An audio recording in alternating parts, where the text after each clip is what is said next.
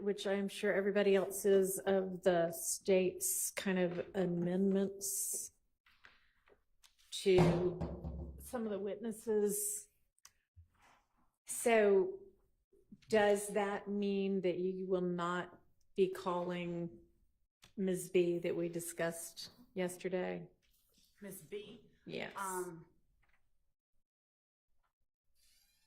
Not this week. Miss Hilton was scheduled to speak with her tomorrow. Okay. So I want that opportunity. I want her to do that before. All right. So to be determined, but she knows it won't be this week.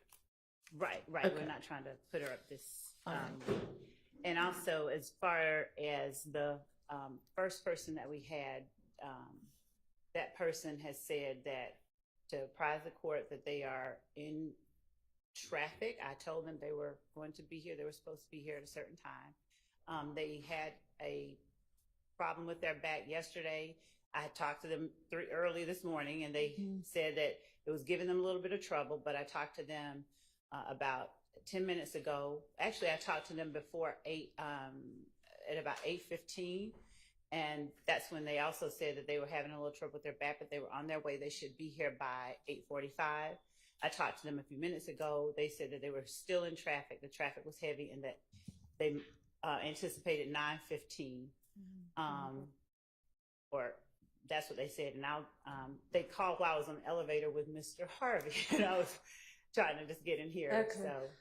All right. Well, I think one of the jurors is running a little bit late today as well. So although he or she, I don't even know if it's a he or she, might be able to get here by 9, but we'll just see. So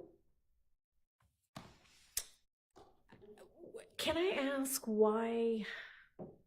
I mean, you gave us a list of several crime scene investigators and techs and officers that you have added back in, based on, you said, I guess, well, evidentiary objections that have been made recently. Yeah. So, for instance, one of the ways that the state pared down its witness list was to, we did not anticipate that there would be an objection to such a thing as, we know that this was this person's apartment. The responding officer saying this was this person's apartment. Yesterday, we garnered a hearsay objection to that information. Right. Many of the witnesses that we had taken out are, for instance, people who've collected shell casings from scenes. Okay. A few weeks back, I believe that there was an objection, or there was a concern voiced that we will object to the NIBIN results if there's not a chain of custody shown. We had more than 28 shootings that had shell casings collected on scene. Okay. If there's that objection, we have to have people to talk to. Okay, so that's based on chain of custody. I was trying to figure out why the crime scene techs would be now needed based on yesterday's objections, but it's not yesterday's, it's the chain of custody objections. Correct. Okay. Correct. All right. And I believe that the question was posed whether there were people that we weren't intending to call, and I wanted to include those people that we were adding back in. Okay. And then the second set is to establish who lives certain places. Correct. Okay. Correct. All right. Well, is there any defense movement on either of those issues, either chain of custody if every crime scene tech does not testify, or who lives where? If not, I guess we've got 28 additional witnesses. Okay, we have 28 additional witnesses. Can I ask a question? Yeah. This love referring to someone as them. Someone's what? As them. I know that we have a AS that we haven't been using. That person's name, is that who we're talking about? with the back issue? Or Mm-mm. That's, who is it, Miss Love? It was Thorp? Yes, that's what we announced yesterday. Remember yesterday at the, okay, so that's who they're planning on calling first? I guess. Okay. And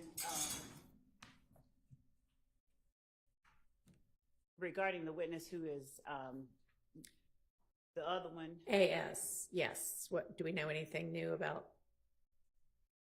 Is that who you meant? no, the Okay, one that's a in the different hospital, other one. different other one, Okay, the one with the medical issues. okay, I believe Mr. Shive is here. We're trying to discern what their current status is. I don't know that, and I have had no opportunity to speak to his doctors. That I believe is very important based on just the conversation that I've had with. sure. I doubt if his doctors are going to tell you anything without a court order. That's what that's what we believe too. So Mr. Shive, however, could tell you if he wanted to, or if his client is okay with that. Well, there the was situation is, DA called me last night when I was 50 miles from here. But what I'd like to do is have a preliminary hearing, deal with that, go to the hospital. You can have an investigator or somebody else be right there, and the doctor's there, and with my client's okay, they can get whatever information they want. that is exactly That would be work, I perfect. believe. And yep, that would be perfect. Okay, thank you. Okay, thank you. So, Mr. Shive, will you alert somebody from the state team once you're finished with your preliminary hearing?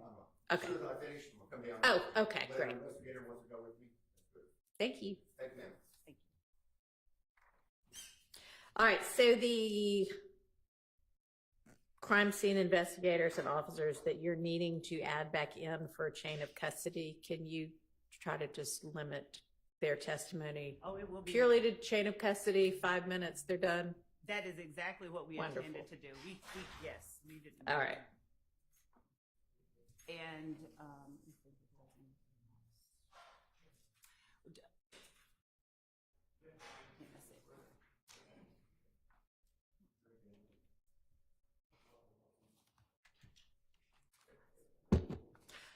All right, and I received the brief from Ms. Abbasi and from you, Ms. Love, on the overt, I think, I can't remember, because I haven't looked at it yet, but a brief from each of you, which I'll look at. All right, the juror that was running late is not here yet, but close, so. And Your Honor, if the court will Yes. permit me to step out just to inquire about my witness and his ETA as well. And I would also, Oh, and you had asked if the Mr. Zachary can be called out of turn or in the middle of testimony, and that's fine. I Thank mean, you. however it needs to work. thank you. Okay. This microphone, though it's showing red that we're supposed to be off, I believe that it is amplifying and broadcasting. I don't think that we would be able to have a conversation that's not broadcast. I don't know why though it's off as red, it's live. Yes, it is. Is it? If you turn it to green, does it turn off? No, I turned it to green. So a new set of sound issues. Great. Can we, is it possible to have IT come and, Well, Ms. Pursfield's reaching out to them now. thank you. May I step outside? Yeah, you may. Is there any other matter from the defense that we need to take up before, obviously, the juror gets here? We have to wait for the juror to get here, but anything in the meantime? And on behalf of Mr. Williams. Okay, anybody else? Nope. Okay. We'll just recess in place until we have the witness and the jury. We discuss the matter outside the courtroom. Sure.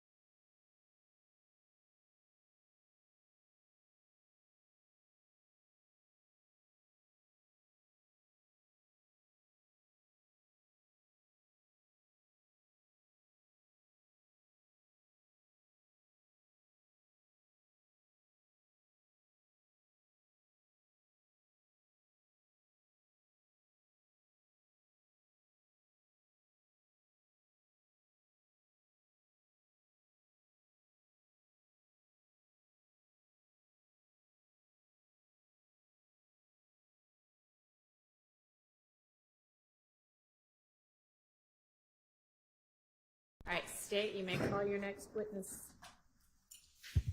State calls Detective Jim Thorp. All right.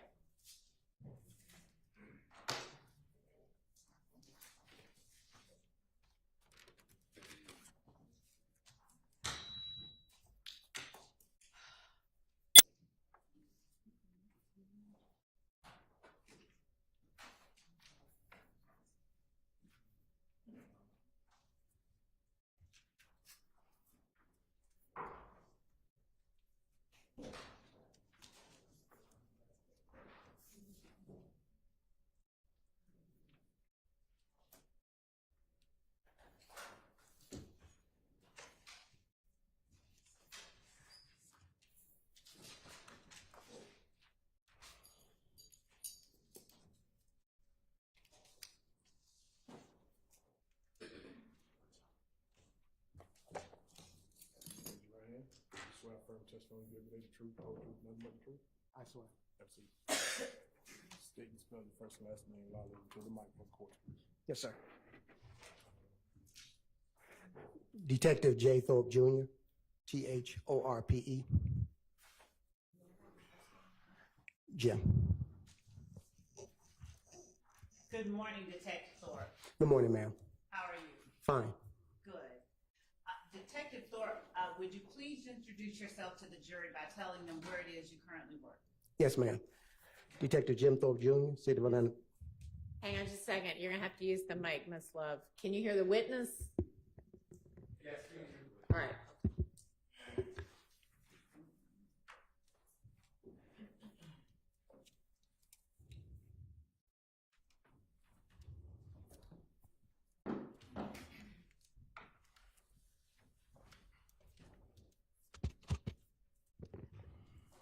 All right, if everyone can hear me and can stand the static, I'm going to use this Thank one. you. Thank you. Would you, go ahead, I apologize. Tell the jury where it is that you currently work. Yes, ma'am. I currently work City of Atlanta Police Department Homicide Unit. How long have you worked at the City of Atlanta Police Department in the homicide unit? I work with the City of Atlanta now for 30 years and 9 months. All right. Have you worked as a homicide detective the entire time? Yes, ma'am. 20 years. Now, 30 years and 9 months and 20 years are different. So what did you do when you first started working with the Atlanta Police Department? My first assignment. Hey, can I hear you if you don't use the mic? And I'm sorry that it's staticky. Maybe one day we could get that fixed also, but we're just going to have to endure the static. Yes, Your Honor. Try to minimize it. What did you do when you first started working with the Atlanta Police Department? Yes, ma'am. The first assignment was the Atlanta Police Zone 3 Precinct Evening Watch Mobile Patrol. That would have been in what year that you started that? I started Mobile Patrol in 95. What types of activities did you conduct as a Zone 3 Evening Watch Mobile Patrol officer? Answering 911 calls, dealing with all types of calls of accidents, suspicious persons, shootings, robberies, burglaries, car thefts. Okay. There we go. Yes, ma'am. And tell the jury what parts of Zone 3 you patrolled as a patrolman in Zone 3 Evening Watch. Then the beat I was assigned was called 304, and that beat was mostly around Metropolitan Parkway, Sylvan Road, leading up to Cleveland Avenue and Lakewood Avenue. How much of Cleveland Avenue did you patrol? It would depend on if we were short an officer. They would reposition my team. It was 2 officers assigned to the beat 304. So either one of us could get pulled, and usually around Cleveland Avenue, that was the 308 beat. And we pretty much control all of Cleveland, 75, 85, north and south, Jonesboro Road, and all the streets surrounding Old Hayville and streets like that. Okay. As a homicide detective, are you restricted to one zone only, or do you work the entire city of Atlanta? We work the entire city of Atlanta. Are you familiar with the neighborhood surrounding Cleveland Avenue and including Cleveland Avenue today? Yes, ma'am. Can you tell the jury whether it's different, the same, or in some ways both to 95 as between today and then? Sustained. All right. How do you describe the neighborhood of Cleveland Avenue back in 1995? How would you describe it in terms of the community? Community, like a better terminology, wasn't aggressive. That part of the Cleveland Avenue really was not a high crime area or gang activity respondent back in 95 to 97. And that was the length of time that you worked evening patrol, 95 to 97? Yes, ma'am. And typically, what types of crimes did you have the most opportunity to respond to in that area? Objection, Your Honor. Relevance. Overruled. Mostly shootings, like I said, robberies, burglaries, things of that nature. Would you describe for the jury your, you mentioned there was not a lot of particular kind of activity. Did that change? Has that changed today? Yes, ma'am. Is there a particular kind of crime that you see more of today that you did not see back in 95? Yes, ma'am. Would you tell the jury what types those are? Mostly gang activity shootings, related shootings. Now, after you left evening watch patrol of Zone 3, what station did you take up at APD? Yes, ma'am. I was transferred to the Red Dog unit, evening watch and day watch. How long did you work the Red Dog unit? About 3 to 4 years. Now, after the Red Dog unit, what was your assignment? I was promoted from the Red Dog unit to a detective, and my first assignment was the burglary unit. And what year was that? 2000. About 2000, yes, ma'am. Prior to joining the Atlanta Police Department, would you tell the jury what your education was? Yes, ma'am. Graduate of high school on time, associate's degree, and at that time I went into the military, U.S. Army. How long did you serve in the Army? Roughly about 6 years. And what was your station? What was your job in the Army? Without getting into too much detail, just generally speaking. Soldier. Okay. Are you originally from Atlanta? No, ma'am. Did you come to Atlanta after you left the Army? No, ma'am. I was here. Okay. After you joined the burglary unit, tell the jury what your responsibilities included. Investigating burglaries, whether it was commercial or residential burglaries. Was there a particular area of Atlanta you were responsible for? Yes, ma'am. My primary zone was the Zone 1, and my secondary was Zone 3.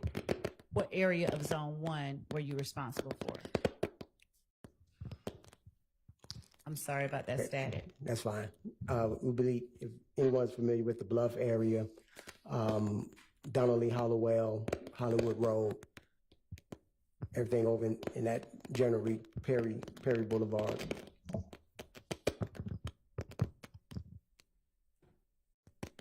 Hang on one second. I'm trying to solve this problem.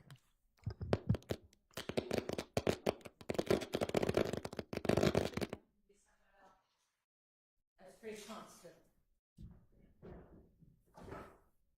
Sorry about that. And how long did you serve in the burglary unit? 2 years. After the burglary unit, what did you do? I was transferred to the robbery unit. Is that me, Judge, or is that? I have no idea. All right. After what was your position with the robbery unit? Detective. Okay. And my primary zone was Zone 3. The secondary zone was Zone 1. Were you patrolling the same or responsible for the same area in the robbery unit as you had been when you were in a Zone 3 evening watch patrol officer? Yes, ma'am. So I had the whole entire zone. Okay. I mean, yes, the whole entire zone, right. A sector and B sector. Did you interact often with the residents of Zone 3? Yes. During your time as a patrol officer and as a detective in the robbery unit? Yes, ma'am. Was your interaction only when you were arresting people or investigating suspects? No, ma'am. What other types of interactions did you have? At that time, I was also working at part-time as an Atlanta Public School resource officer. And the school I was assigned was the Crawford Middle School, okay. Which is right off of Cleveland Avenue. Would you tell the jury what years those were that you worked as a Crawford Long Middle School resource officer? I would say it'd be from 2001 to 2012, 2013. And what were your responsibilities as a resource officer with Crawford Long? Primarily maintaining the safety and security of the school, walking around, patrolling the grounds, make sure the teachers' cars or anyone visiting the school wasn't cars when getting broken in, things of that nature. Did you have interaction with the students outside of investigating car break-ins and the like? Yes, ma'am. And would you describe for the jury what types of interactions that you'd have with the students at Crawford Long Middle School? Your Honor, as it pertains to particular people that are involved in this case, his knowledge of them and the jury's awareness of his foundation. His attention to that. Did you interact with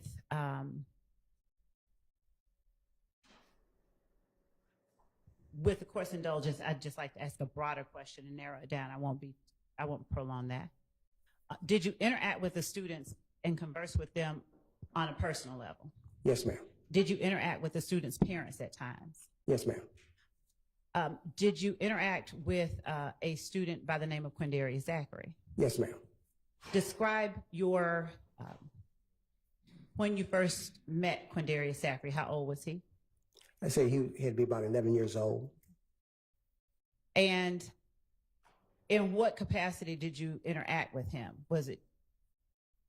Usually times when he was misbehaving, and I would just take him to the side and talk to him rather than seeing him being suspended or suffering school punishment. I'd try to talk the kids to the side, get them out of trouble, and once again, put them back into the classroom.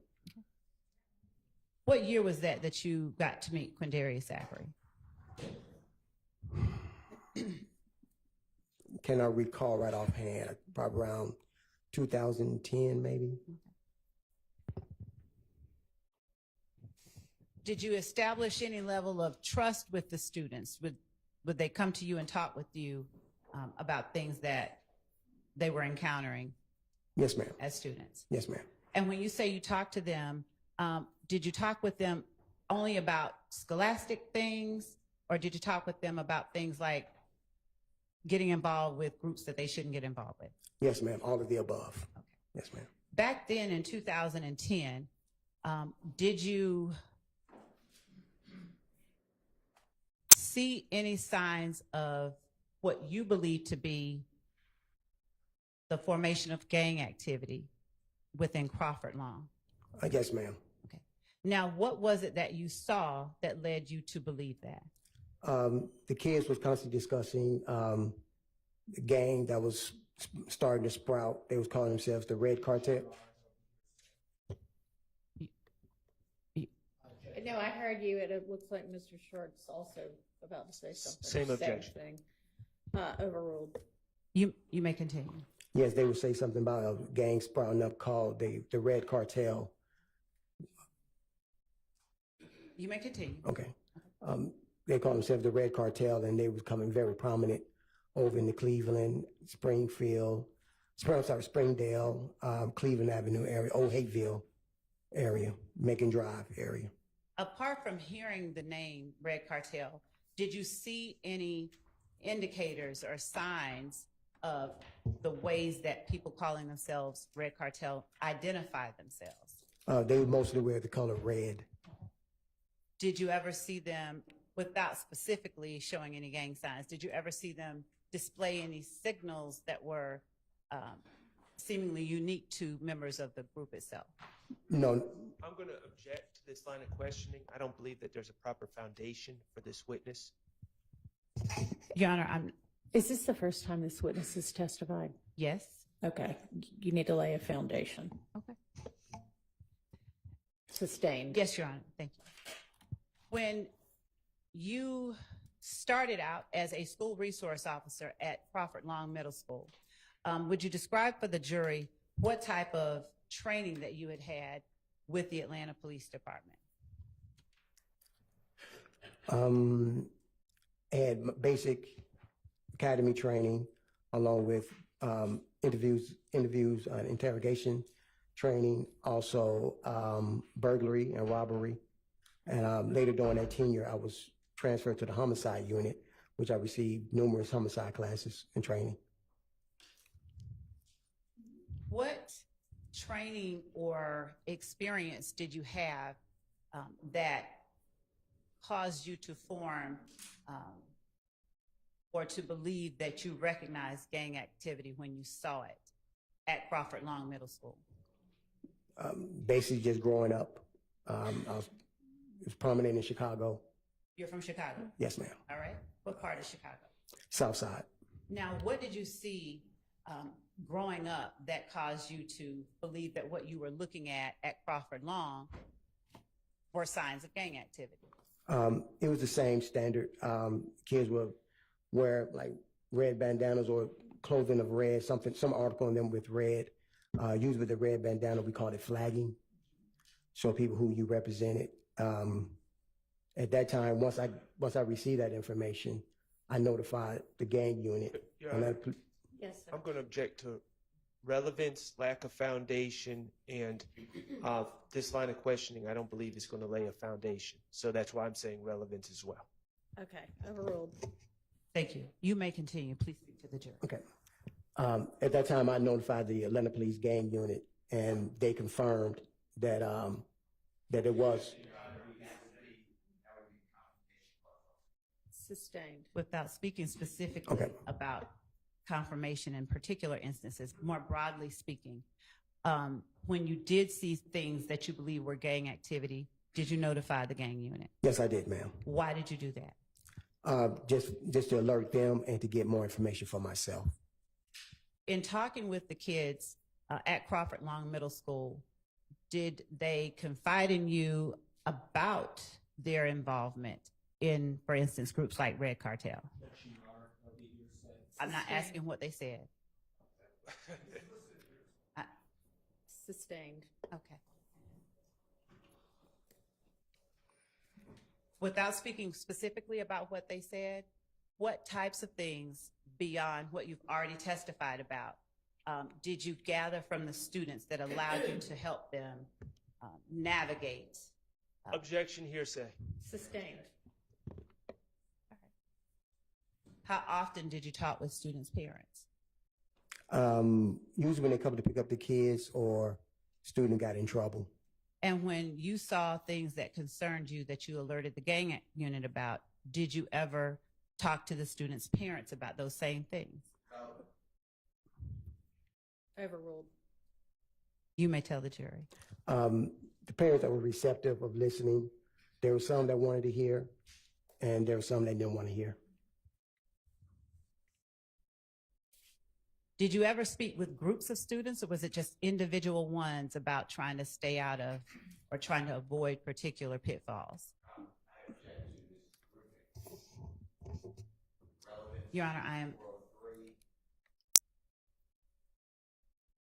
Overruled. You can continue. Yes, I would talk to them in a group or talk to them individually.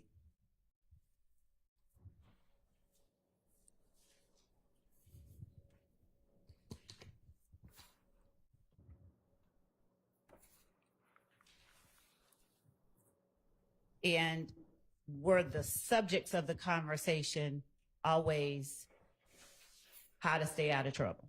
Yes, ma'am. Did you share with the students the information that you had from growing up or other sources about gang activity? Sustained. In what ways, beyond talking to the students, did you attempt to keep students from being involved in gangs? Sustained. Did the information that you were able to gather from the students in any way inform your investigations and ability to get information about criminal investigations later on as a detective? Yes, ma'am. How? I developed rapport with several of the kids. Trust was formed, and they would, if they see me out on the scene, anywhere near that, they'll come to me next day in school and say, hey, officer, Generally speaking, yes, they would come to you and would they offer you information? yes, ma'am. All right.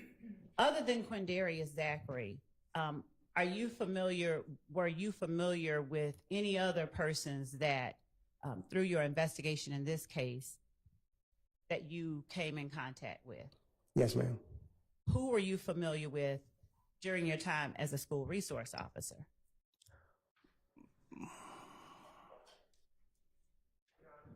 Yes, sir. I'm going to object under 404A.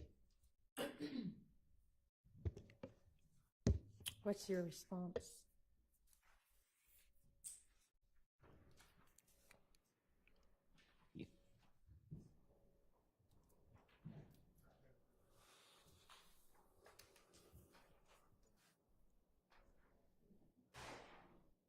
Your Honor, I'm not certain what exactly the, Maybe tailor your question.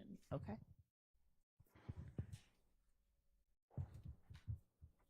What other persons did you know during your time as a school resource officer that you also interacted with or taught or gained knowledge about during this case? Same objection, Your Honor. Do you understand the objection? Can you tailor your? Did you know any other, Trontavia Stevens? Did you know Trontavia Stevens? Yes, ma'am. Okay. What age did you learn about or did you meet Trontavia Stevens? At age 11. Was he a student as well? Yes, ma'am. Was he a student at Crawford Long Middle School? Yes, ma'am. Did you know Shannon Stillwell as a young person? No, I did not know Shannon Stillwell. Did you know Diamante Kendricks? I knew of him. I never had any interaction with him. Did you know of him as a young child? Yes, I think as he was getting to high school, yes. What about Quentin Porter? Did you know of him? Yes, ma'am. And was he a young child or was he an older person when you got to know him or knew of him? I believe I met him when he was in 7th or 8th grade. Okay. Of the people that you've named so far that you met, did you interact with them in the same way that you did with Quindarius Zachary, or did they not talk with you as much? They talked with me, but that was about it. They talked, but they never. Okay. All right. What year was it that you were promoted to a homicide detective? 2004. And during your time as a homicide detective, have you been recognized or given any special awards for your work as a homicide detective? Yes, ma'am. Objection, Yes, Your Honor. Tell the Relevance. Sustained. All right. Would you tell the jury how many homicides you've investigated during your time as a homicide detective? Close to over, maybe as lead and assistant, probably close to 300, maybe more than that. Now, were all of these within the city of Atlanta, or did you ever have an occasion to interact with or investigate crimes that were outside the city of Atlanta but connected with crimes that you were investigating in the city of Atlanta? Yes, part of Atlanta is also in DeKalb County, so I worked some cases. I was Atlanta, DeKalb County, and also Atlanta, Fulton County. Would you describe for the jury some of the training that you received as a homicide detective that allowed you to perform your duties that was different than the training you received as a patrol officer or a burglary detective? Yes, interviews and interrogations, reading crime scenes, logging things, crime scene processing. And as a homicide detective, were you involved in investigations that related to purported gang activity? I'll repeat that again, ma'am. As a homicide detective, did your investigations ever involve gang activity, the Yes. homicide investigations? Yes, ma'am. Now, did you share information with other law enforcement officers as it related to gang-related homicides? Yes, ma'am. And how, if ever you were trained to recognize gang activity while you were performing your investigations, what kind of training have you received? It was the processing of the scene, doing thorough background checks on the victim or witnesses, finding out different incidents may have happened at the location prior to the homicide incident. Did your rapport with community members aid you in furthering your investigations as it related to potential Objection, Your Honor, gang leading. homicides? Objection, Wet. Leading. Sustained. What about your interactions with the community, if anything, helped you learn more when you were investigating gang-related homicides? Yes, I would go talk to people that lived in the area of the incident.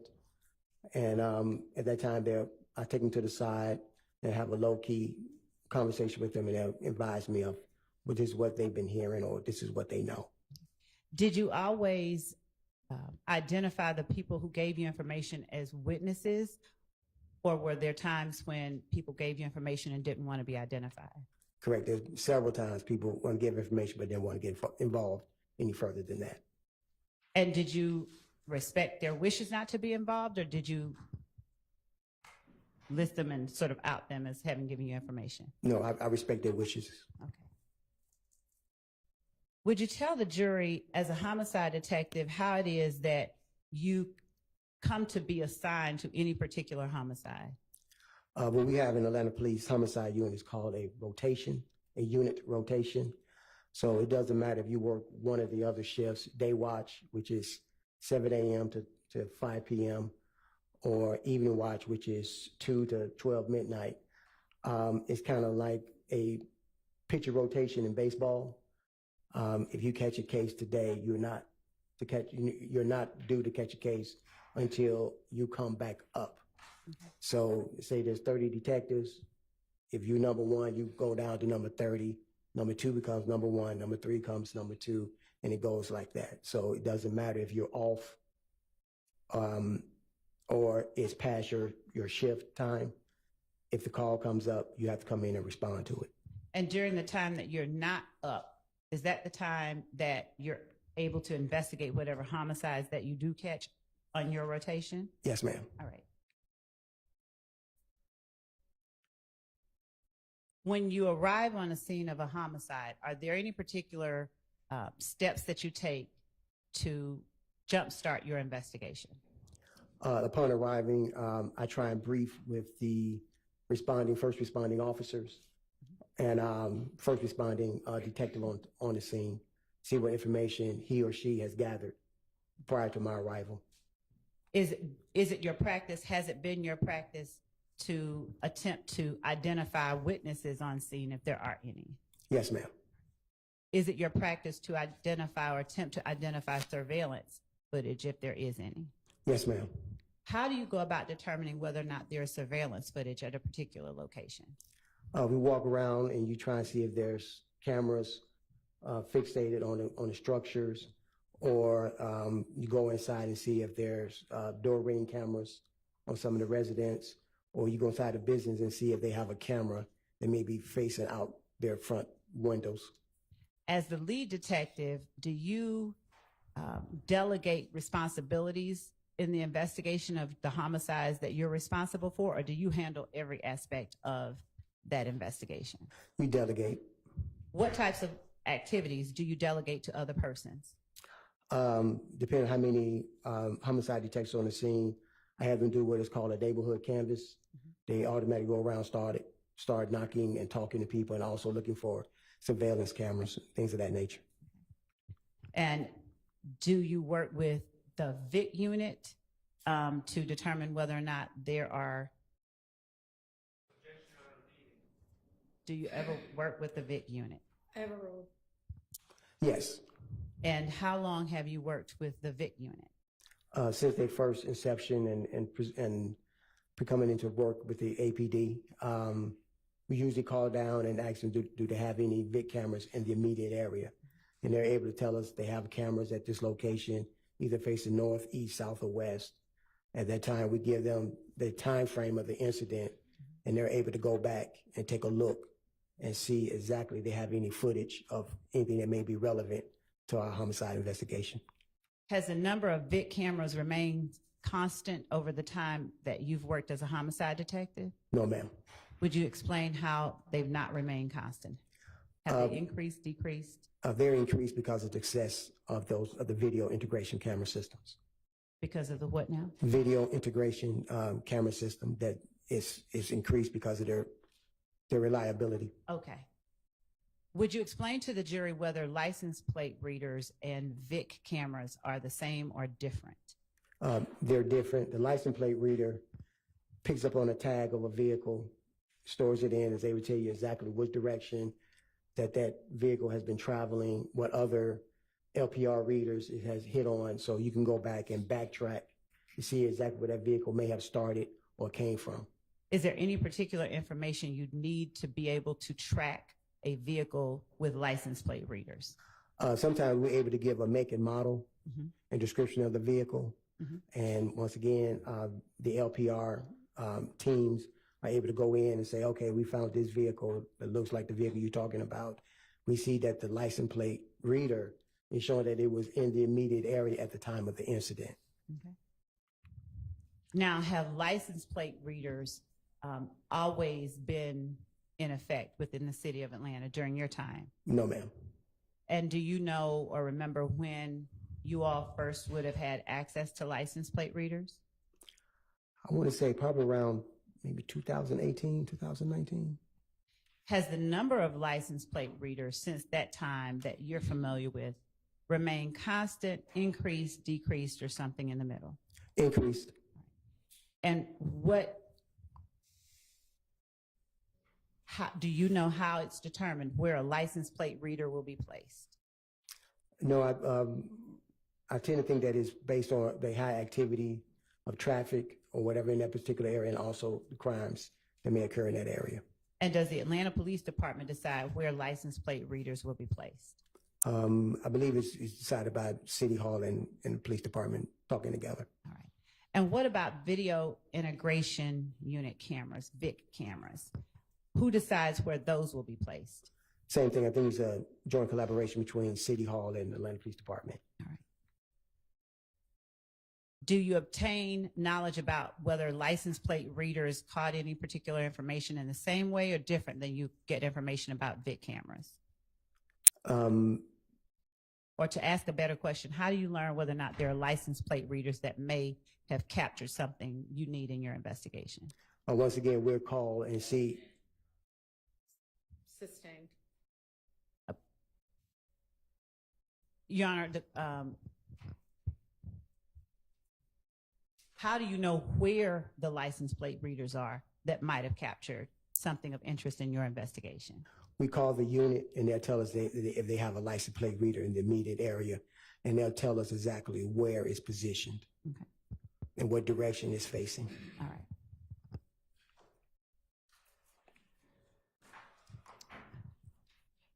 Would you describe for the jury where the Summer Hill community is located?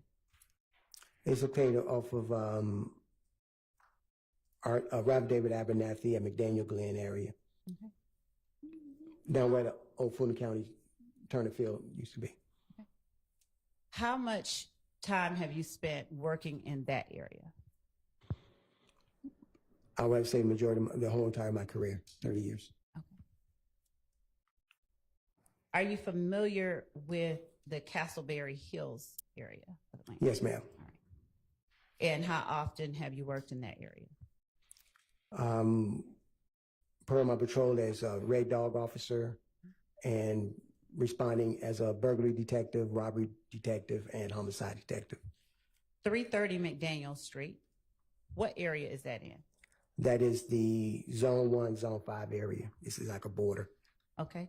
And when you say border, is it a border between different communities? No, it's a border between the zones. Okay.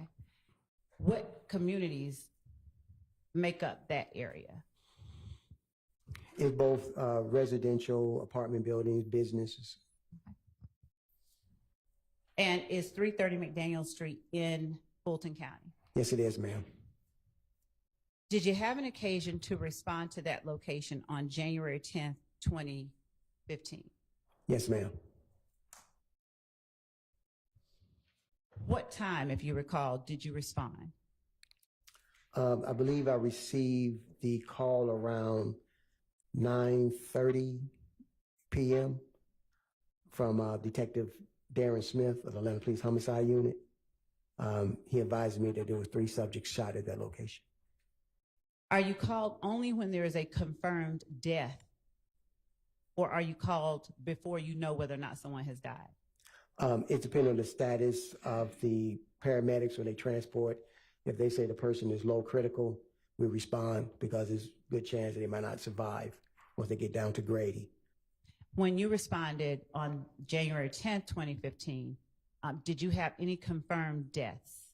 Not until I arrived on the scene. What information or what were you responding to? I was responding to 3 subjects that were shot. One is low critical, one is in critical condition, one is in critical but stable condition. And would you tell the jury what the names of those 3 subjects were? Yes, ma'am. The first subject that was in critical condition was Donovan Thomas. And I want to make sure I pronounce their names right. You might want to look at my notes. No, and Okay. if you, I'll hand you a copy of your report. Okay. Yes, ma'am. Second subject that was in critical condition was Reginald Hendricks, and the third that was in critical but stable was Cardarius Sanders. Now, did you have an opportunity when you arrived on scene to speak with either of those 3 people? No, ma'am, they was already transported to Grady. All right. When you arrived on scene, had the scene already been cordoned off or roped off? Yes, ma'am. And when you arrived on scene, was there any other homicide detective already there assisting or directing? Yes, ma'am. Detective Smith was on scene. Now, was Detective Smith up in the rotation or was No, it ma'am. yours? No, ma'am.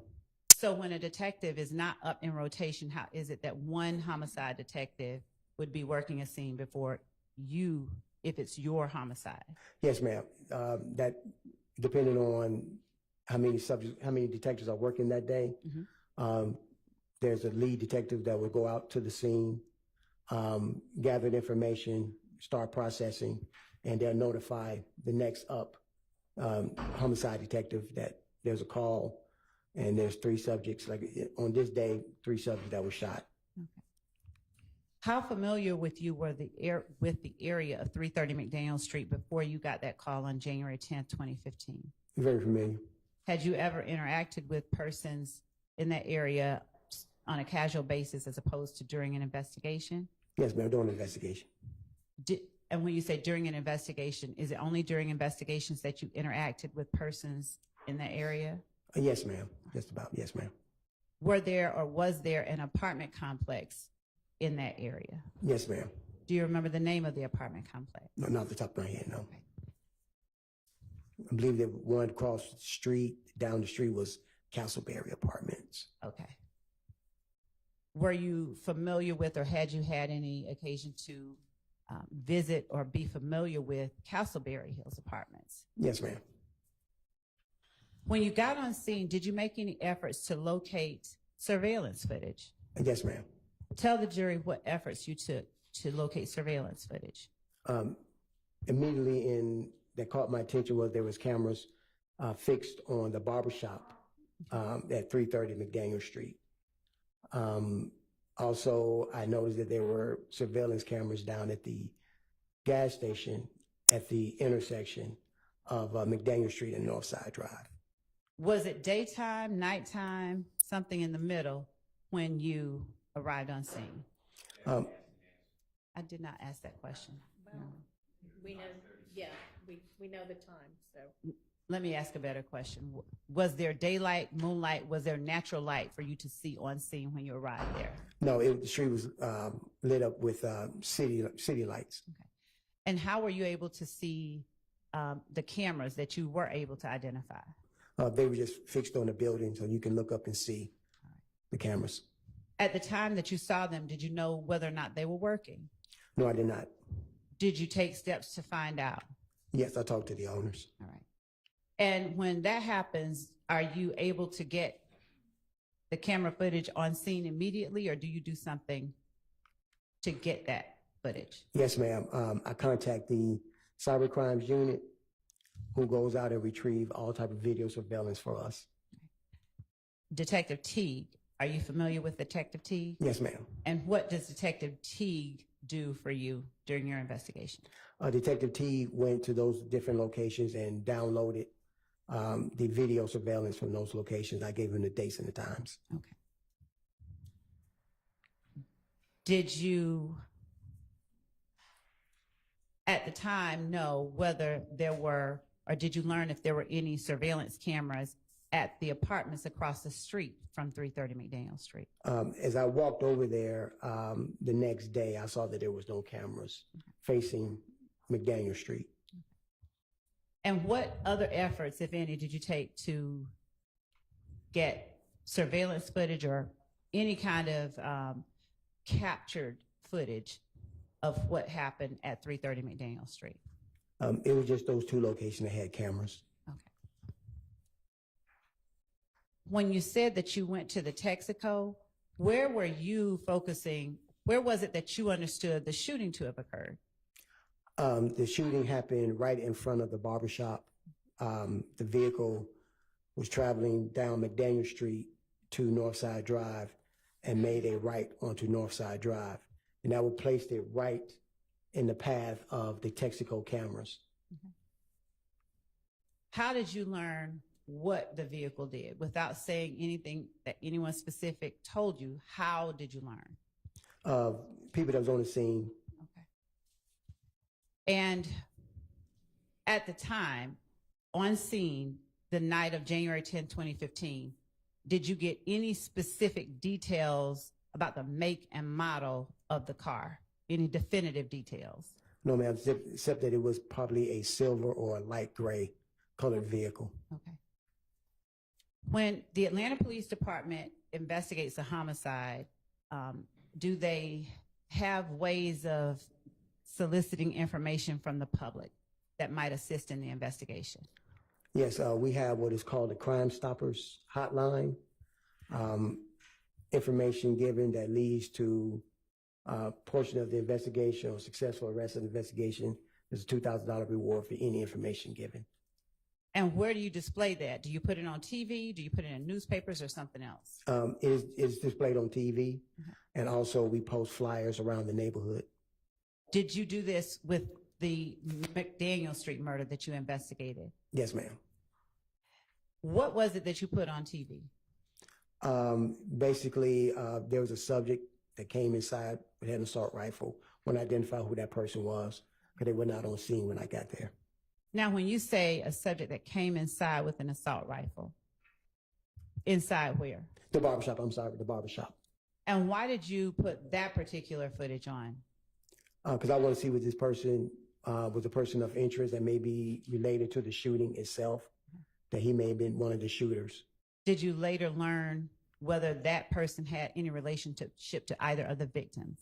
Yes. And what did you learn that person's relationship was to either of the victims? I learned through the parent that was their son and the brother of the decedent. Okay.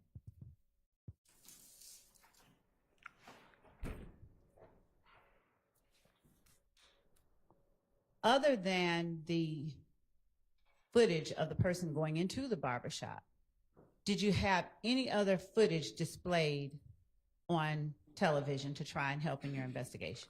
I believe we just closed captioned the screen of the vehicle coming by. We didn't show the actual shooting itself, just the vehicle. And when you say closed caption the screen, did you do a still shot or did you play a portion of a video surveillance? Yes, what we did, we condensed it down so that the shot would just show that's the vehicle coming down the street. And we had a couple of still shots in there of the vehicle, but we never showed the victims getting shot themselves. And did you show footage from the barbershop or the Texaco? The barbershop. Did you ever display any footage from the Texaco on TV? No, ma'am. All right. How do you decide which footage you're going to put out there and which footage you're going to hold back? Based on the relevance, because the Texaco did not show the actual shooting itself. The barbershop did. To your knowledge, did you all get Crime Stoppers calls or people calling in after you put up the video from in front of the barbershop? Yes, ma'am.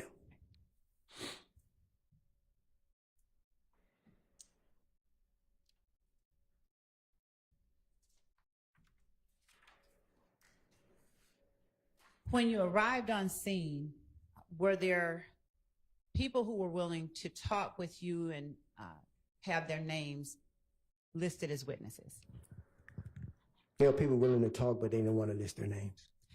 And how did they make that known to you? Simply by giving me the information, and I said, "You want to come down and talk to me?" And they're like, "No, that's all. As far as I'm getting involved. This is who was involved." Are you able to force people to get involved more when you're conducting crime scene investigations? No, ma'am.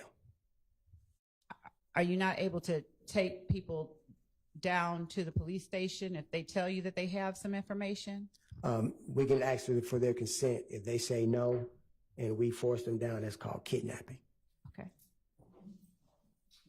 All right. Did you have any persons that you were able to talk to, but you were able to also list out their names? Yes, ma'am. Okay. Do you remember who those people were? One person in particular was a person by the name of Spencer Wright.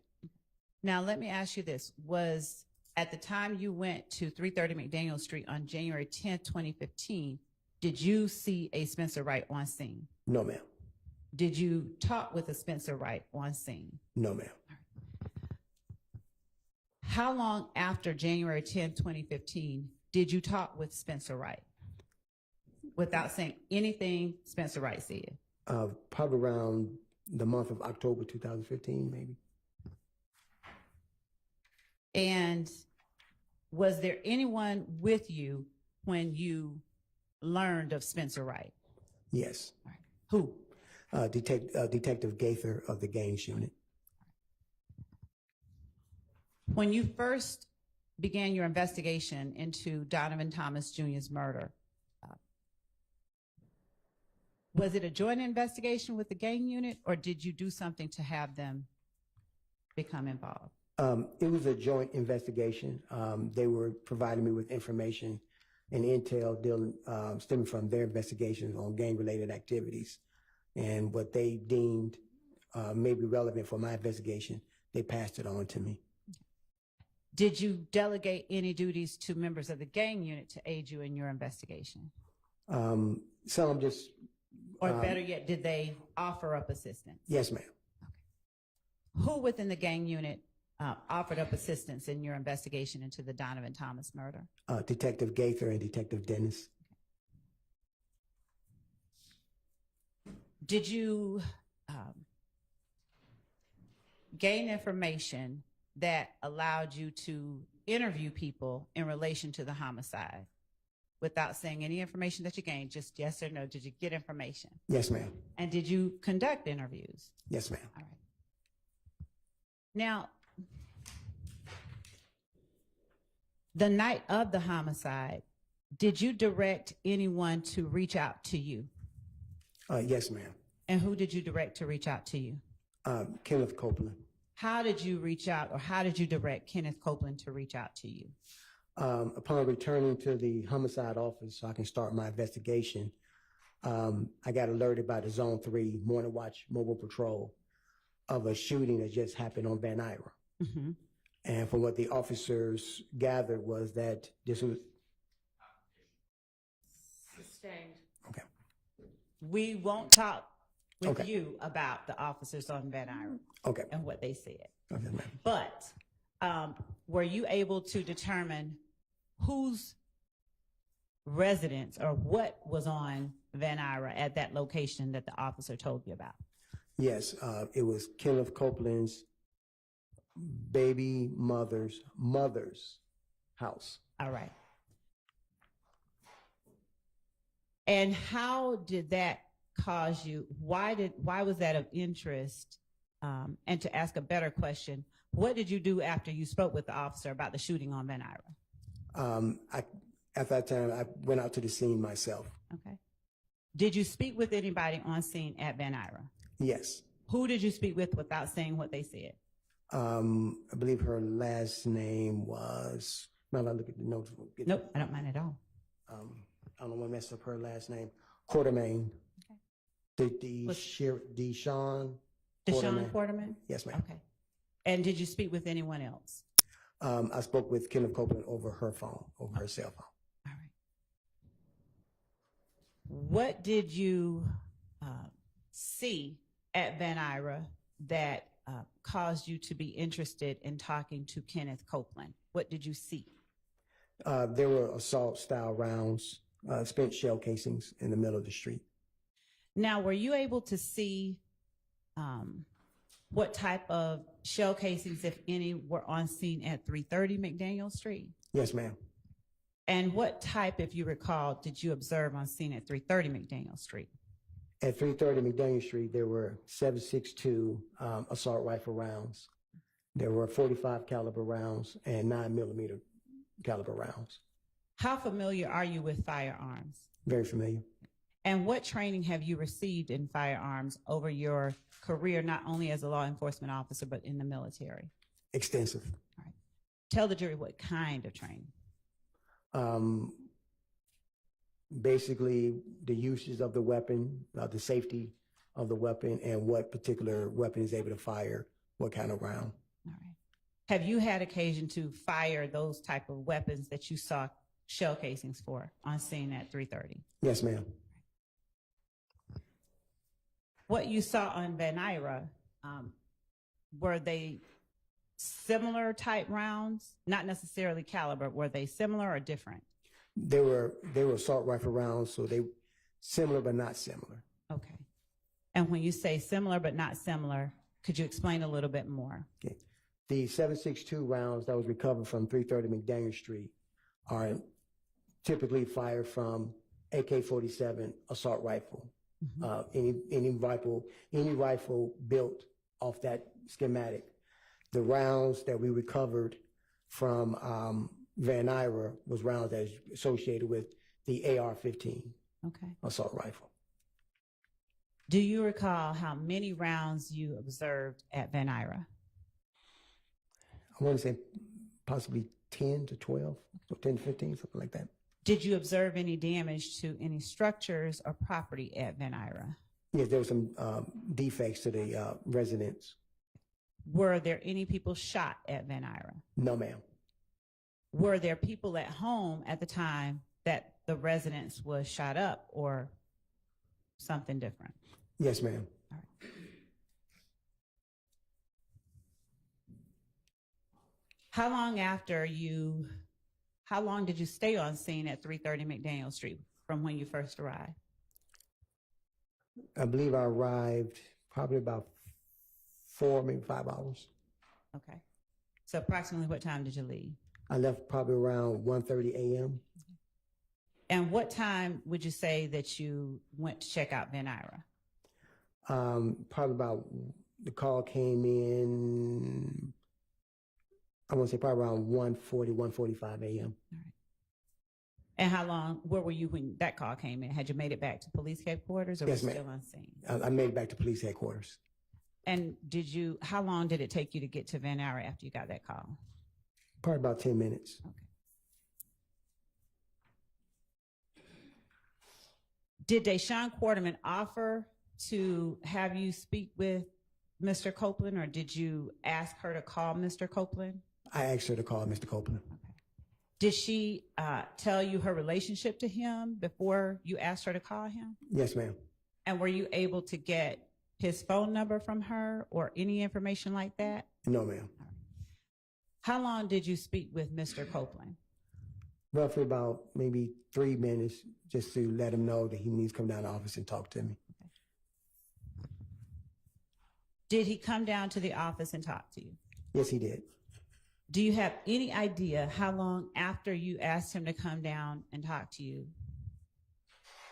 that he actually arrived at the police station? I want to say probably between 20 to 30 minutes. When he came to the police station, do you recall, did you meet him in an interview room at the police station? No, actually, I met him. Oh, No. go ahead, I'm sorry. I met him in the rear of the police headquarters. Okay. I was standing by. I'm sorry, I was standing by with his brother, waiting for him to get there. Who is his brother? I forgot his brother's name. I don't recall his brother's name. Are you familiar with anyone by the name of Rontrez Brock? Yes, Do you remember whether that was the brother or was yes. Ron Chase Brock was the brother. Now, how is it that you came to be standing there with Rontrez Brock?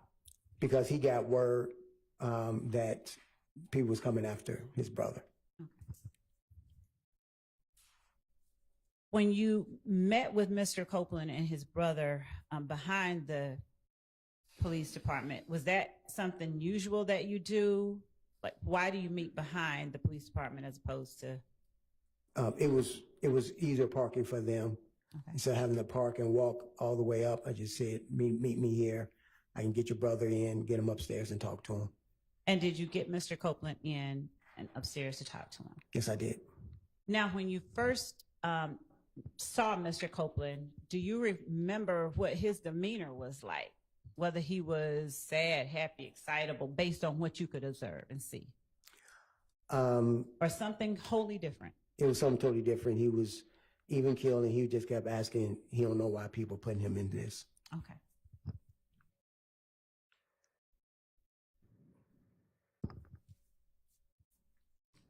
Did you tell him that he had to come upstairs and talk with you? No, I didn't tell him he had to come upstairs.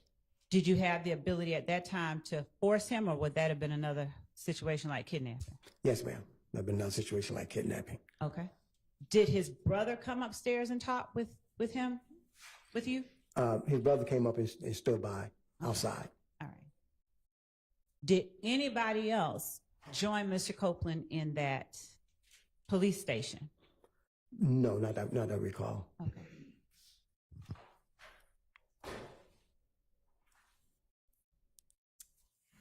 Do you remember about how long you talked to Mr. Copeland in the police station? I think maybe a couple of hours, an hour or two. Did you talk to him inside an interview room, outside an interview room, or both? Inside the interview room. Did you start any conversations before you got to the interview room? No, just basically that his name had come up in the investigation. Okay. Now, when you have people that you want to talk to, are these interview rooms always equipped with recording devices, video and sound? Yes, ma'am. Are they running constantly, or do you turn them on before you take someone inside? You turn them on and you log it in to our database up under your particular case number. Okay. And when you began talking with Mr. Copeland, did you read him any Miranda rights or just start? No, ma'am, because he was not under arrest, so it was a non-custodial interview. So there's no need for me to Mirandize him. We just started conducting the formal interview with him. When you began conducting the interview with Mr. Copeland, did you have any particular target in mind that you wanted to have him implicate? No, ma'am, no particular target. And as you interviewed him, did you attempt to get him to tell you somebody did any particular thing? Yes, ma'am. All right. And were you telling him the people that you wanted him to talk about, or were you asking him for information or something in the middle? Yeah, I was asking for information, and pretty much the question was always in the middle. Okay. When you began talking with Mr. Copeland, did you have knowledge about any people that you wanted him to give you information on? No, ma'am. All right. And during the course of your conversation with Kenneth Copeland, did you get information that led you to other people you were interested in talking to? On that initial night, no. Yeah. And was there any particular concern that you understood Mr. Copeland to have that night? Other than he spoke about an altercation. And when he spoke about an altercation, did you say anything to suggest to him that you knew about the altercation? Somewhat, yes, ma'am. Now, did Mr. Copeland's, did he ask you questions during the interview? I think just general questions like, how did my name come up in this? Once again, I don't know why. Did he try to get you to help him in any way in terms of ensuring his safety? Yes, ma'am. He wanted me to speak with the family of Donovan Thomas, let them know that he had nothing to do with it and stop coming after him. Okay. Now, did he know, or did you know, did you tell him that it was these people coming after him, or was he just speculating, to your knowledge? He was just speculating. Okay. Did you give him any assurances about what you would do to try and ensure his safety? Yes, ma'am. I told him I would speak with the family and let them know that at this point in time, he is not a person of interest or suspect. And when you gave him that assurance, when you told him that, did you have any information that anybody in Donovan Thomas's family was involved in shooting at Kenneth Copeland or his family? No, ma'am. Okay. No information.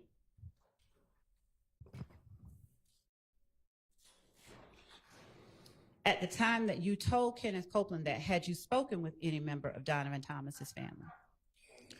Not at that time. Did you at any point go to the hospital where Donovan Thomas was taken? Yes, ma'am. When? The next day. All right. Well, the morning of the next day. 11? Yes, ma'am, the 11th, the morning of the 11th. How long after you spoke with Kenneth Copeland did you go to the hospital? I want to say about close to midday. About close to afternoon, because I went and spoke to the other two surviving victims. Okay. Without saying what they said, were they able to communicate with you at the time that you talked with them? Yes, ma'am. All right. And let's start with Mr. Sanders. Without saying what he said, was he willing to talk to you? Yes, ma'am. And did he offer up any information about who it was that committed the shooting? No, ma'am. And what about Mr. Reginald Hendricks? Yes, ma'am. He was willing to talk. Do you remember how long you talked to each one of them? Because they were down at Grady, I made sure I didn't do an extensive, interview with them. So I had to say probably about 20 minutes apiece, no more than 20 minutes. Were either of them under arrest at the time you spoke with them? No, ma'am. Did you do anything like read Miranda rights or anything like that? No, ma'am. Were there people in the room with Cordarius Sanders when you talked with him? Yes, ma'am. Who was in the room? His mother. Did his mother communicate with you without saying what she said? Did his mother give you any information that helped you in your investigation? No, ma'am. Was his mother the only person in the room with him? That I can recall, yes, ma'am, that I spoke with. Do you remember how old Cordarius Sanders was at the time? I want to say maybe he was 14, something like that, 14, 15. He was a juvenile. All right. And what about Mr. Hendricks? Was there anyone in the room with him when you spoke with him? I don't recall anyone else in the room with him. Okay. Do you remember about how old he was when you talked to him? Was he older than Yes. Mr. Sanders? Yes, way older. And was he able to give you any information about who committed the shooting? No, ma'am. Was he able to describe whether there was any acts of aggression that he saw that could have prompted the shooting? No, ma'am. By the time you talked to Mr. Sanders and Mr. Hendricks, had you had a chance to look at the surveillance video from either the barbershop or the Texaco? No, ma'am, not at that time. Okay. Do you remember when the first time it was that you had a chance to look at the barbershop video? I probably want to say probably later on that evening. Okay. And what about the Texaco footage? The next day. Now, as you're looking at the barbershop footage, did you personally recognize anybody that you saw displayed, faces of anybody that you saw out there? No, ma'am. What about the Texaco footage? Did you see anybody you personally recognized in the Texaco footage? No, ma'am. No, ma'am. Okay. And I mean when you first saw it? Yes, ma'am. Okay. Did you, in releasing the information you released to the public, did you ever release a make and model of a car, to your knowledge? No, ma'am. All right. When you spoke with Mr. Copeland, did you ask him about being involved in any kind of accident? Yes, ma'am. Without talking about what anyone else said, do you know why you asked him about being involved in an accident? Yes, ma'am, because I started a deep dive investigation on his name Uh-huh. and put him through the APD, Atlanta Police database, and I was able to suss out several reports of him connected to being in an accident or traffic stops. Okay. And were your questions based on whatever vehicle you saw reflected in that report, or Yes, something ma'am. different? What was reflected on people's description of people was given of the vehicle.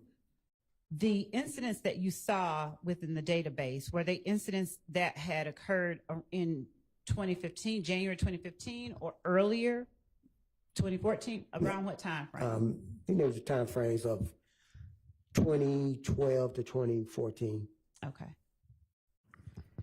Did you have the same kind of familiarity with Kenneth Copeland as a child that you did with Mr. Zachary?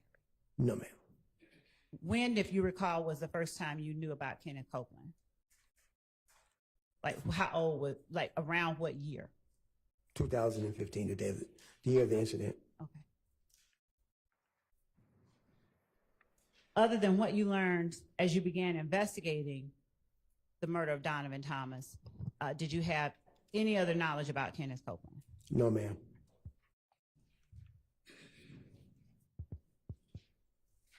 Did you ensure or did you offer to do anything else to, or offer any advice to Kenneth Copeland to help him secure the safety of his family? Did you make any suggestions? I think probably general Okay. suggestion of that nature. All right. Did Kenneth Copeland have any cell phones or anything with him that you saw when you first talked to him on January the 11th? I didn't see him with a cell phone. Okay. Now, do you remember Mr. Copeland offering you, and let me ask you this, the interview with Kenneth Copeland, it was recorded, right? Yes, ma'am. All right. Now, when was the last time you could remember looking at that interview? Like, did I show it to you today? No, ma'am. Okay. And do you remember everything about that interview? Everything? Not everything in detail. Okay. Like the kind of clothing Kenneth Copeland was wearing. Do you remember that? I couldn't remember. I think it was dark clothing. Okay. All right. Did Kenneth Copeland offer to give you any information that might help you sort of determine that he should not be a target of any retaliatory shootings? Yes. All right. Did you follow up on the information that he gave you? Yes, ma'am. Would you tell the jury the ways that you followed up on whatever Kenneth Copeland told you? Yes. The information I got from Kenneth Copeland, I immediately went to Detective Dennis and Detective Gaither to see if they knew about this information. They knew about it. They gave me details on it. He was able to find that they had already started an investigation themselves into it, I believe. Before. Your Honor, he's not. The very last comment. Well, Your Honor, I would say that it is offered as a explanation for his investigation and why it is that he took certain steps. So, and also that the jury has heard from these witnesses as well. Go ahead with your next question. Okay. Before you got the information from Mr. Copeland that you went to investigators Dennis and Gaither about. Did you personally know about any of that? Not personally, no. Had you had any involvement with any persons that you knew called themselves YSL in any capacity? No, ma'am. Had you had any, did you have any knowledge about what YSL was before you talked to Kenneth Copeland? Say that question again, ma'am. Did you know about YSL at all before January 10th, 2015? Overruled. Yes. All right. Now, was the knowledge that you had of YSL, was it gained from your investigation, your time with it as a detective, or something else? My time as a detective and my time of working in the school system. All right. Now, when you say your time working in the school system, about what year would you say you first heard about YSL? I'm going to say probably about maybe 2012, 2013. Okay. That's about the first year that you heard of it? yes. Okay. And Did you conduct any investigations yourself into any group called YSL during that time? no, ma'am. Did you speak with, without saying what they said, did you speak with any students about a group called YSL? Yes, ma'am. Do you know how many students you talked to? Probably a total of 8 students. How many? 8 students. And were you on school property, or was it outside school, at the house, or some other place? School property. Okay. Were there any particular incidents that led to your speaking to these students about YSL? Just I heard the name constantly coming up. And was it you asking particular students, or particular students just coming up to you? Just actually certain students I was very aware of and had a trust relationship with. That you had a trust relationship with? Yes, ma'am. Now, was Quindarius Zachary one of the people you talked to about YSL or not? No, ma'am. Okay. Do you remember the names of the students that you talked to about YSL? No, ma'am. Okay. Do you remember the relative ages of the students? Yes, ma'am. About how old? 14. Okay. And did you, during the time as a resource officer, did you personally observe any things that were being used to identify people as YSL? No. Okay. Other than the name YSL, when you were a school resource officer, did you have any other information or knowledge about YSL? About the name YSL, I had no other information other than their previous names. What do you mean the previous names? The name went from the Red Cartel to the Rock Crew, which stood for Raised on Cleveland. Then it went over to YSL. All right. Is this information that you learned, how did you learn this information that you just talked about? Talking to the kids and working in the neighborhood. All right. Did you ever speak with grown-ups, the family, the parents of the kids about YSL or these other groups, Red Cartel or Rock Crew, without saying what they said? Yes, I did. All right. Overruled. Did you ever arrest anybody during that time just for being affiliated with Red Cartel, Rock Crew, or YSL? No, ma'am. Okay.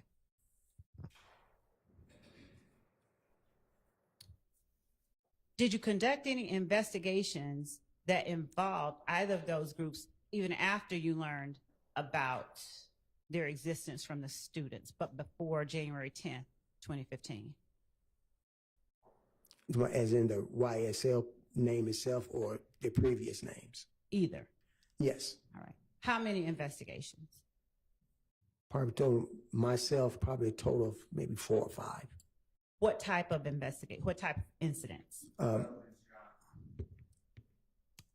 Forms his basis for his knowledge of other questions that he will be asked. Overruled. What type of incidents were you investigating that you spoke to the jury about just now? About aggravated assaults and aggravated assaults, homicides. How many homicides? Probably about 2. Do you remember, in particular, the persons that were involved in the 2 homicides, victim and suspects? Your Honor, we've,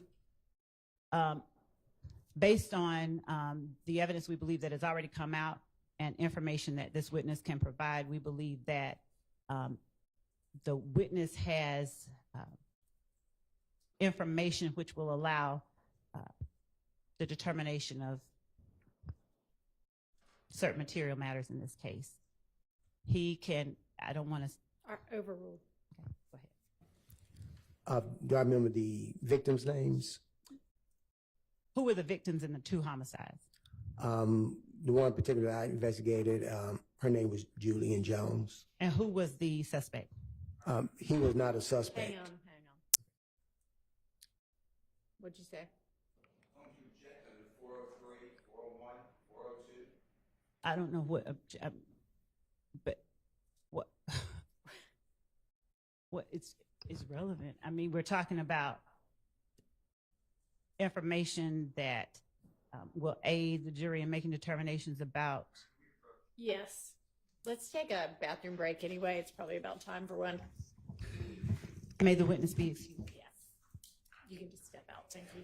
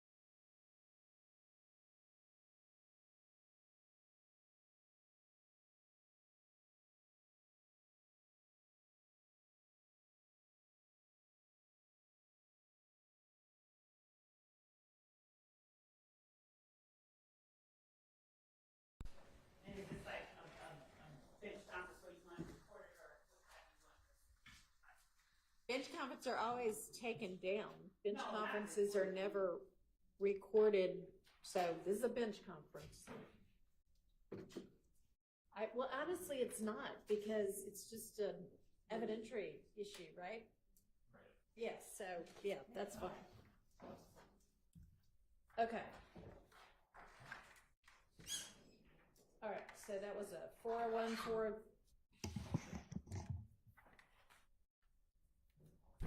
and 403 objection to who the suspect was. Right. That's, I believe, I'll let Mr.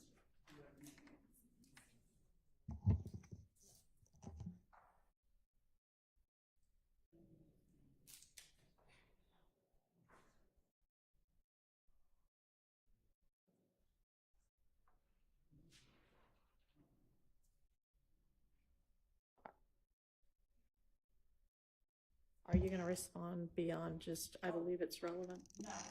Are you going to tell me why? Yes. Your Honor,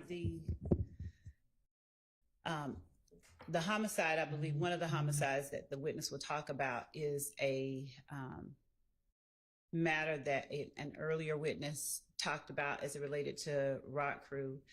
I believe that the one that he is going to talk about is going to deal with Quentin Porter and Javaris Crittenton.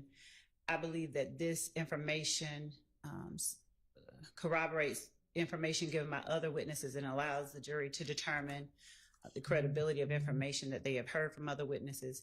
It's not bolstering because it's his personal knowledge, but to have information about a subject from two unrelated people who are not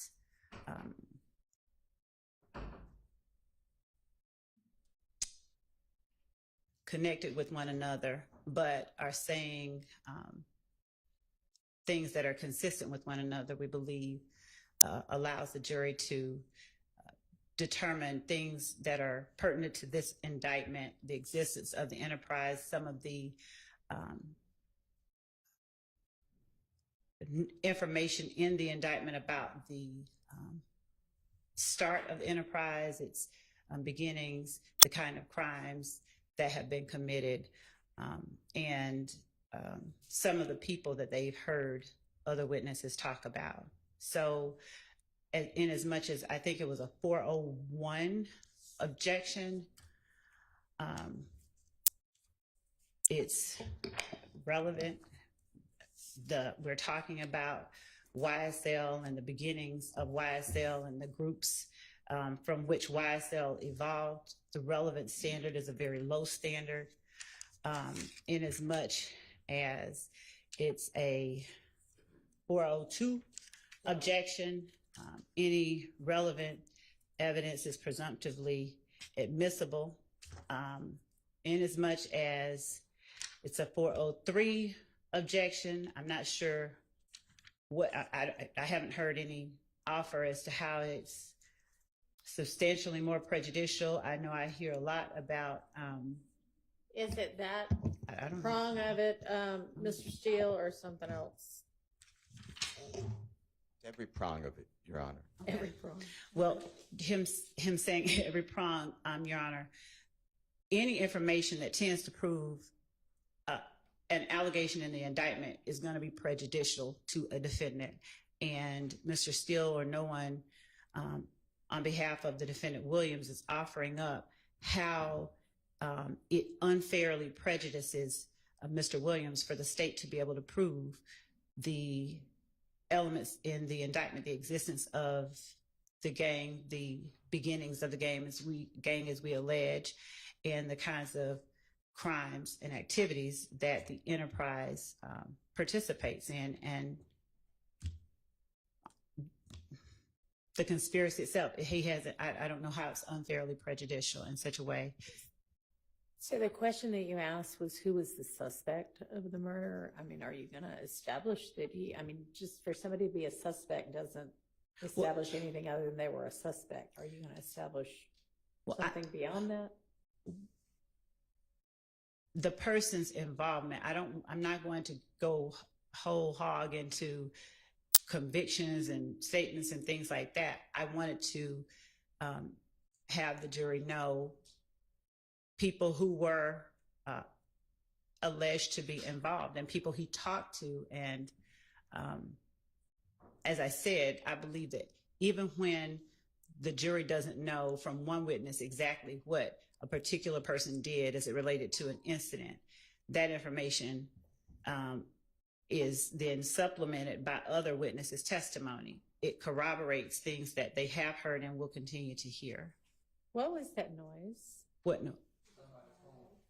Okay, whose phone? Whose phone made that noise? Somebody knows whose phone made the noise. Whose phone made the noise? Okay, whether it's outside a bag or not, phones aren't supposed to be making noise. So if you can't turn the phone off before you come into court, then you're not going to be able to have the phone in court. Understand? Whose ever phone it was? Because that's disruptive, and they all need to be on silent if you are permitted to have one at all because you have a Rule 22. It needs to not make any noise. If it happens again, you won't be permitted to have the phone in here. All right, go ahead, Ms. Love.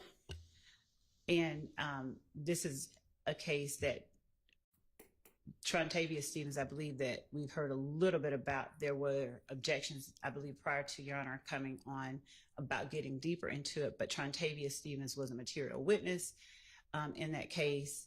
In fact, had to be arrested on a material witness warrant because of his unwillingness to cooperate in that case. And Okay, I mean, I get, maybe I'm just not following. If if the point of it is that Stevens was a material witness and knew something about it, how does? No, that I'm That's tying not it into members, alleged members of YSL and the activities that they participate in and the steps to which they go. The way that they operate as an enterprise, the existence of the enterprise. All right, tell me how whatever you think this witness is going to say is going to do that. It gives the jury the information that this witness is aware of a particular murder that involved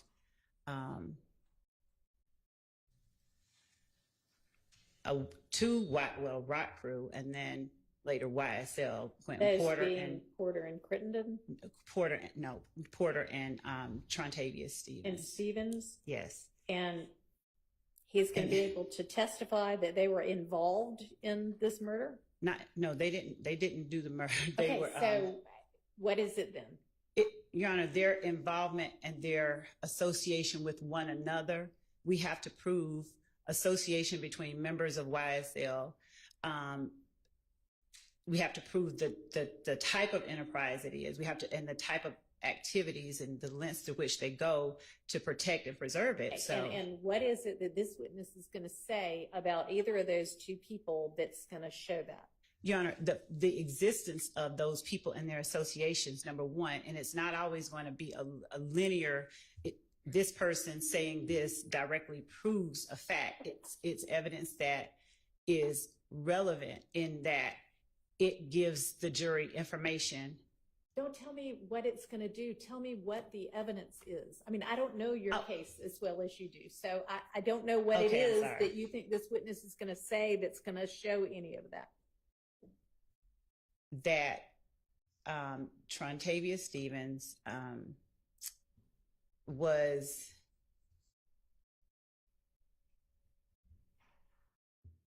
what I know happened. So he was believed to have been set up by Big Boo. It was put out that he was set up by Big Boo. There was a break from Big Boo as a result of this particular murder, and that offshoot eventually produced YSL. Now, I don't expect that he's going to say all of that, but it's the connections between Porter and Stevens that I believe are. Okay, and how is this witness going to testify to connections between Porter and Stevens?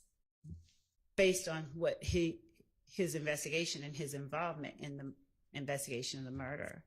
He interviewed. Just going to show that these two people knew each other? No, you're not telling me anything. So to the I mean, I'm trying to follow you, but to the extent that their relationship is one that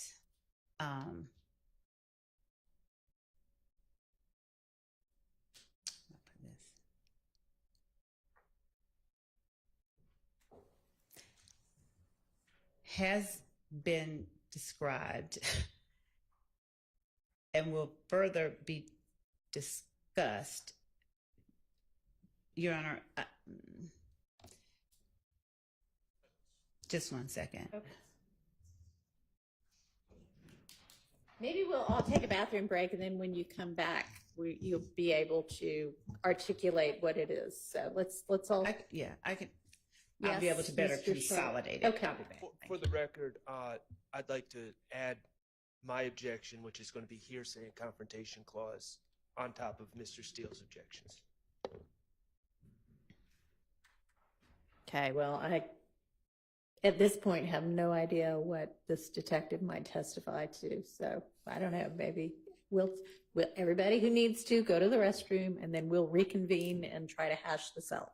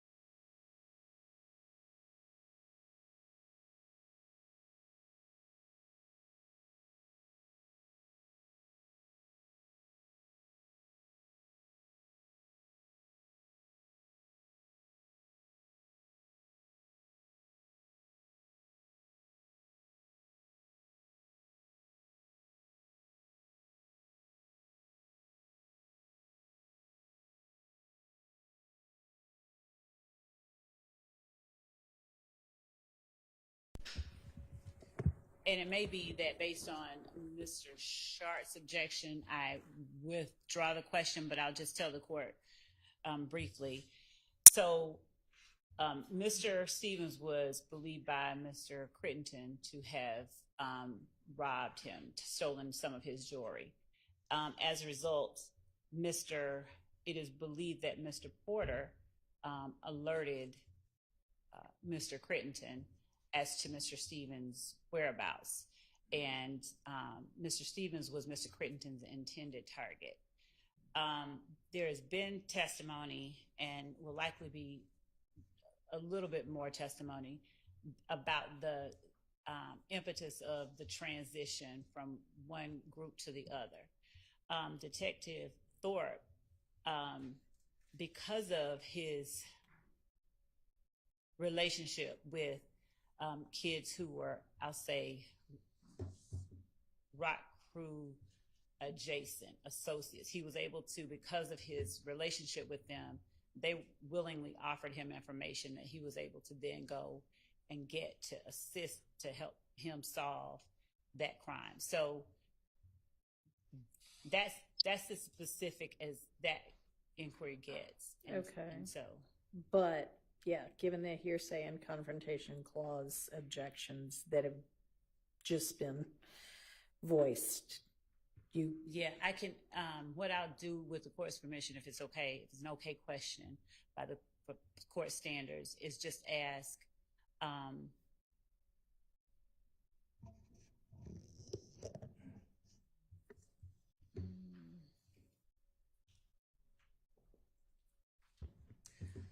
well, given that that was what I was going to pull out, whatever the court's ruling is. well, it seems like the only way he would know that is through his investigation, and given that it was an investigation that would be testimonial and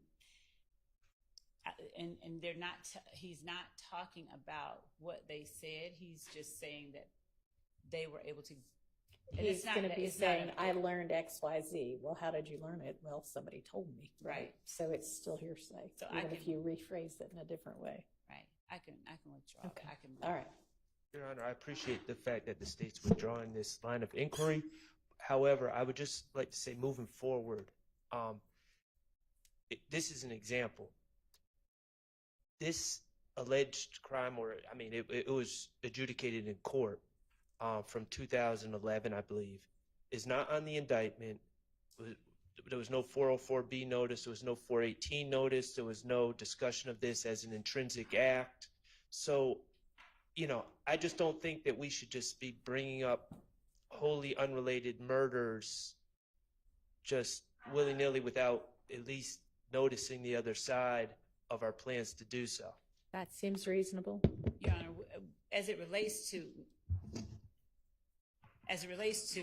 the information that I elicit from the witnesses, it's nothing that hasn't been, number one, it's not 404B because I'm not saying that any one of the defendants committed this act. In fact, it was alleged that Trontavia Stevens was the intended target.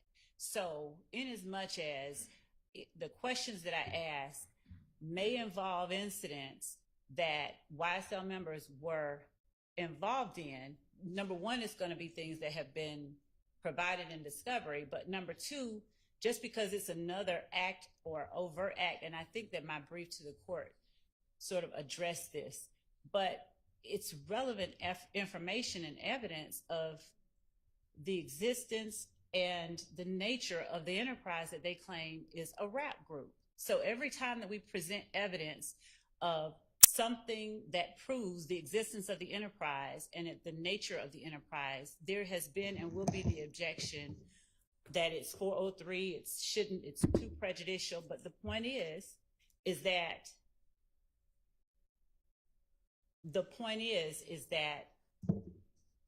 the information that I'm soliciting from the witnesses are intended to prove up elements of count one in this indictment.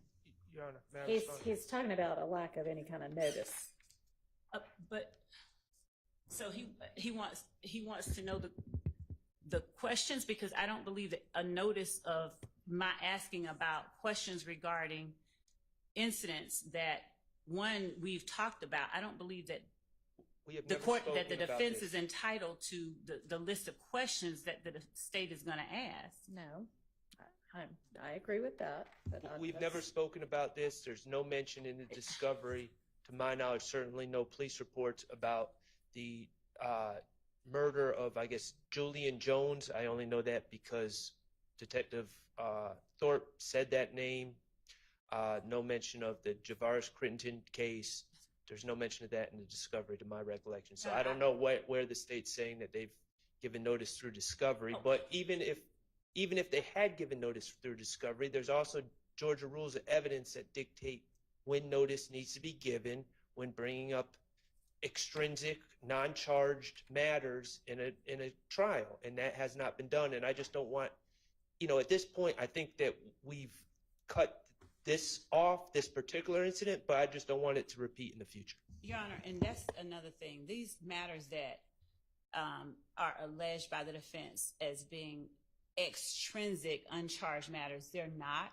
When we're asking about them, and just to cap off something Mr. Sharp said, we've had a witness already talk about the Crittenton murder earlier on, and Trontavious Stevens' involvement in it, just to put a point on that. But the assertion that these are extrinsic, uncharged matters are efforts, we believe, to curtail the state's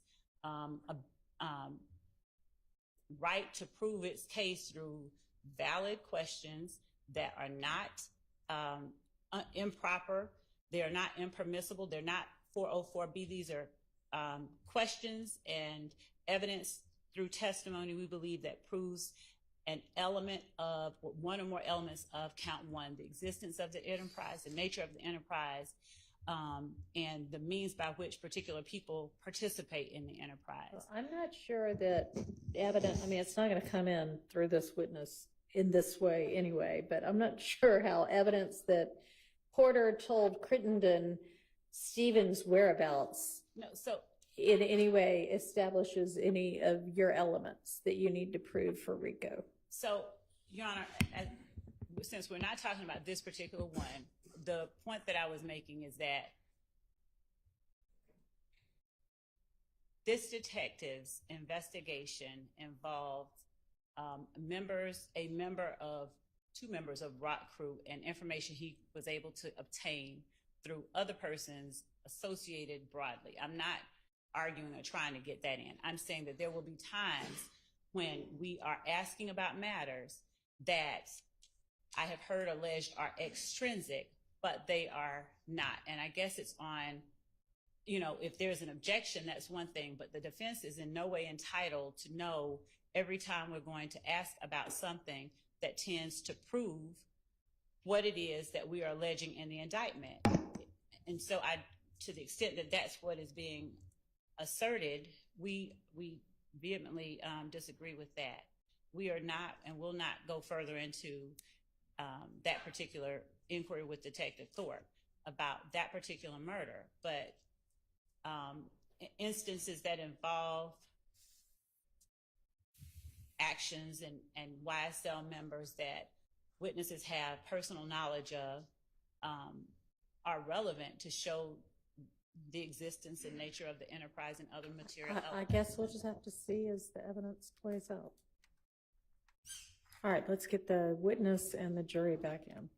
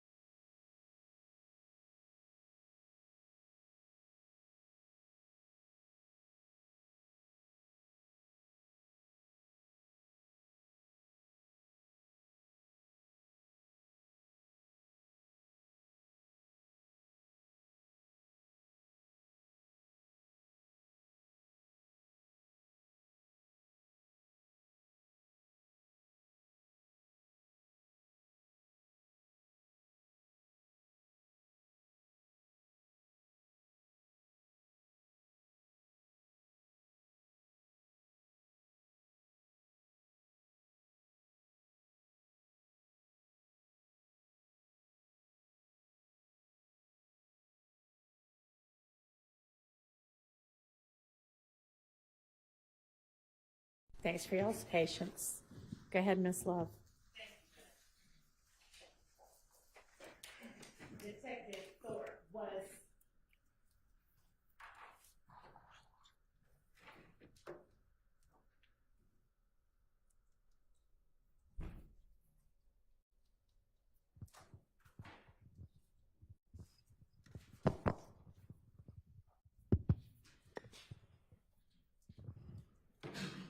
was the investigation into the murder of Donovan Thomas the most exposure or most extensive investigation you've done that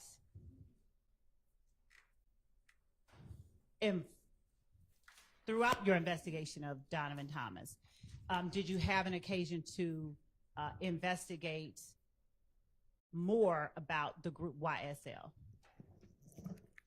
Yes, ma'am.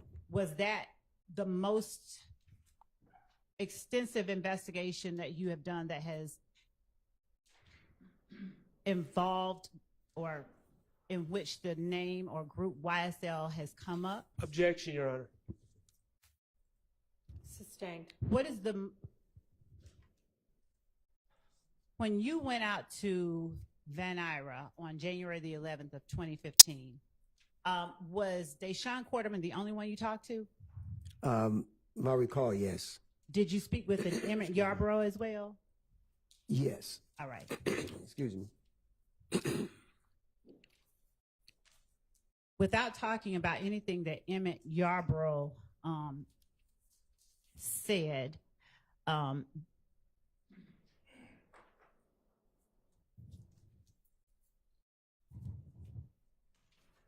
were there concerns addressed regarding the Donovan Thomas murder? I believe so.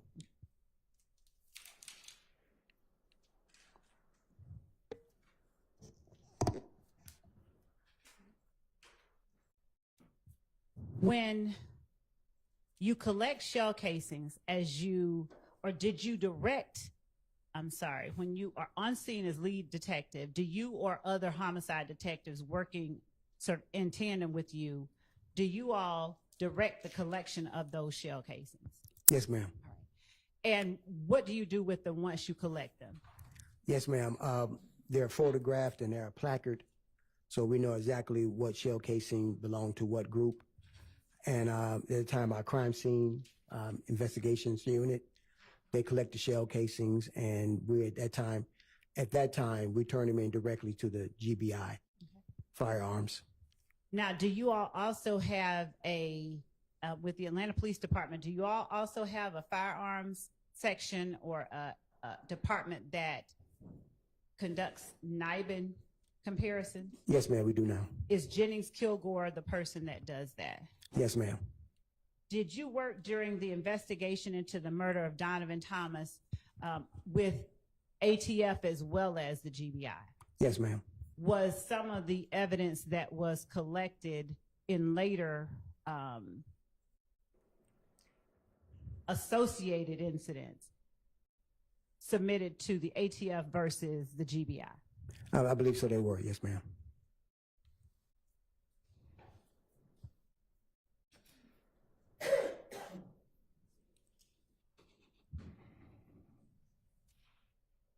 Did you collect the firearm, or did you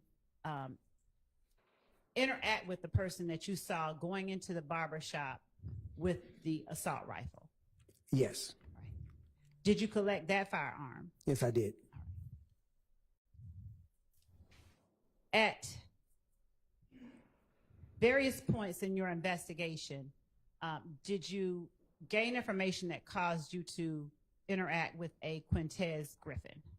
Yes, ma'am. And did that person have a nickname? Yes, ma'am. What was that nickname? Head, H-E-A-D. Now,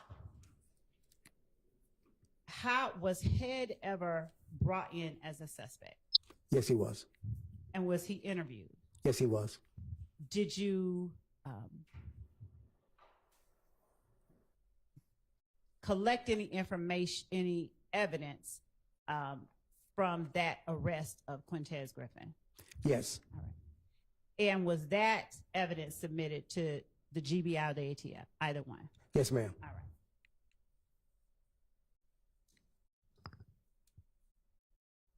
Throughout the month of January and into February, were you personally aware of other incidents that you then looked into as connected with the murder of Donovan Thomas? Not myself in particular, but I was getting information from the gangs unit.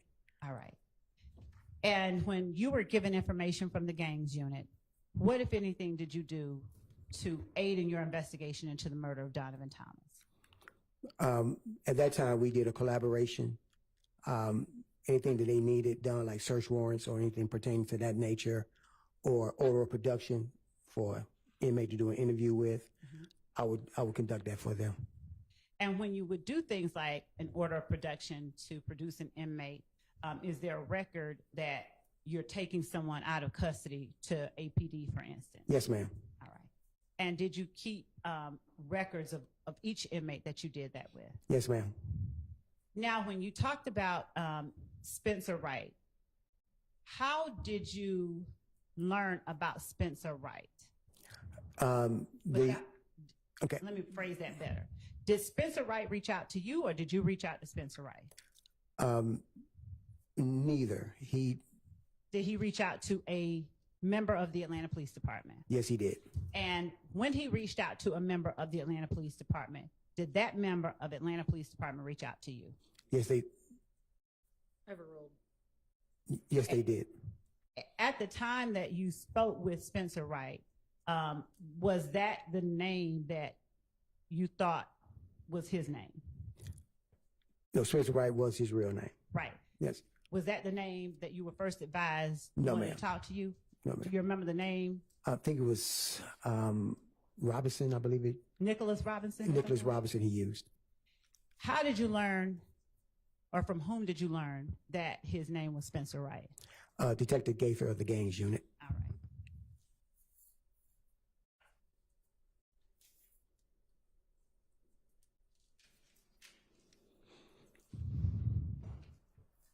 Between January of 2015 and October of 2015, when you interacted with Spencer Wright, were there any other steps that you took that you can describe for the jury to help you solve the murder of Donovan Thomas without going into anything anybody said, just the steps that you took? Yes, I will work and correlate information along with the gang unit, possibly develop suspects based on their investigation. Okay. Do you know how many incidents between January of 2015 and October of 2015 you looked into to aid in your investigation of the murder of Donovan Thomas?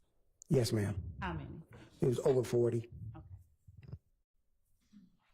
Were all of these incidents the same type? What type of incidents were they? Retaliation shootings.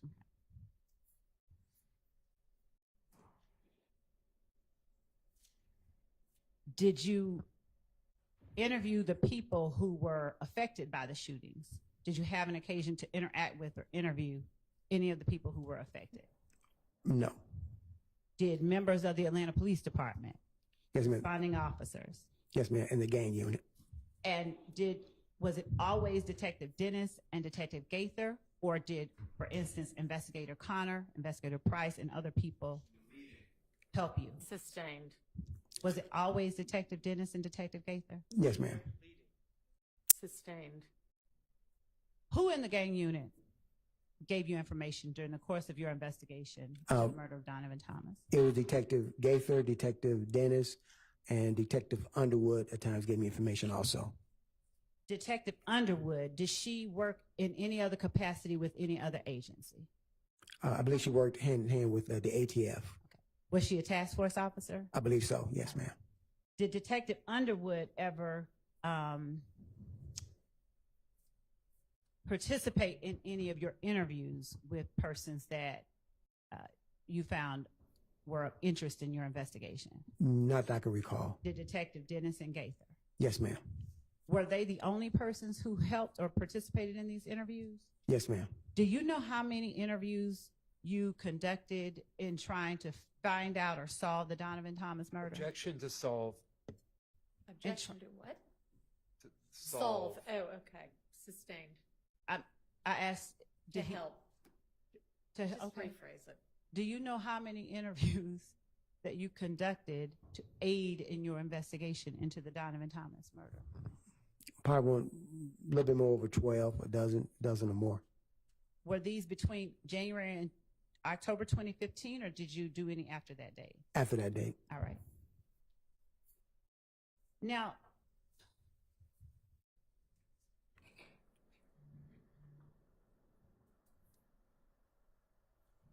at some point, do you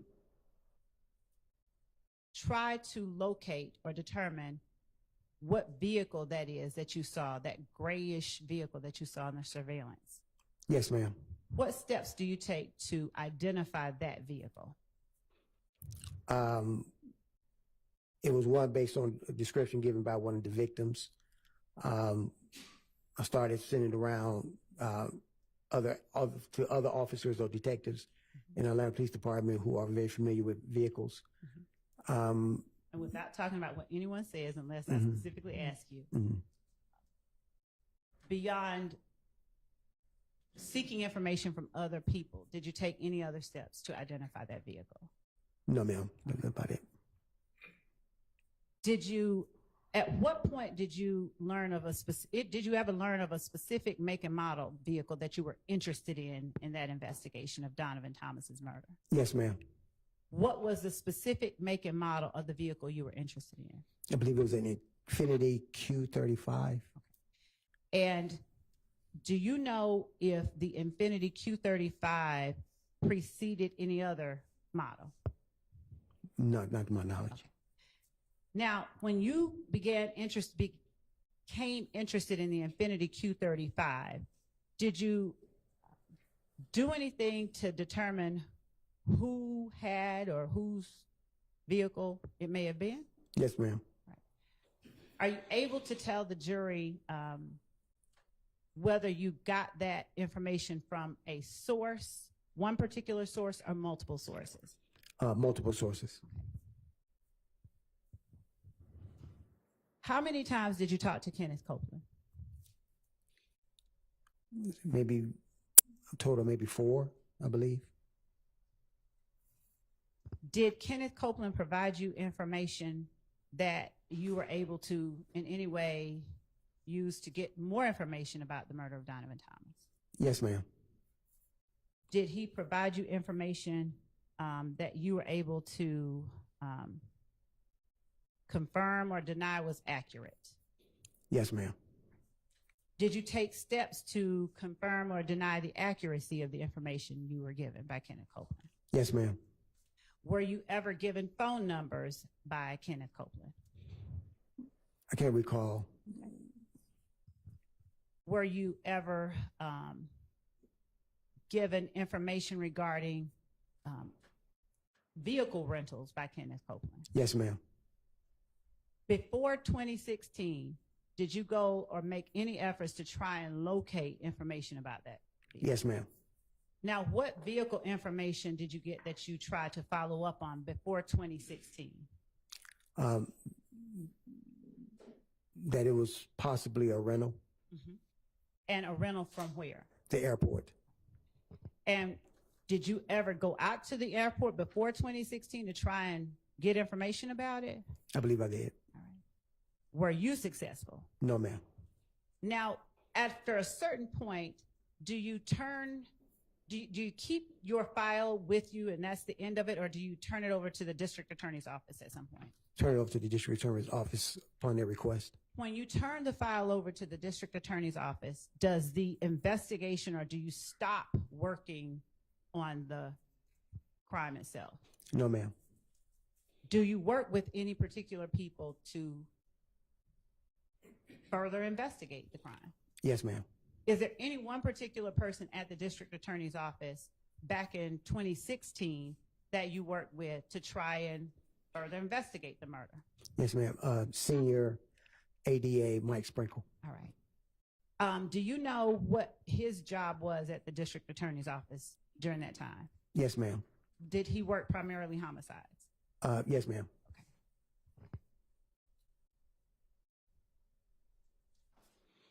Did you participate in any interviews with Senior ADA Mike Sprinkle back in 2016? Yes, ma'am. Based on, were you able to get information from Senior ADA Mike Sprinkle that you didn't have before 2016? Yes, ma'am. All right. Did you make any effort to follow up on that information? I just, because I worked with him, he was doing the follow-ups and let me know. Okay. So I became his assistant. All right. During 2015 and 2016, were you familiar with social media? Yes, ma'am, somewhat.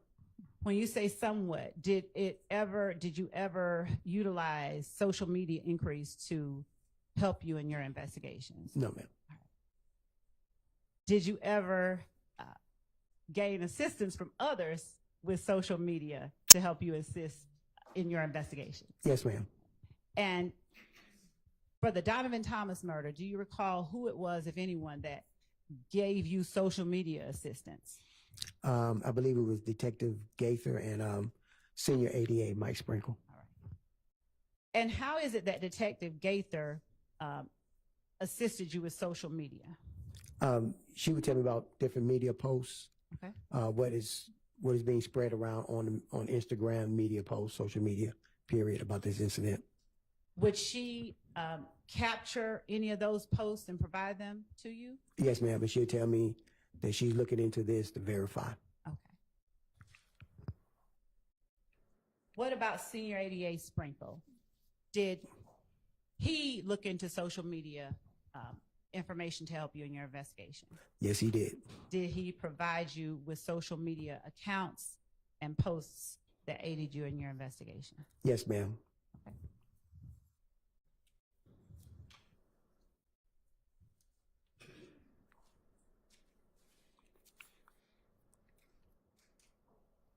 Going back to Mr. Wright, did you interview him once without Senior ADA Mike Sprinkle? Yes, ma'am. Did you interview him again with Senior ADA Mike Sprinkle? Yes, ma'am. All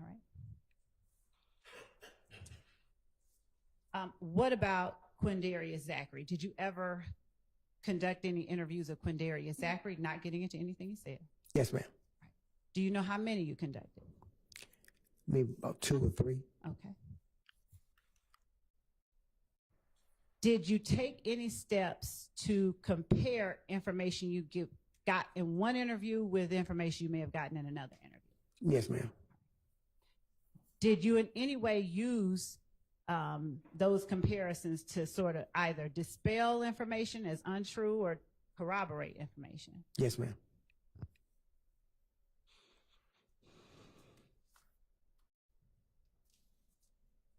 Did you learn from anyone in particular who may have rented the vehicle that you were looking into, the Infinity? Yes, ma'am. Calls for hearsay. Your Honor, the evidence has come in, and if we may approach so that I don't speak more improperly.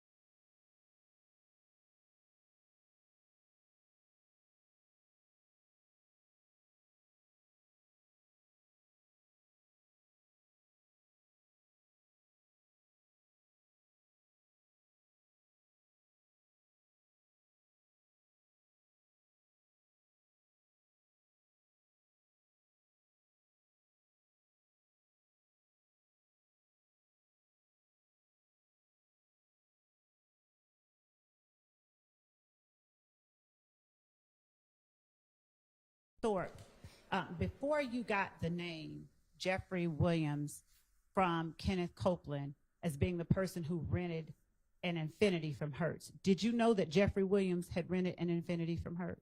No, ma'am.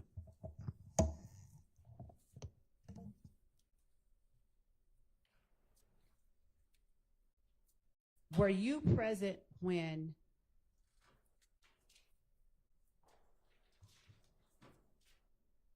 are you aware of whether members of the district attorney's office, in conjunction with the Atlanta Police Department, went back out to Hertz in 2016?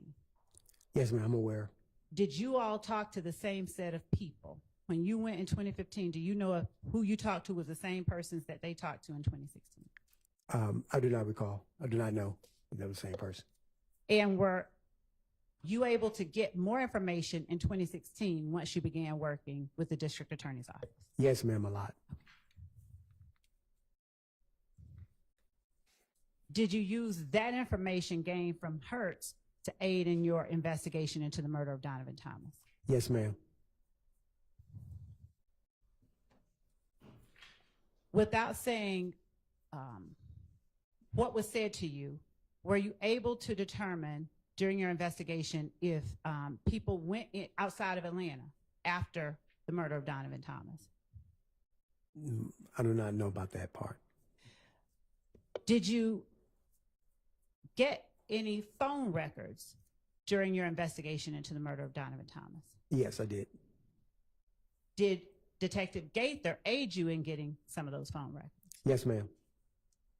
And when you get phone records in investigations like this, would you tell the jury how it is that these records assist you in your investigation in trying to determine who murdered somebody? Yes. We use the cell phone records to plot their course of travel. Also see if they was in the area where the incident took place based on the cell tower. Also, we try and see, based on their call logs, who did they call before, during, and after the incident. Do you remember all of the phone records that you gained or gathered through this investigation from 2015 through 2016, either alone or with other members of the Atlanta Police Department or the DA's office? Yes, ma'am. Would you tell the jury, without getting into the details about the phone records themselves, some of the persons whose phone numbers you sought and were able to obtain? Yes, ma'am. Now, who are some of the people whose phone numbers you got during this investigation? I believe it was Kenneth Copeland, Demikian Garlington,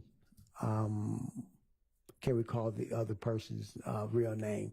Knew him as Montonk, I believe it was. Antonio Sledge? Yes, ma'am. Uh-huh. Who else? Who else's phone numbers do you recall getting throughout this investigation? I believe that's the ones that I targeted on. Were other numbers provided to you by members of the DA's office or members of the gang? Yes, ma'am.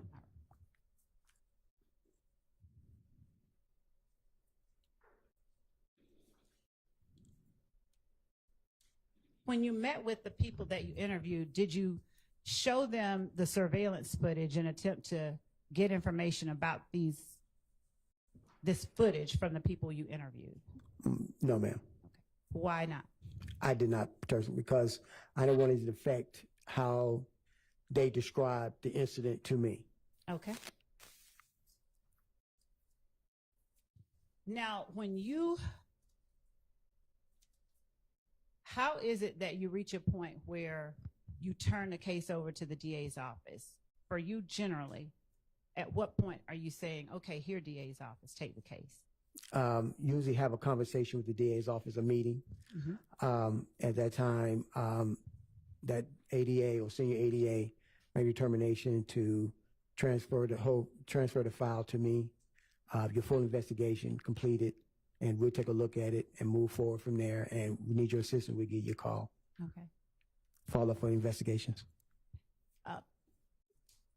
Is your completion of the file followed up by a determination or an indictment or a dismissal or something like that? Yes, ma'am. And who makes that decision ultimately, whether to present it or to dismiss it, as it relates to people that you've turned over to the DA's office? The ADA's office. And does the district attorney's office always agree with the determinations that you've made in your investigation? No, ma'am. And do they ever ask you after you've turned over a file to? The question was going to be, has he ever been asked to get more information after they get a file from him? I don't know how that's hearsay. It's a request, so it's not hearsay. And does he act on that? Why don't you just ask the second question? Okay. Sustained. Yes, Your Honor. Do you ever act on Do you ever act on requests from the DA's office for additional information even after you've turned the file over to them? Yes, ma'am. And when you act on that, do you turn over to the DA's office whatever information you get that they've asked for? Yes, ma'am.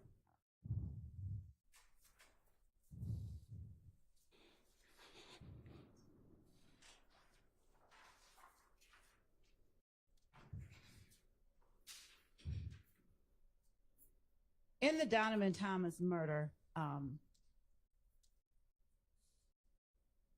do you know whether the shell casings from those scenes you described were compared to see if there were any NIBIN matches? Yes, ma'am.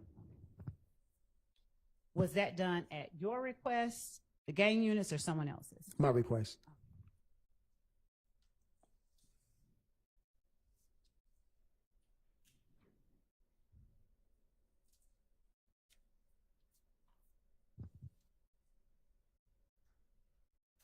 Did the information that you gained from every person that you interviewed always turn out as true? Yes, ma'am. Every person that you talked to told you the truth? Objection has been answered. I'm gonna overruled. I'm gonna let her clarify. Did the information you get from the people, everybody you interviewed, did it always pan out? Did you always find that it was true, or did you sometimes disprove or discredit the information? Yes, ma'am. Sometimes we proved and disproved what they were saying. Okay. And if you were able to discredit or disprove information, did that help you in your investigation as well? Yes, ma'am.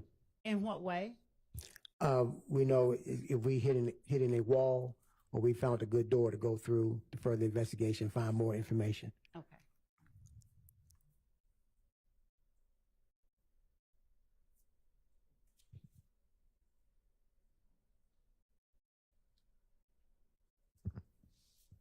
Do you particularly in your homicide investigations ever attempt to listen to jail recordings to get more information about your homicide? Yes, ma'am.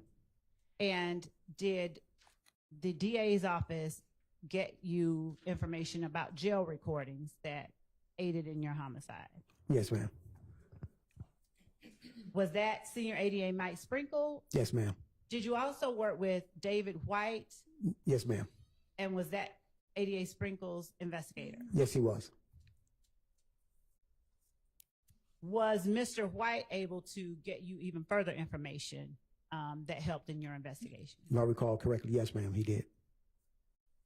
Do you know where, did you ever determine where the vehicle that you were interested in from Hertz ended up? No, ma'am, I was able to determine what happened to it. Do you know if Excuse me. ADA Sprinkle and Investigator White investigated that further? Yes, ma'am. Objection, Your Honor, calls for hearsay. Sustained. Okay.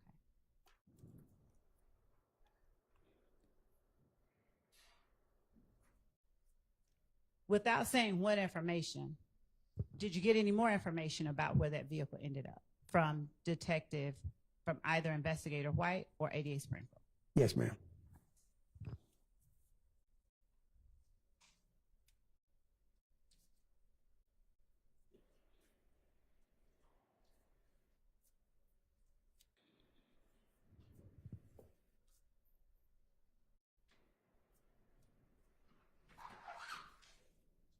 When you got phone numbers to look into, were some of those numbers given to you during the interviews of the persons who, for instance, if you're interviewing me, I offer you my number. Does that happen sometimes? Yes, ma'am. Did that happen sometimes in this case? Yes, ma'am.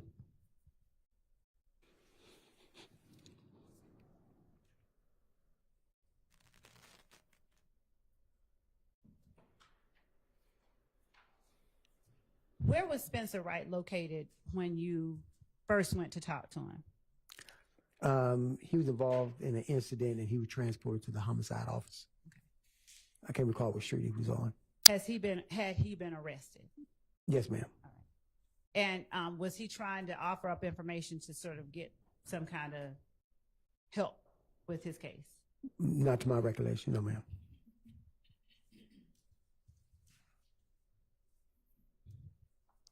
When you get information, do you ever get information from people who've been arrested that want sort of quid pro quo? Yes, ma'am. And what do you discard that information, or do you try to follow up on it, or something different? I try to follow up on it. Why do you follow up on information when they're offering it in exchange for help? Because that's part of the investigation process. You just got to figure out if they're telling the truth. Mm-hmm. Information they deeming is correct and can help you further your investigation. Okay.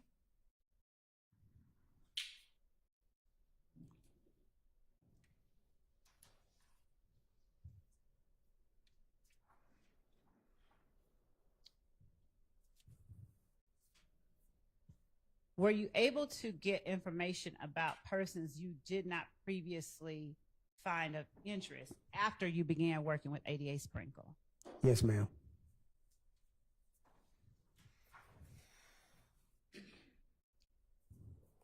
Now, when you get to the point where you turn over a case to the district attorney's office, do you have to make arrests? I mean, have you at that point made arrests or taken out warrants?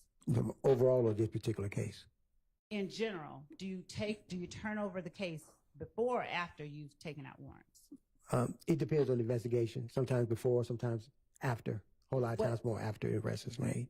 And what is it that decides whether you're going to turn it over before you decide who to arrest versus after? Depending on the investigation, like I said, we have a discussion, a meeting with the senior ADA, and let them know exactly what's going on with the investigation. This is what I've determined as a possible probable cause. 9 times out of 10, sometimes they see it your way, sometimes they don't.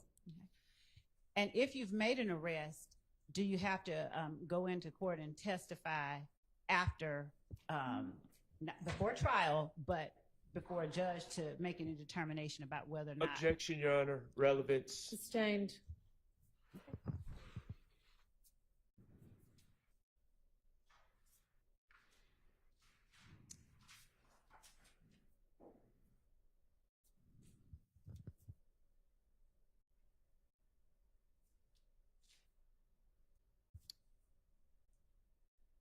Were some of the people that ultimately you believe, Your Honor, I need to approach because there's a question that this is All right. going to.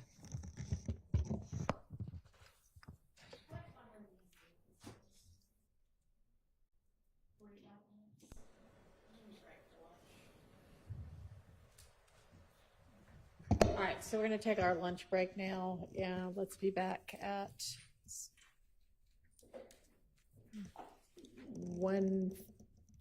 Can we be back at 1:30? Can y'all be back at 1:30? Is that going to give you all enough time? Let's do that, since we got a late start this morning.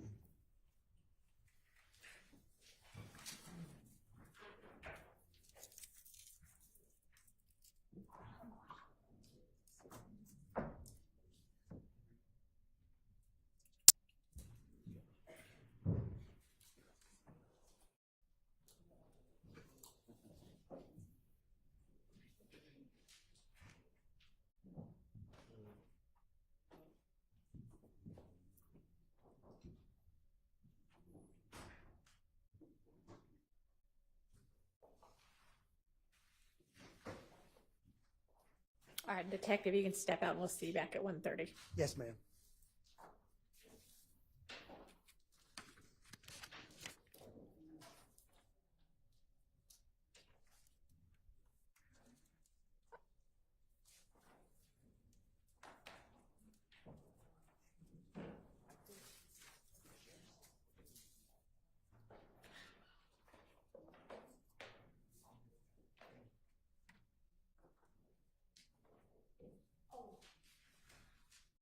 Yes, ma'am.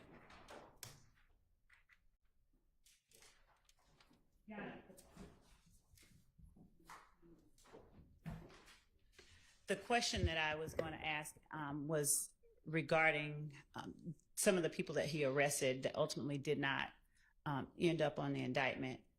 And I'm going to follow whatever direction the court gives, but I think that Mr. Sledge was a person that he arrested that probable cause was not found for, and the state did not include as one of the persons Mr. Sledge and I think Mr. Copeland. I think that that's going to come out.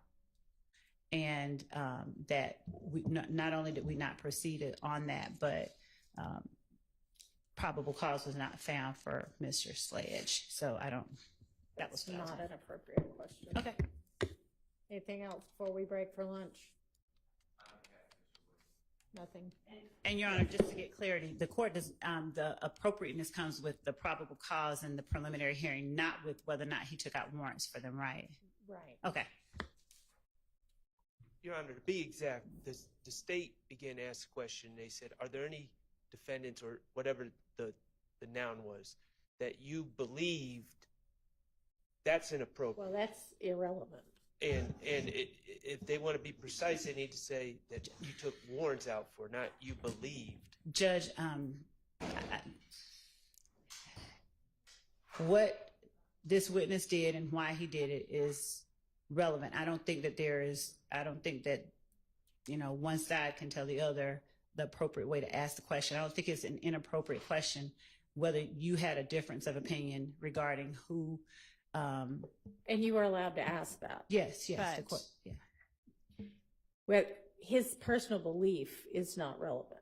Okay, then, did you take out warrants for people we didn't indict? I mean, and I was going to ask specifically about Mr. Copeland and Mr. Sledge.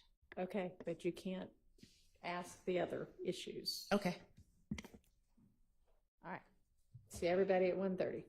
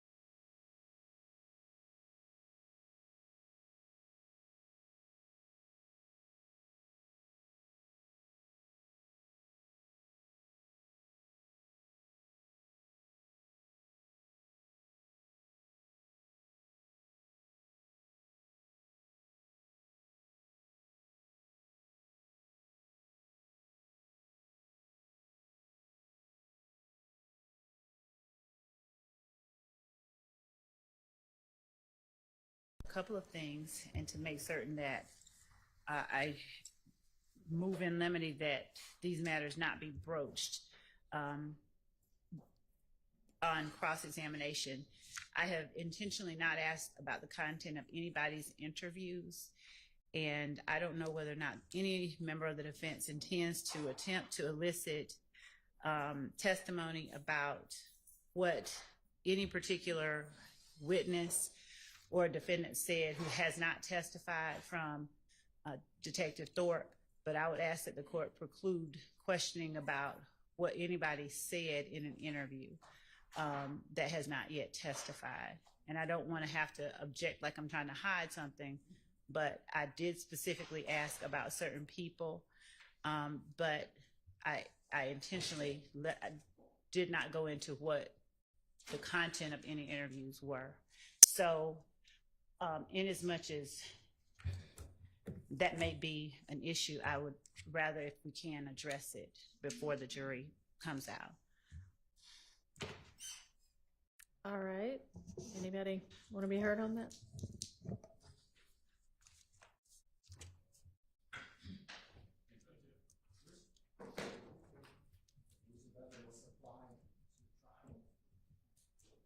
Well, I know that.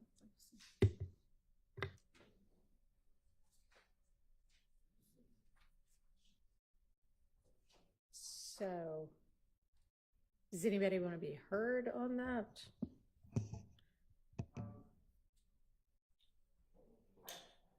Sure. I guess it depends on the question and the reason for it. So that's very broad. So I don't want to agree with, I don't want the court to just say, yes, that's off limits, but I think we should do a question by question objection. Okay, and what would your basis be? Hearsay as to any witness that has not testified.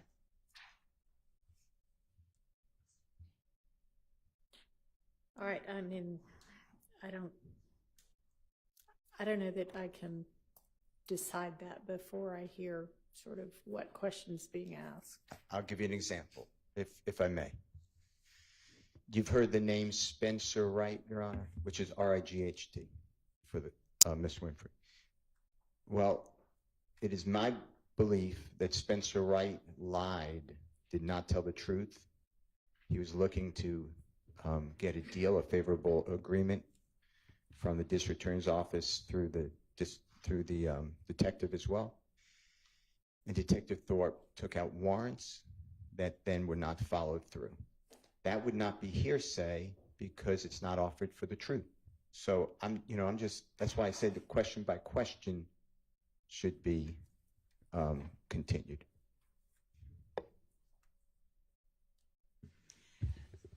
Your Honor, having Detective Thorp testify that Spencer Wright lied necessarily gets to what Spencer Wright said. I think it's an improper question to ask him if he lied. I would not think that was what Mr. Steele would be asking. Mr. Steele.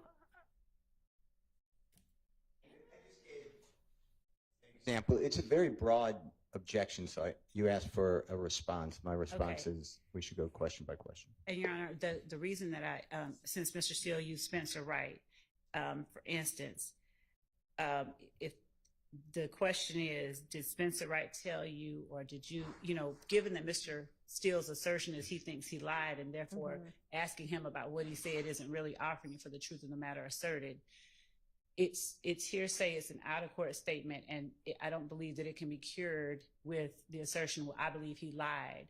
If he wants to get into what Spencer Wright said, then Spencer Wright can be called as a witness, but I don't think that it's proper to allow Detective Thorp, one, to characterize, to testify about what Spencer Wright said when I've not opened that door, and there's no exception that affords him the ability to permissibly elicit that type of testimony from the witness. I'll stop there. So I would think that if I understand Mr. Steele's argument correctly, if he asks, what did Spencer Wright say, or who did Spencer Wright say did X, Y, Z, that he wouldn't be eliciting that for the truth of what Mr. Wright said, but to then follow up and say warrants weren't taken out for whomever that person was, I guess. Is that what you're saying? Well, Your Honor, I mean, he could ask whether warrants were taken out based on what Spencer Wright said, but I think that him getting into whether he lied or what he said specifically. Yeah, I don't would think not be he's, proper. yeah, I agree with that, but we weren't talking about a question about whether the officer thinks that, or the detective thinks that Mr. Wright lied. It would have been, you had said this would be hearsay, and he's offering something that if he asked it wouldn't be for hearsay purposes because it wouldn't be for the truth of the matter. Your Honor, So, I mean, I can't make a blanket ruling that nobody can ask anything about. but Go ahead. asking about whether Mr. Steele believes that it's the truth or not, eliciting specific statements from the witness. It's an out-of-court statement that may or may not be considered true. He may say he's not offering it for the truth of the matter, but I think it's akin to asking what Detective Thorp did based on information he got from other people. And the idea is that it wasn't that what they said is true. He followed up on it, but I can't talk about what the other people said. And in the same manner that the objection was sustained, that I can't even, it's somehow embedded hearsay, this idea that having Detective Thorpe talk about what Spencer Wright said that Mr. Williams' attorney believes isn't true somehow is okay because he doesn't believe it's true. It's the same type of situation where he's asking a question that necessarily relies on hearsay and sort of almost implicitly puts before the jury information that without Spencer Wright testifying, they should not be made privy to. And he can ask a question, did Spencer Wright give you information? Did you try to confirm it or to disprove it based on what Spencer Wright said? Did you do certain things? But getting into the specifics of what Spencer Wright said, I believe, is even more improper than, is not proper. All right. Well, thank you. Okay, we're ready for the witness and the jury.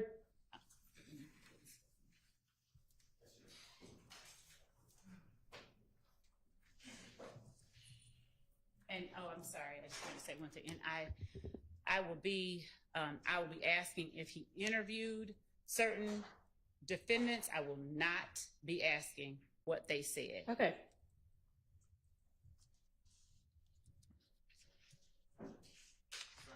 Yes.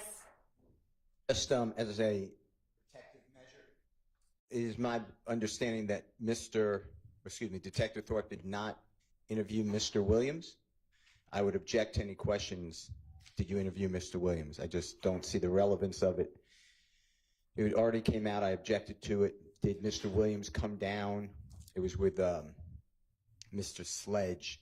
I objected to that question by the prosecutor.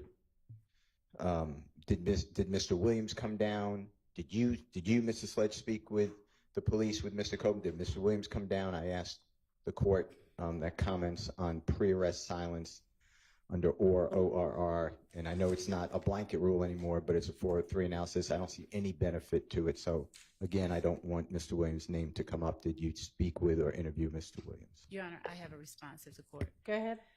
Judge, on cross-examination of Mr. Sledge, it was elicited that it was talked about that Mr. Williams encouraged Mr. Sledge to take Kenneth Copeland to the police station, and that the state instructed the witness to not tell the jury that. The fact that And then Mr. Sledge somehow said yes. But the fact that that happened, and the fact that if that is what's out there, and of course I impeached him, I believe, but the fact that if it's relevant that Mr. Williams encouraged him before Mr. Williams,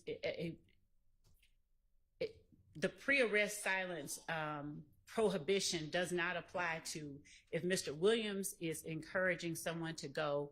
Did Mr. Williams go with him did Mr. Williams ever go down to the police station himself to talk about the fact that his stepfather's house was shot up? Asking about Mr. Williams going down to the police station after it's been talked about that he encouraged someone else to, I think is very relevant. If he's encouraging someone else to go, then he can go himself. And I'd have to find the case, but specifically. Right, I don't think a question that just says, did you interview A, did you interview B, did you interview C, and the answer is either yes or no, is a comment on pre-arrest silence if they say no. So you may ask that question. Okay. Are we now ready for the witness and the jury?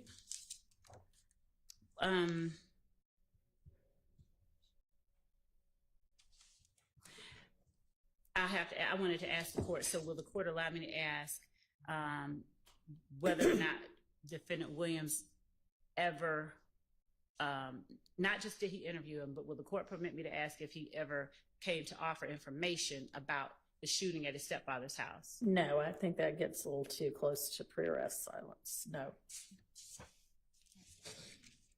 Are we now ready for the jury and the witness? Yes, I'll have. Yes, okay.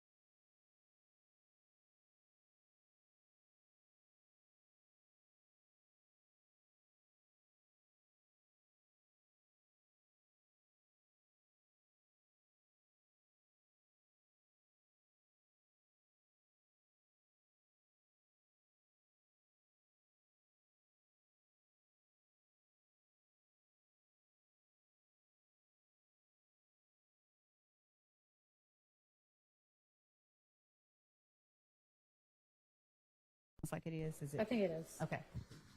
Detective Thorp, before you talked to Kenneth Copeland, did you know that Jeffrey Williams had rented a Corvette before he rented the gray Infiniti?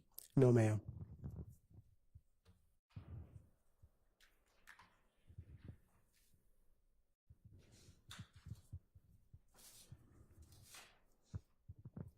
After you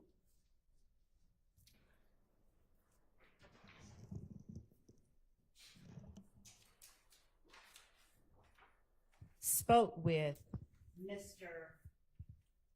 Wright, did you also, without talking about what anybody said, speak with a person with the last name Stillwell, Tremont Stillwell? Yes, ma'am.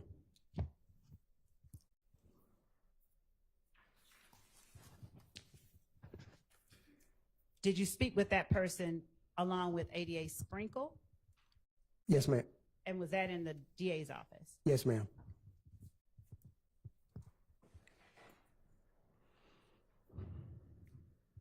When you mentioned earlier that you put out a picture, a photo of the person entering the barber shop with a gun, I'm going to show you what has been admitted as State's Exhibit 292 Charlie, 292 Yankee Charlie 2, and ask you if this is generally the depiction that you release to the public. Yes, ma'am.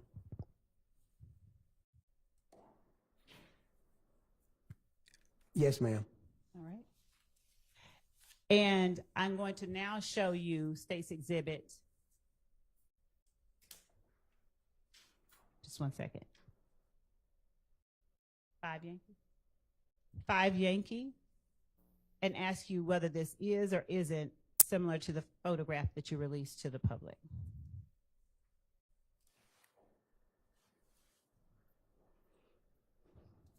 Just 1 second.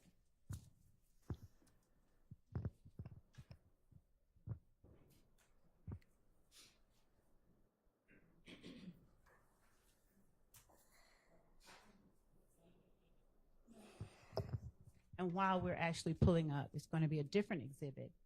I'll ask you this. After speaking with Kenneth Copeland, did you also speak with Antonio Sledge? Yes, ma'am. Do you recall who all was in the room or in the interview with Mr. Sledge? Yes, should be Detective Dennis and Detective Gaither. All right. And did you also speak with Diamante Kendrick? Yes, ma'am. And who was in the room when you interviewed him? Detective Gaither and Detective Dennis. Did you also interview Shannon Stillwell? Yes, ma'am. All right. Who was in the room when you interviewed him? I believe it was Detective Dennis and Detective Gaither on that one also. And were all of these interviews captured in the same way that the interviews in normal interview rooms are recorded, audio and video? Yes, ma'am. All right. Showing you 296 Yankee.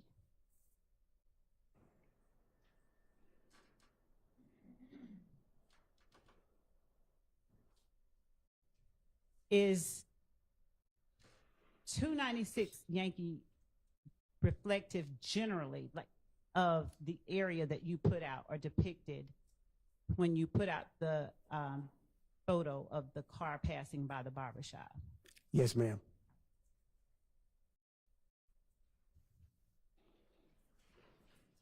After you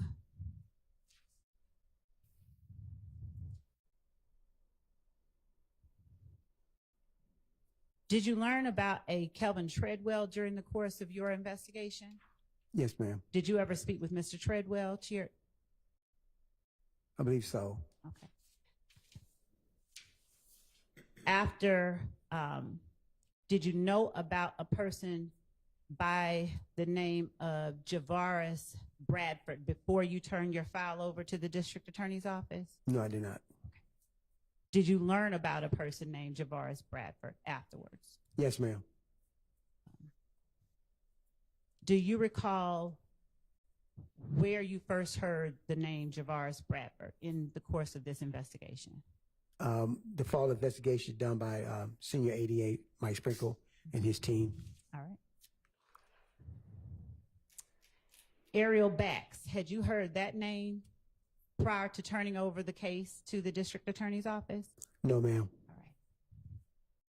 Did you learn that name after ADA Sprinkle began looking into this case? Yes, ma'am. What about, did you know about a person by the name of Kenya Morton? No, ma'am.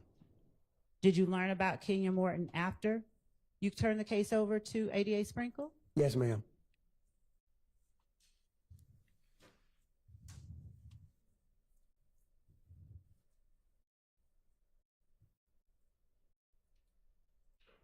Did you personally ever pull any phone calls from the jail from a Martinez Arnold?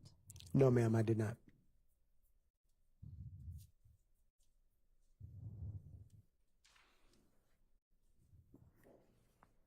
Were you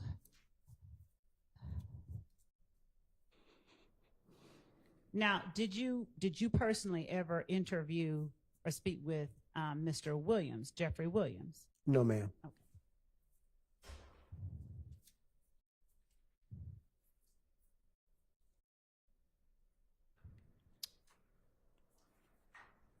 Tell me if you interviewed or knew of, rather, the name Justin Cobb before you turned the case over to the DA's office. Yes, ma'am. All right.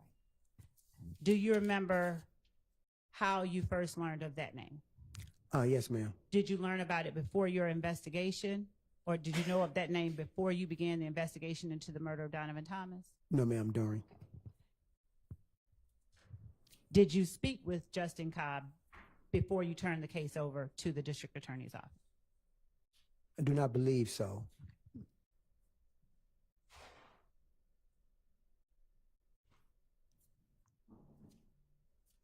Would you tell the jury whether, after the interviews that you made, whether you conducted any other acts to further your investigation, either in tandem with Mr. Sprinkle or someone else, in order for you to further your investigation into the murder of Donovan Thomas, without telling what anybody said? Okay. Yes, I did. What types of other actions did you take to further your investigation? Interviews. Mhm. We conducted several interviews afterwards, Okay. in which they took the lead. In which, who took the lead? ADA, senior ADA Mike Sprinkle. And after those interviews, and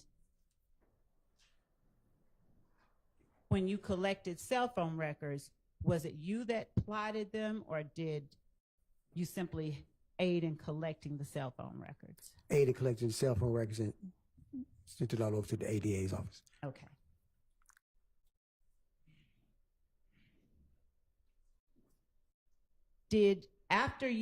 Before you turned your case over to the district attorney's office, did you execute a warrant for people who were not later indicted for the murder of Donovan Thomas? No, ma'am. Did you, and by a warrant, I mean, did you have a cert or an arrest warrant signed for Antonio Sledge for the murder of Donovan Thomas? Yes, I believe so. I did. Is that a person that the district attorney's office declined to prosecute for the murder? Yes, ma'am. Did you execute an arrest warrant for Kenneth Copeland? Yes, ma'am. Did the district attorney's office decline to prosecute Kenneth Copeland? Yes, ma'am.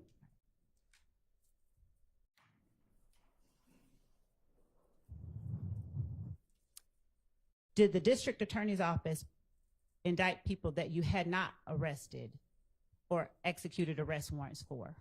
Yes, they did. Okay. Was one of those persons Javoris Bradford, as it relates to the murder of Donovan Thomas? I to your believe. knowledge? I believe so. And what about Justin Cobb? I believe so also. And did the district attorney's office execute or indict the remaining people that you executed arrest warrants for? I believe so. Yes, ma'am.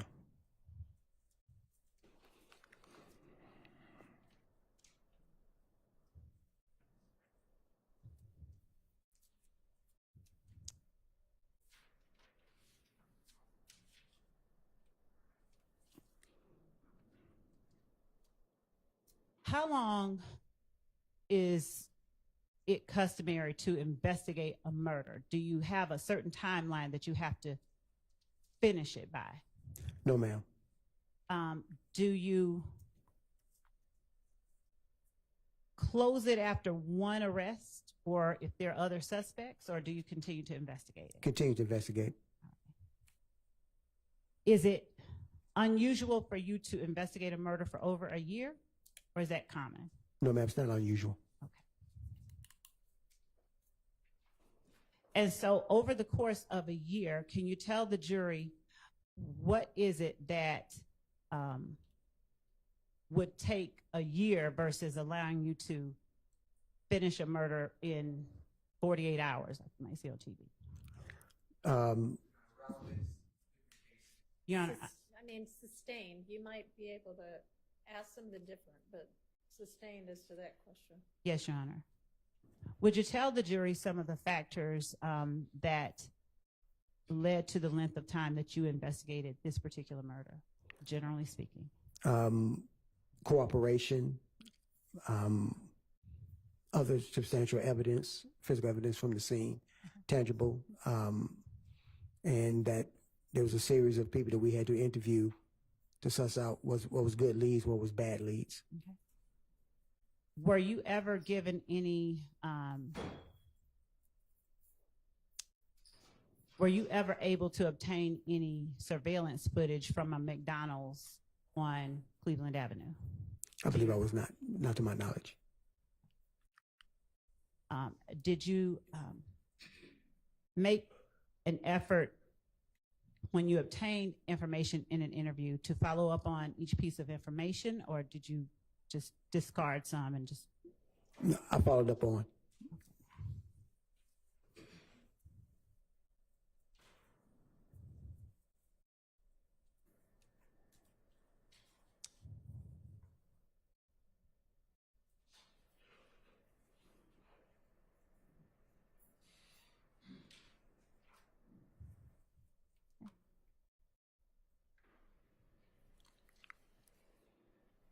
Just 1 second, Your Honor.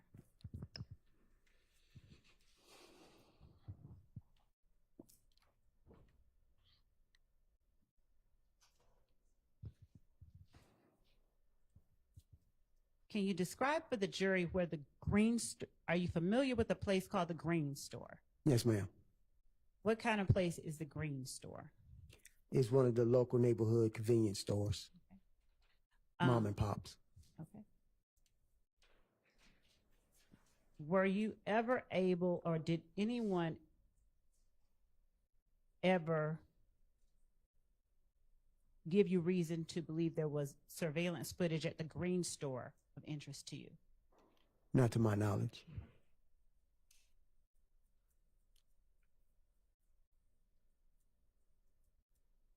When you interviewed people who were under arrest, did you make certain to always read them their rights? Yes, ma'am. And if they weren't under arrest, was there ever any reason to read any rights? No, ma'am. Okay. All right, just 1 second.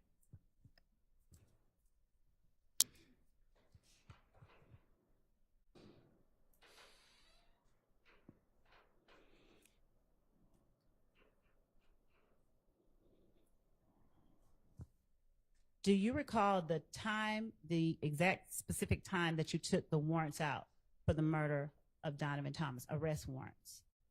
I believe it was around the month of November, Of what year? 2015, Okay.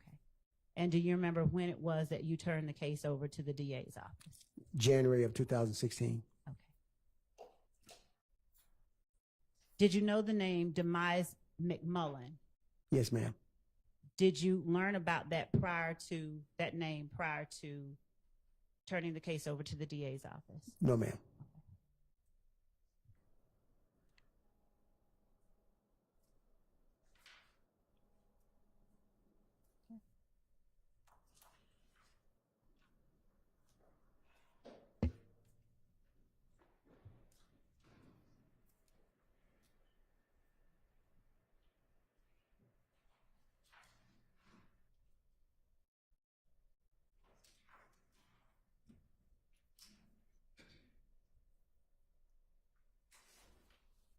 Your Honor, I think that that's all that I have at this moment.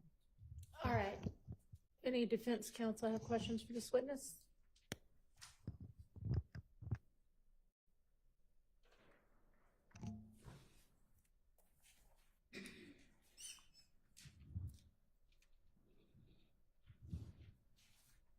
Good afternoon, Detective Thorp.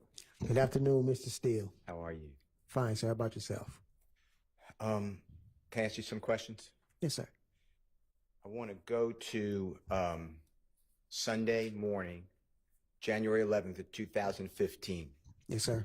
So just to orient you and the jury, you're at the Atlanta Police Department with Kenneth Copeland. That's what I'm focused on, okay? Yes, sir. And there's something in evidence already. It's a video audio recording. Yes, sir. And you were the one who started or ensured that that room was being video and audio recorded when you were with Mr. Copeland. Fair to say? Yes, sir. Your Honor, it's already in. It's JW, Jeffrey Williams, 241D. May I play it, please? You may.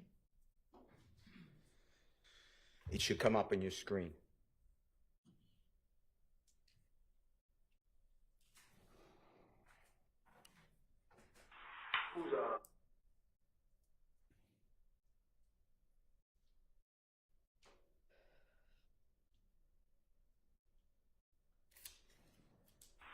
Who's Walter Lee Maddox?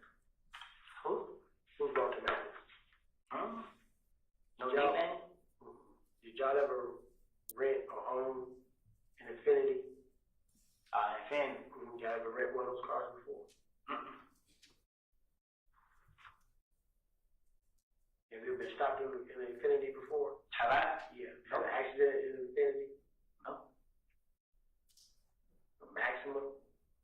Have I ever had a car wreck in? No. Okay. Let me think. So did you? Anytime. I had a car wreck in that Pontiac. That was a couple years ago. I ain't had no car wreck. I ain't had no red sleep. I ain't had none of that. What kind of car your brother drive? Who was that in there? A white Dodge Charge. This truck car he gave me. Your brother got two cars? Nah, his girl got a car and the car he got the Dodge Charge. Oh. Then she got the little ugly little Malibu, like a 19 something. 2014 Dodge Charge? Yeah.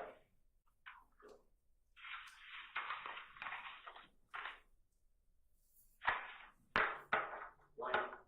Yeah.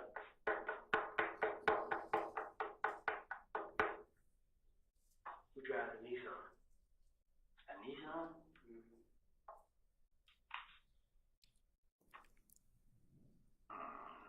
What color? What color is it? Gray. How about y'all know his son? Okay. Y'all ever had a Infinity Gray? A gray Infinity? Q45 before? A truck? No. A cup? Yeah. Not I know of. Were you able to hear that? Yes, sir. Okay, and that's fair. That's accurate. Looks true. Yes, sir. Okay.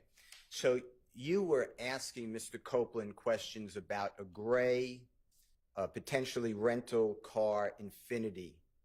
Is that fair to say? Yes, sir. And this is within 8 hours approximately of the shooting of Mr. Donovan Thomas and the two other people, right? Yes, sir. And when you asked him those questions, Mr. Copeland was there because you had information, I believe, that the streets were calling his name about being involved in this crime, right? Yes, sir.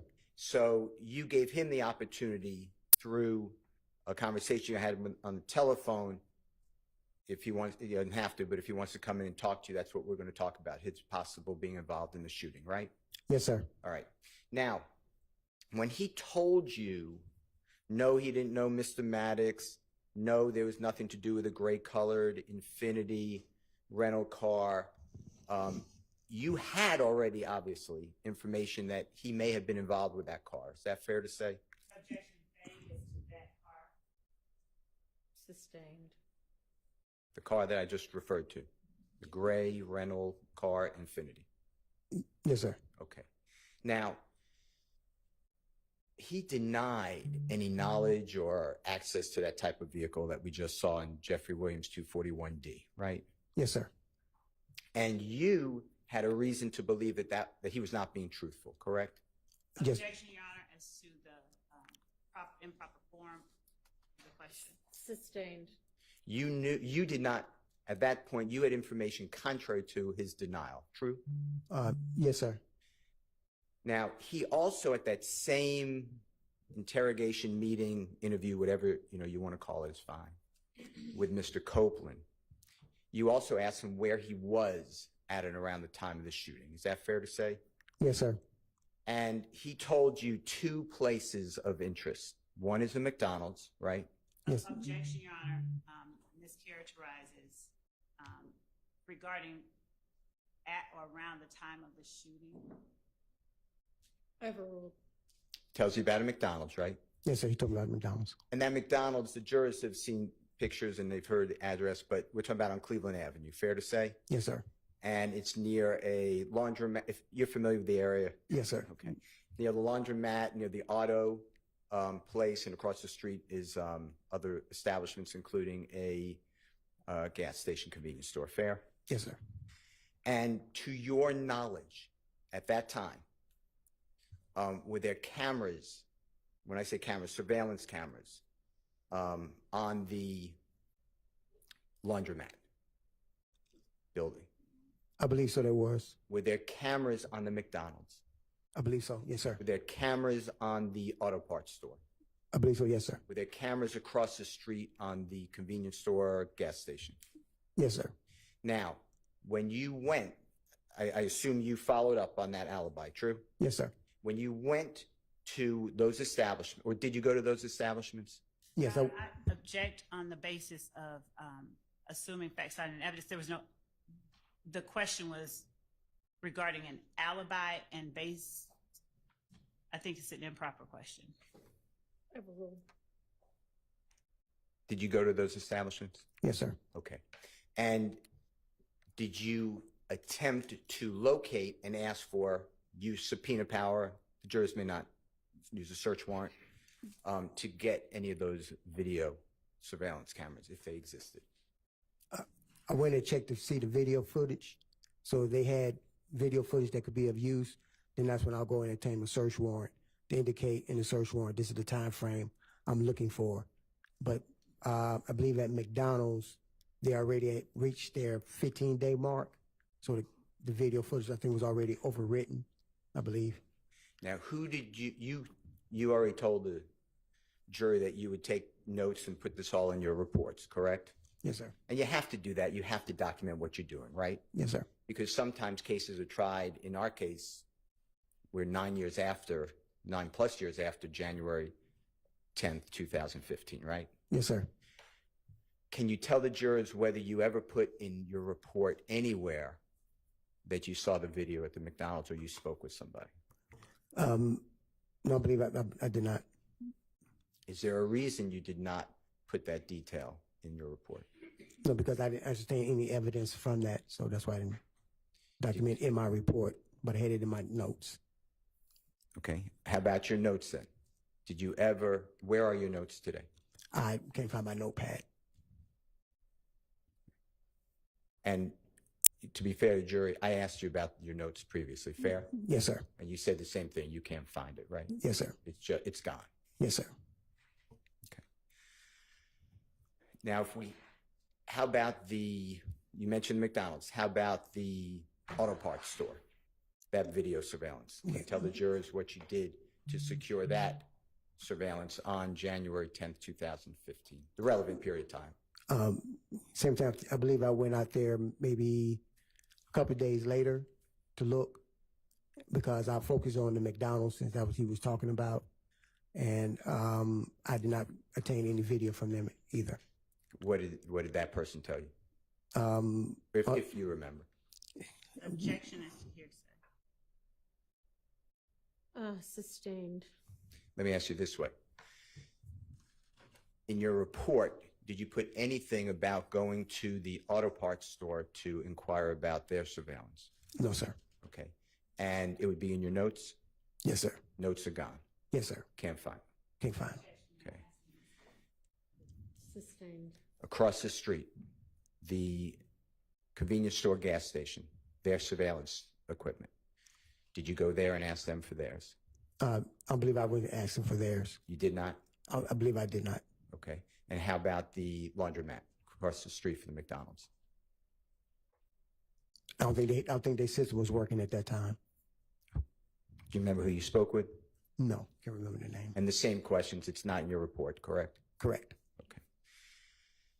You mentioned the green store. Do you know the true name of the green store by any chance? No, sir, not offhand. Okay, that's fine. But it's called the green store for the obvious reason that it was green? Yes, sir. All right.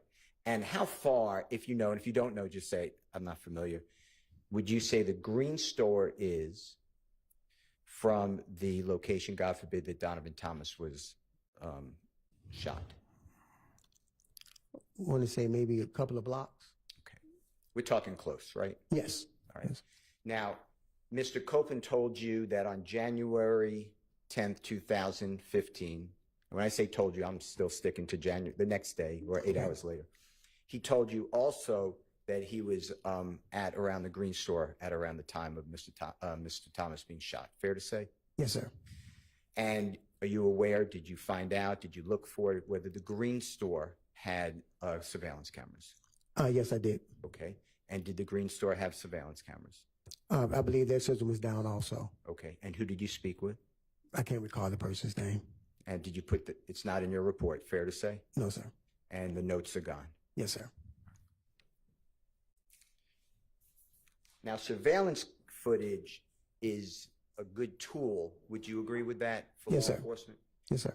Because a surveillance camera, if it's properly working, no one tampered with it, it doesn't really have any motivation or agenda. Is that fair? Vague and Overruled. motivation. True. True. And it just captures, if it's working properly, the images that it has in front of it, right? True. So we wouldn't really have to debate whether Mr. Copeland or others were at a McDonald's if we had that surveillance. Objection calls for speculation. Sustained. Now, with regards to Mr. Copeland, when he told you he made the denial of the infinity, remember what we just played? Mhm. At that point in time, that got you, I assumed, so you tell us, that got you interested in maybe he's not being forthright. Is that fair? Objection, Your Honor, as to improper questions regarding. Sustained. You questioned whether he was being truthful with you. Is that fair to say? Objection still, Your Honor. Sustained. Did you have questions on his answers that he denied the infinity?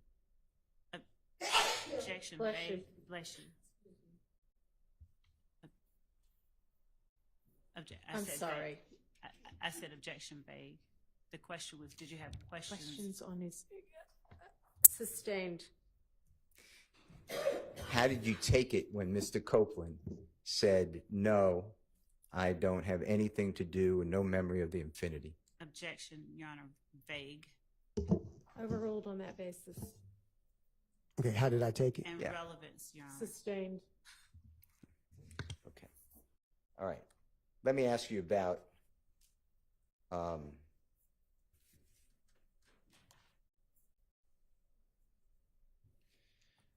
Jeffrey Williams, okay? You found out that Jeffrey Williams rented a Corvette vehicle from Hertz Rental Car at the airport, fair to say? Yes, sir. And when I say rented, on or about January 6, 2015, something like that. Is that fair to say? Yes, sir. If my day's wrong, I'm not trying to, Yeah. it's around that time, right? Yes, sir.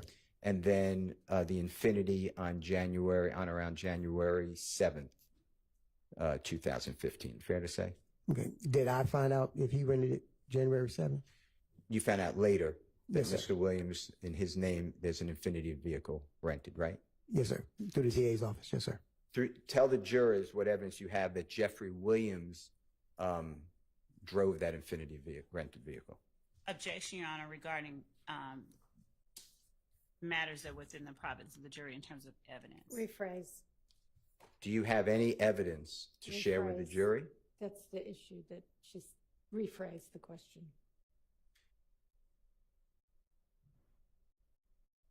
I think that's a proper question. Rephrase the question.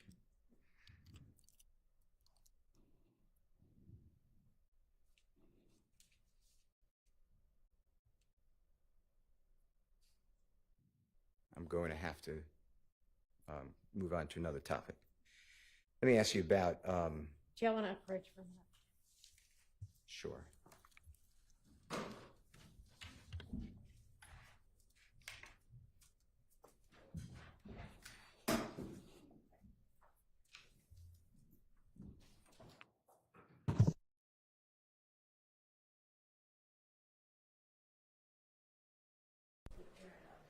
Just check and make sure it's a little distracting. Check and make sure your phones aren't getting picked up by it.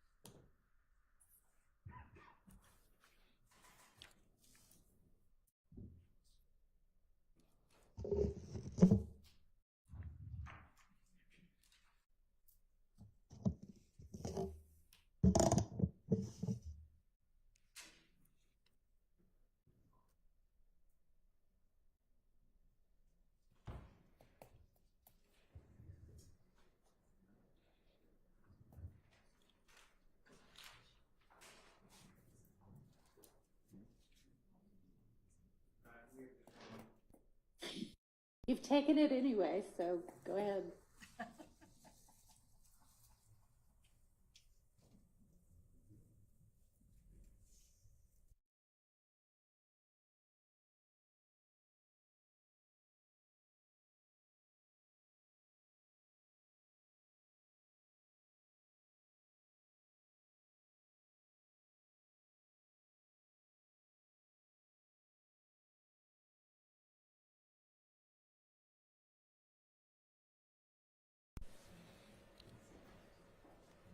Yeah, I don't have any questions. Thank you so much. Thank you. Yes, Mr. Steph. Good seeing you. All right. Same here, sir. Mr. Short, you're standing up. You have questions? Well, I mean, you're up and nobody else is, so I guess you can take your turn now and then we'll see whether anybody else has questions.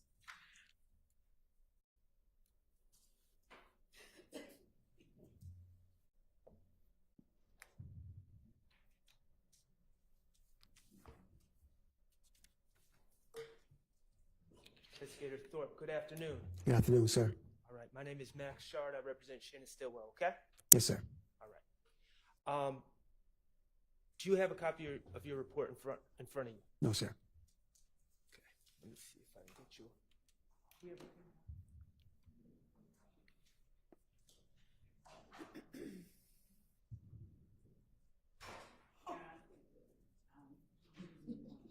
I can't hear you, what?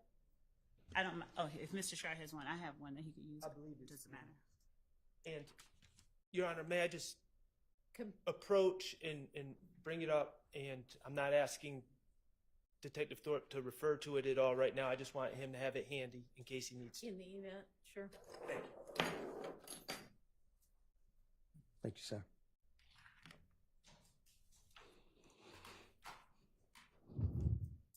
Okay. Detective Thorpe, I'm going to ask you about October 19th of 2015. Okay. Okay? And that is the day, for reference. Do you know what happened on that day off the top of your head? Yes, sir. Okay, that was the day that you spoke to the person who identified himself as Nicholas Robinson, correct? Yes, sir. Okay. All right, I'd like to talk to you about how that happened. Zone 1 Day Watch contacted you about having a person in custody, correct? Yes, sir. And you were informed by your fellow officers that this person was named Nicholas Robinson? Yes, sir. Okay. And that's the way, to your understanding, this person identified himself to the police? Yes, sir. Okay. Now, this Nicholas Robinson, he was in custody, correct? Yes, sir. Okay.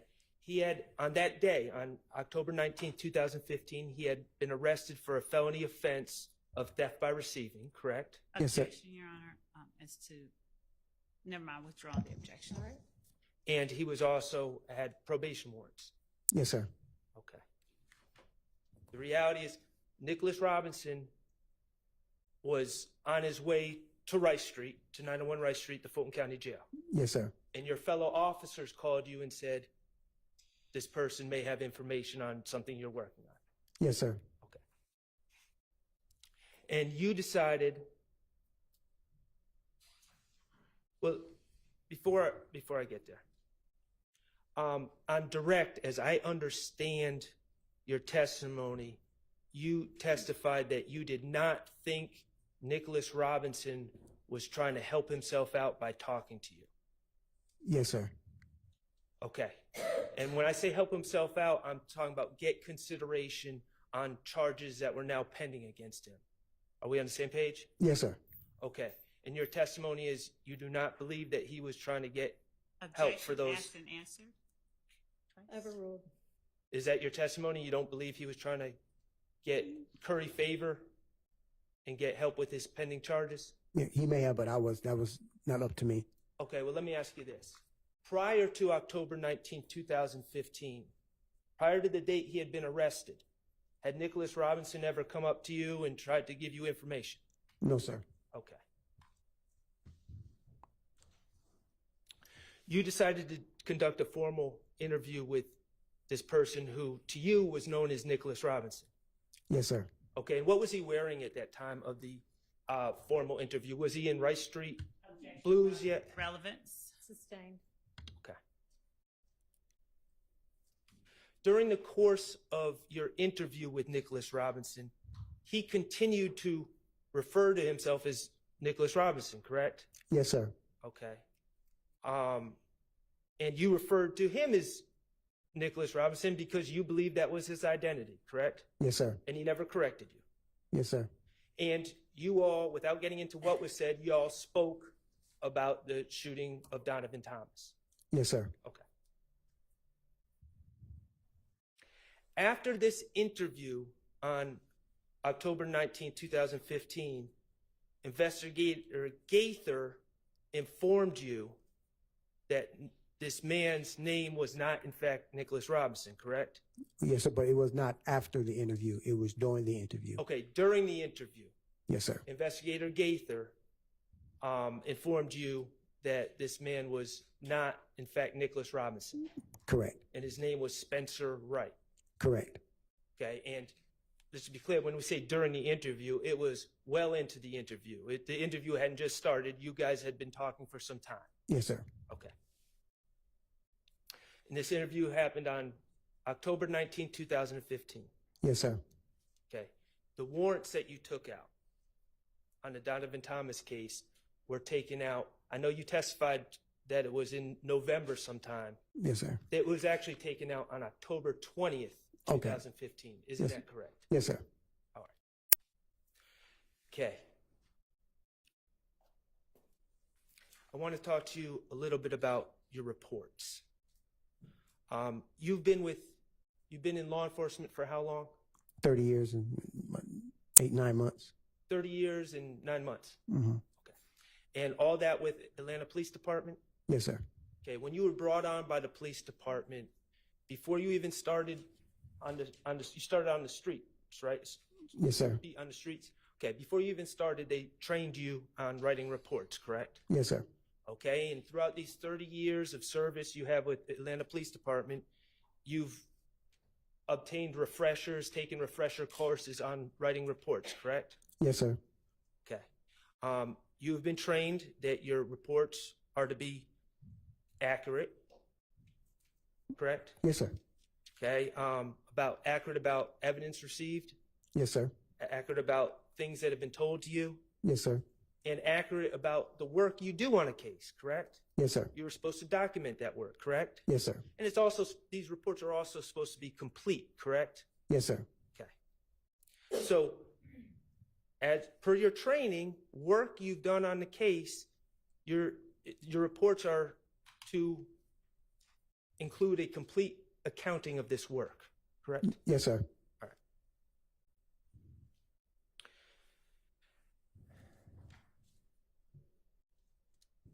Now, you testified, and I'm not going to retread over things that Mr. Steele covered, but just briefly. You testified that you went to the McDonald's to search for surveillance video. Yes, sir. Okay, and what date did you do that? I believe it was not the 11th, I think it was the 12th. January 12th, I'm sorry, January 12th. Okay, January 12th, you went to the McDonald's Yes, sir, I believe it was. to look for video, Yes, sir. I can't recall exactly what day it was. but you're pretty sure it was January 12th? Yeah, it was in that time range. It wasn't like 2 or 3 months later. Okay, did you not just testify that when you went to the McDonald's, they informed you that the video had been taped over? Yes, most of it is on a 15-day cycle, so I don't never know when their 15-day cycle starts or ends. Okay, but if you went on January 12th, that would have been 2 days. Yeah, once again, do not know when their 15-day. Everybody's system is different.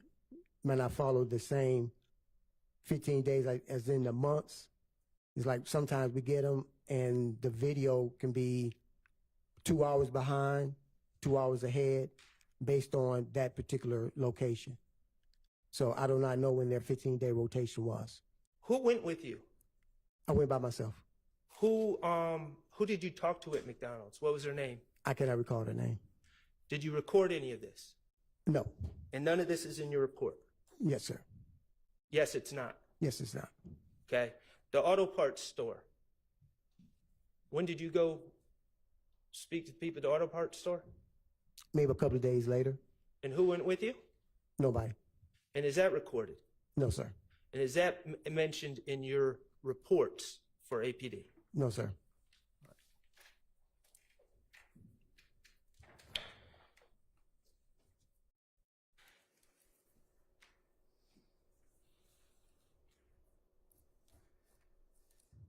When did you realize you lost your notepad?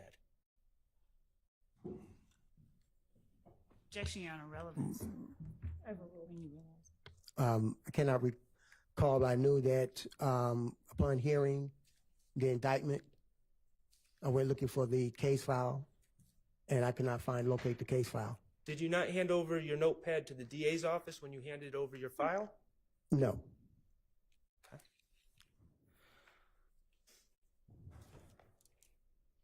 Okay.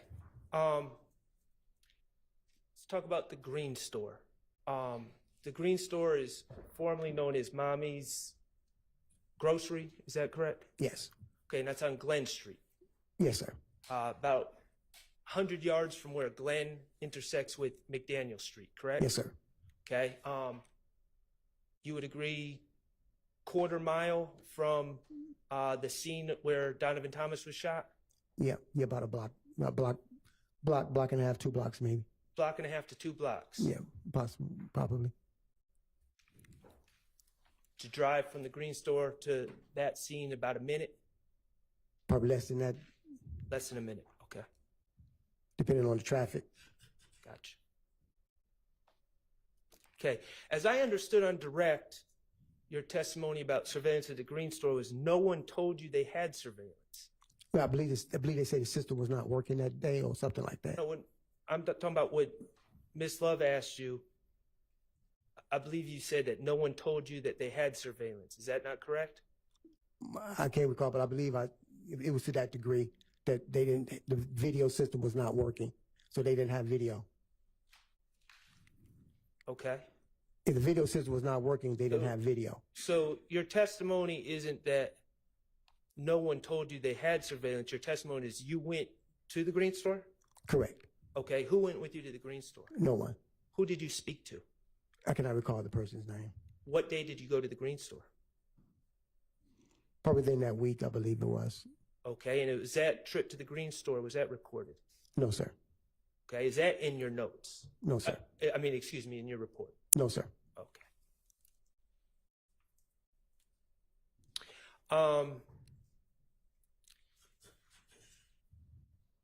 You testified that on the night, well, early morning of January 11th, you had a brief conversation with Deshaun Quarterman. Yes, sir. Okay.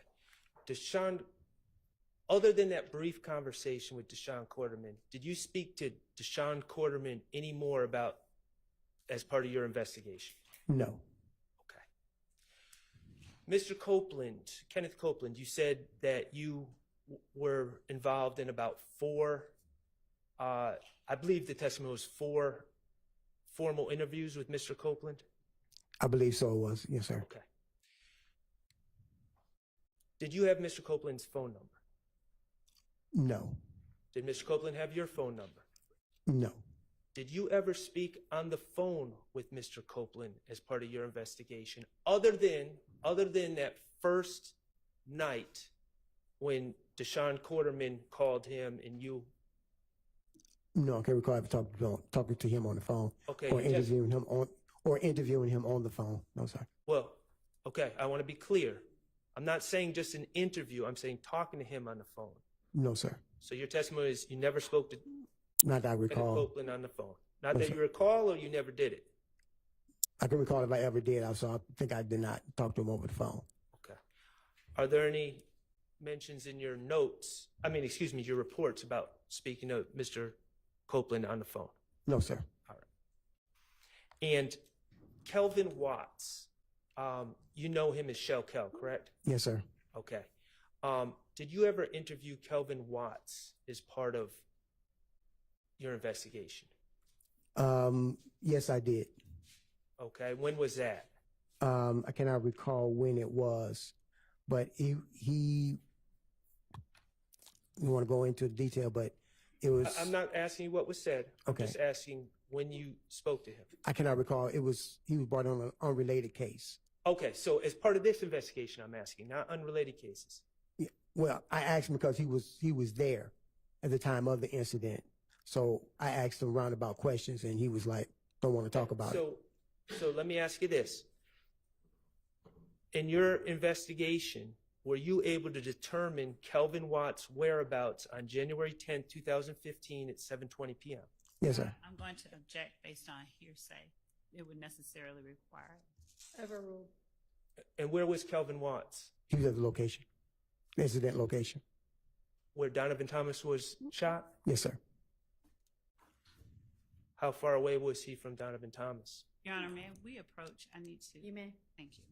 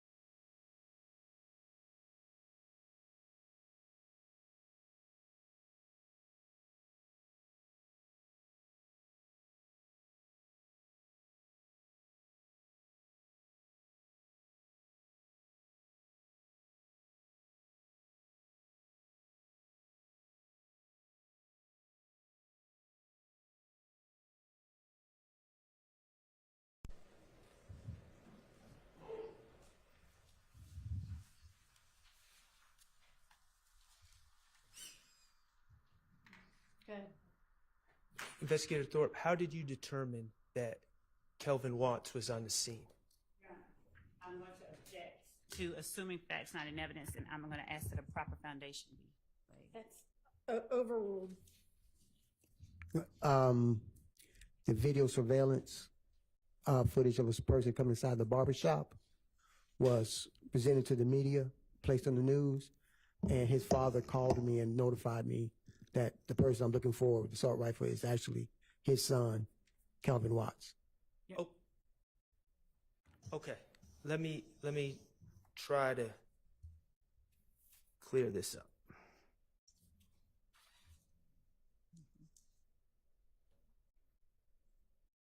Okay.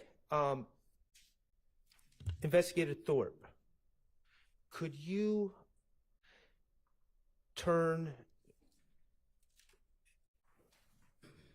does Donovan Thomas Sr. have multiple sons?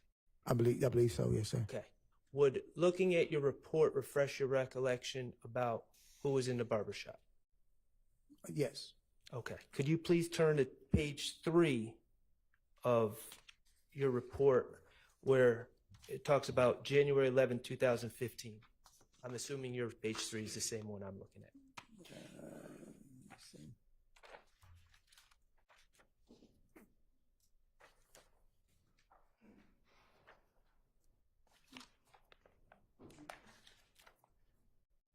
Do you see where it says on January 11, 2015 at approximately 18:45 hours? Yes, sir. Okay. Could you read that to yourself and see if that refreshes your recollection about who was in the barbershop with the gun? Yeah, okay, yes, sir. Okay. Who was in fact the individual that was in the barbershop with the gun? Okay, DeMonte Thomas. Okay. And is that another one of Donovan Thomas's senior's children? Yes, sir. Okay. Now, Kelvin Watts, I'm going to ask again, do you know whether he was at the scene or not? No, sir. You don't know one way or another? No, sir. Okay. And did you ever specifically ask him, without giving me the answer, did you ever specifically ask him when you interviewed him about a Objection, different case? relevance as to whether he asked him, it would. Overruled. Did you ever specifically ask him if he was at the scene or not? Yes, sir. Okay. And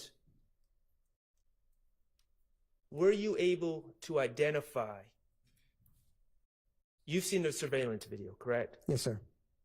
Were you able to identify all of the people that were standing by Mr. Donovan Thomas Jr. when he was shot? No, sir. Okay. Thank you. I have no further questions. Any other defense attorneys with questions for this witness? Mr. Williams? Questions for this witness? Okay. Is there redirect? Yes, Your Honor.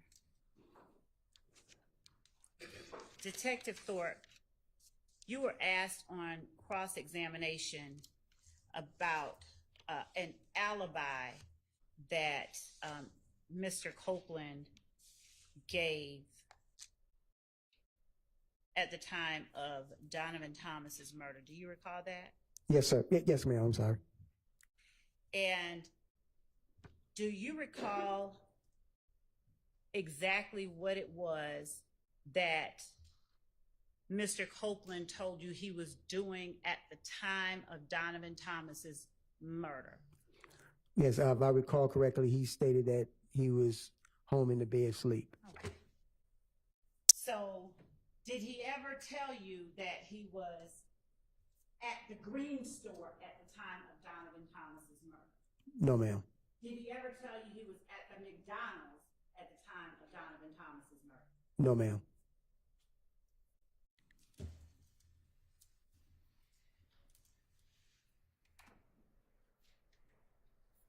Did Mr. Copeland offer you, let me ask you this, was that information that he gave to you about his whereabouts captured on the video surveillance in the interview room? Yes, ma'am. Did Mr. Copeland ever tell you anything different about what he was doing or where he was at the time of Donovan Thomas's murder outside the interview room? No, ma'am. Now, how many, you said you worked 300 homicides or more during your time with APD? Yes, ma'am. How is it that you give to the district attorney's office the results of your investigation? Do you normally just turn over your notepad, or do you summarize it in a report? I summarize in a report. Okay. It was called the lead investigative supplement. All right.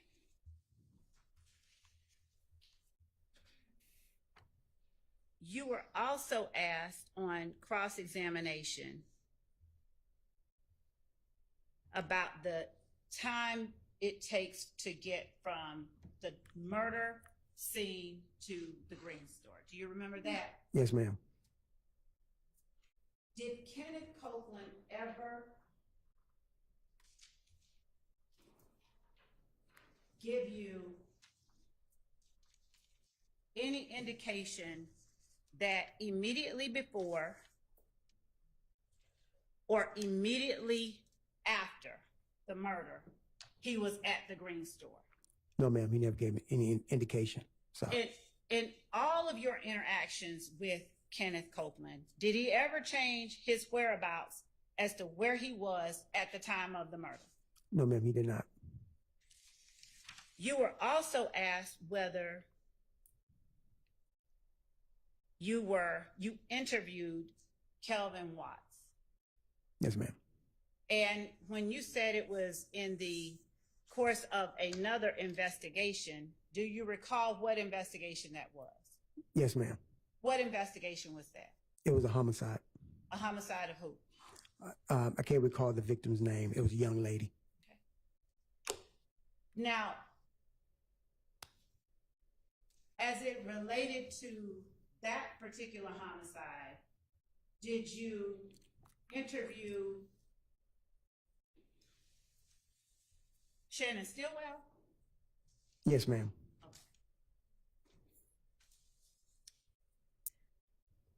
And when you were asked on cross-examination about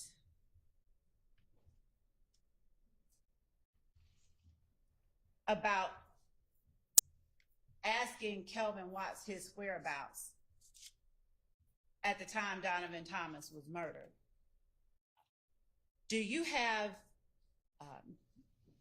any indication, or did you see any indication on the surveillance footage that you saw that Kelvin Watts was there at the scene of the murder? Not definitively, no, ma'am. And regarding the victim of the murder that you were speaking to Kelvin Watts and that you interviewed Shannon Stillwell about, was that victim Tiara Jones?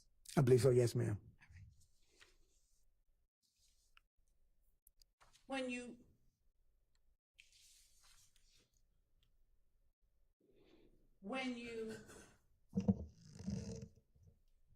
take notes about what you learn in your investigation, do you include every negative outcome that you have? In other words, I went to this store and found nothing, this store and found nothing. Do you include all of that every time in your investigative summary? No, ma'am.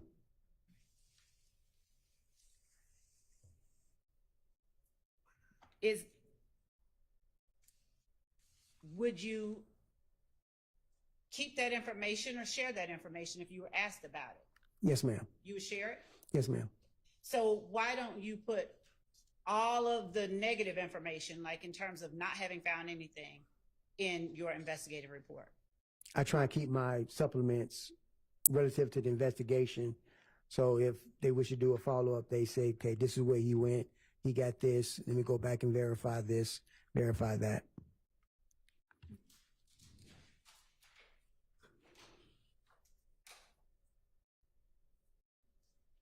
You were asked on cross-examination as well about questions that you spoke with Mr. Copeland regarding. Yes, ma'am. And specifically, if he rented a gray Infiniti. Yes, ma'am. Did you Williams had rented a gray Infiniti at that time? No, ma'am, none.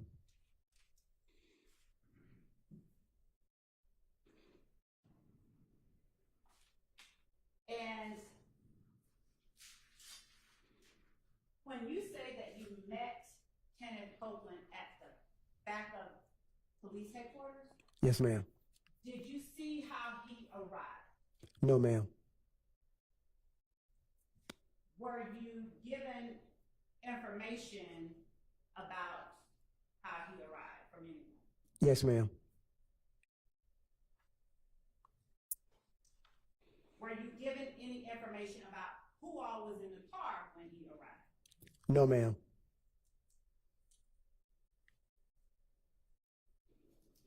Did your questions regarding what kind of car that Mr. Copeland may have owned or rented have anything to do with what you believe he arrived in? Yes, ma'am.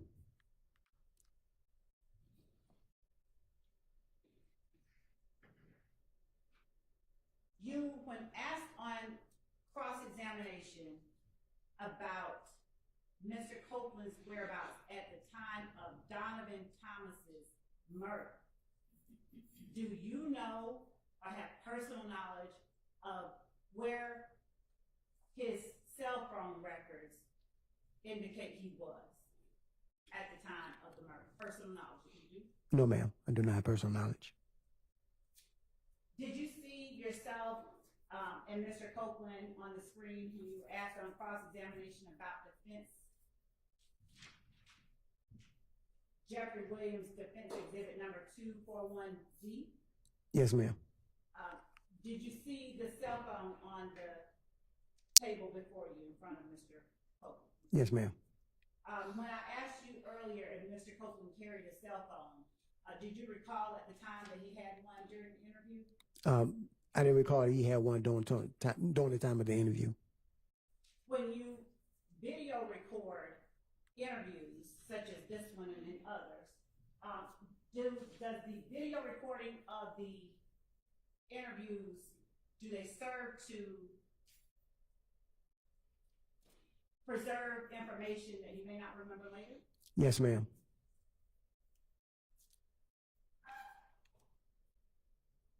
And do you turn over all of the video recordings of interviews that you do to the district attorney's office and to be provided in discovery? Yes, ma'am. Did Kenneth Copeland make any effort, to your knowledge, to hide the phone that he had with him during the interview? No, ma'am. Sustained. Did you see Kenneth Copeland attempt to cover up the phone? No, ma'am. Did you see Kenneth Copeland make any moves to conceal the phone from your eyesight? No, ma'am.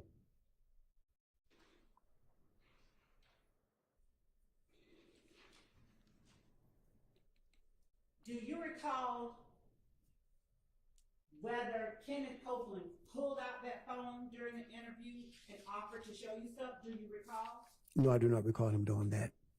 Would looking at that interview, a certain portion of it, refresh your memory?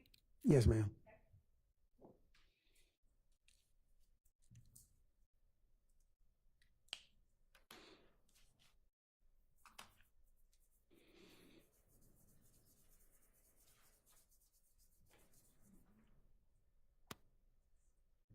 Let me show that to you in just a moment.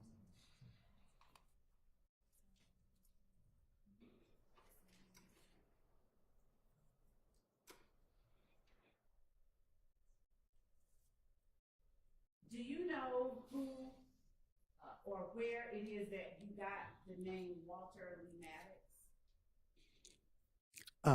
I believe, Without saying what someone said, just do you believe? law enforcement database. Okay.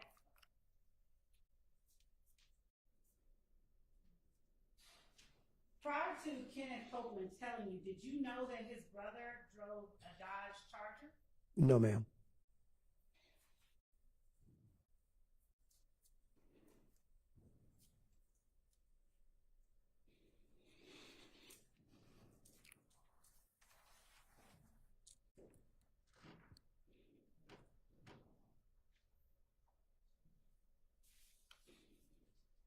going to show you what has been admitted as State's Exhibit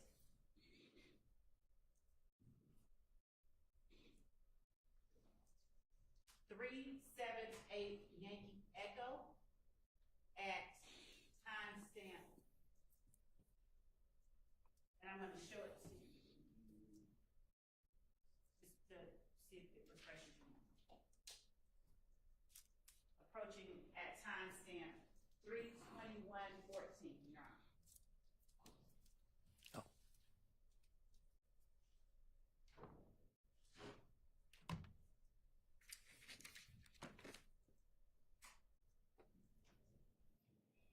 Make sure it's in there.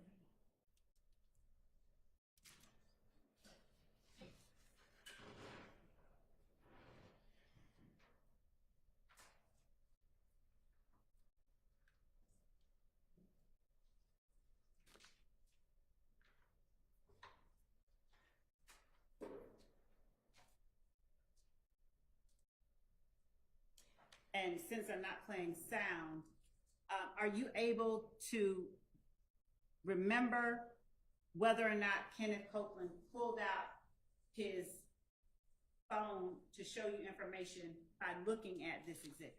Yes, ma'am. Is your memory refreshed after reviewing it? Yes, ma'am. So what? Yes, ma'am. During the interview, did Kenneth Copeland, and it's 378 Yankee Alpha, during that interview, did Kenneth Copeland pull out his cell phone and show you and offer to show you information? I believe he did. Yes, ma'am.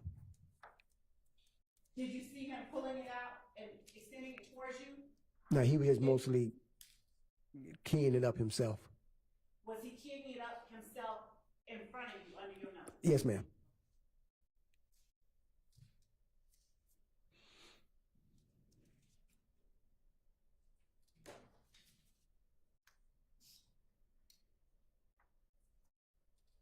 During the course of your investigation,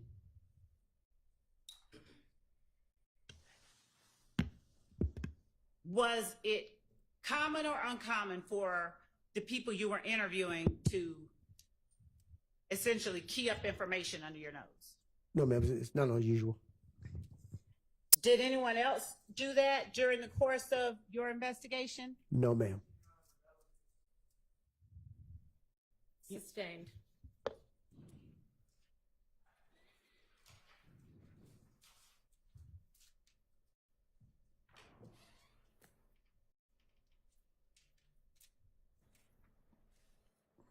When you turned your file over to the district attorney's office in 2016,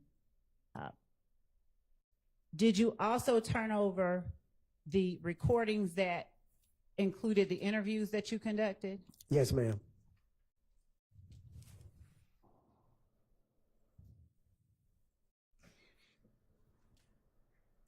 And when you were asked about the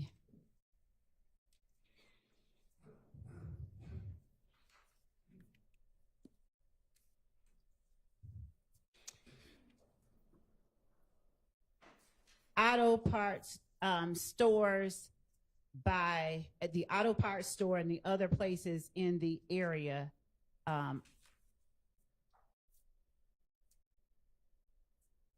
nearby where the murder of Mr. Thomas occurred, at the time that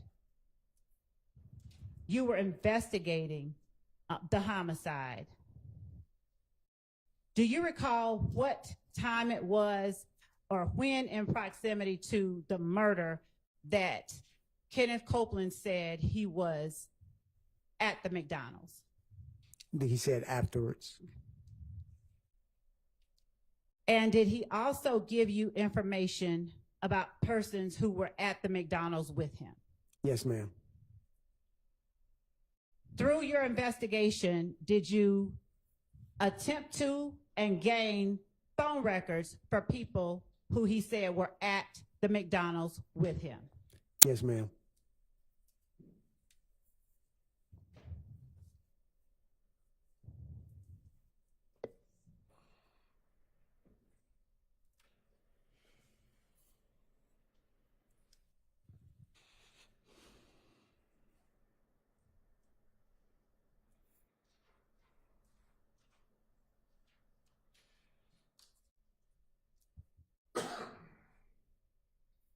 was, according to Mr. Copeland, Demekion Garlington at the McDonald's at the same time he was?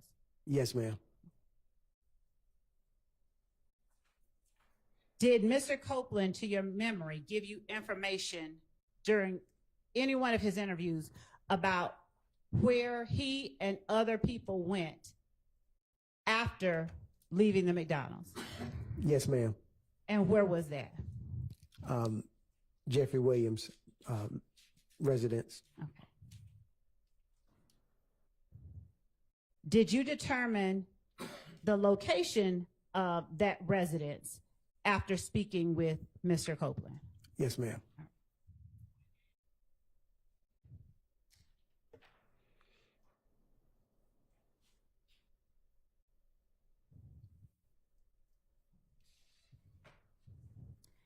When you reviewed the video surveillance at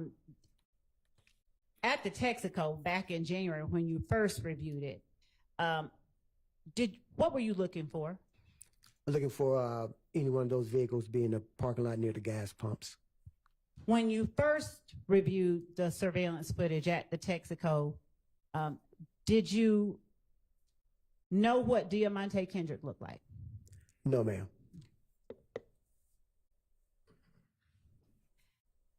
Did you find any evidentiary value when you first reviewed it, or see or anything that you felt you needed to follow up on as it related to people going into the Texaco? No, not till afterwards. Okay.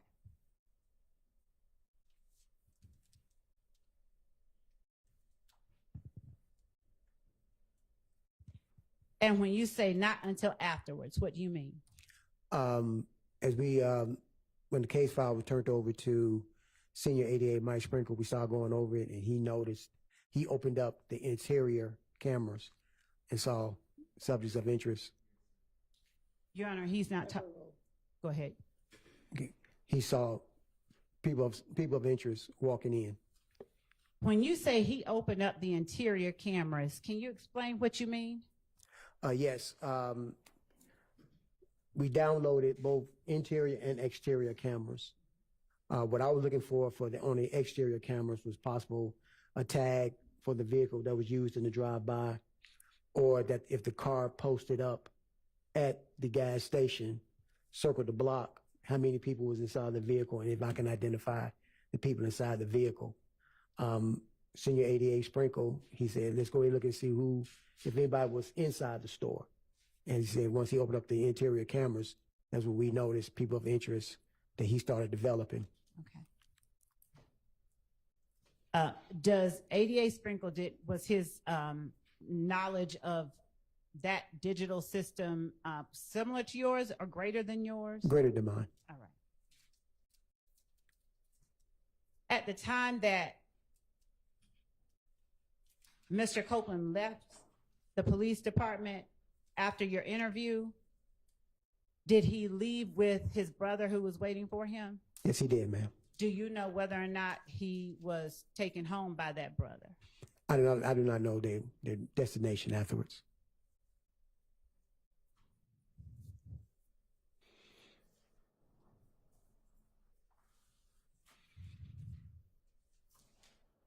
Now, when you looked at the video surveillance at the Texaco initially, did you find anything of evidentiary value? Did you recognize anything of evidentiary value? Objection asked and answered. Sustained. Were you able to get a license plate on any vehicles? No, ma'am.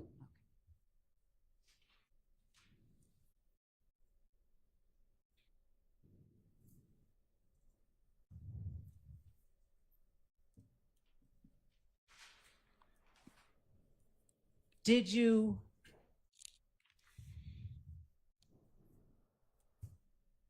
do anything to intentionally hold back or withhold anything in the notes you talked about on cross-examination? Did you intentionally destroy them or anything? No, ma'am.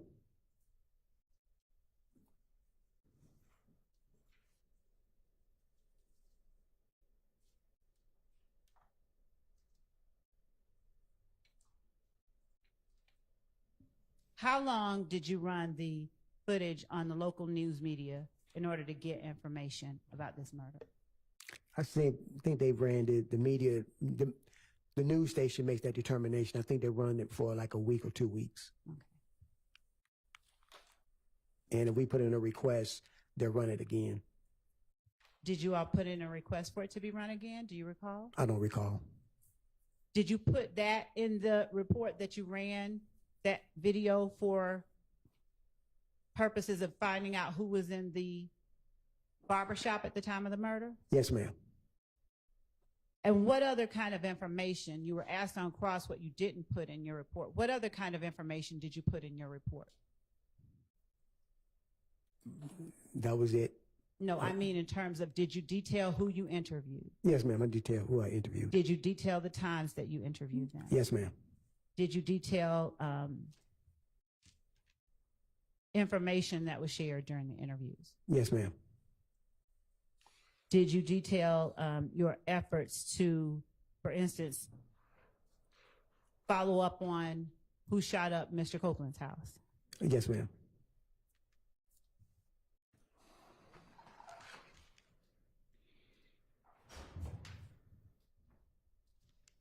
Did you detail information about people that you initially investigated but ultimately chose or decided not to charge?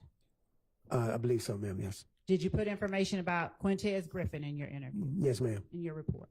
Yes, ma'am. Did you put the information about Spencer Wright in your report? Yes, ma'am.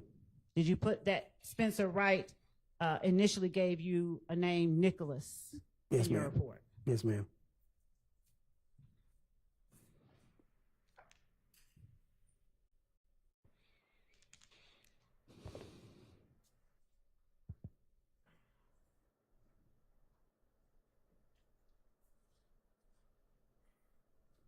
Did you put information in your report about talking to Mr. Hendricks? Yes, ma'am. Did you put in your report what Mr. Hendricks told you? Yes, ma'am. Did you put in your report information about talking to Mr. Sanders? Yes, ma'am. Did you put in your report what he told you? Yes, ma'am.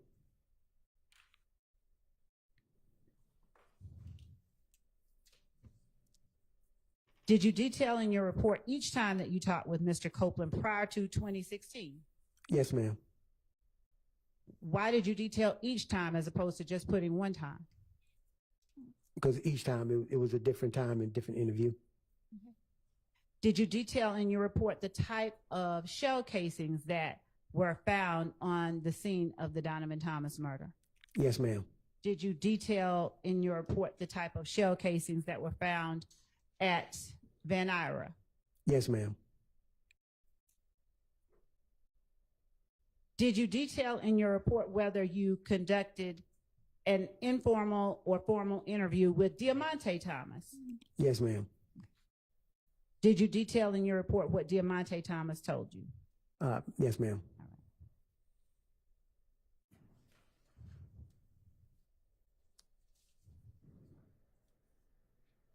Did you detail in your report information regarding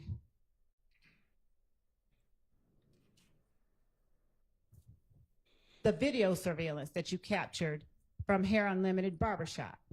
Yes, ma'am. Did you detail in your report social media posts that you investigated? Yes, ma'am. Did you detail in your report the type of the type of vehicle described by persons that you interviewed? Yes, ma'am. Did you put in your report information about what your investigation revealed were retaliatory shootings after the murder of Donovan Thomas? Yes, ma'am. Did you only interview Kenneth Copeland while he was outside of custody and voluntarily came in, or did you interview him after he had been taken into custody for other things? After he'd been taken into custody for other things.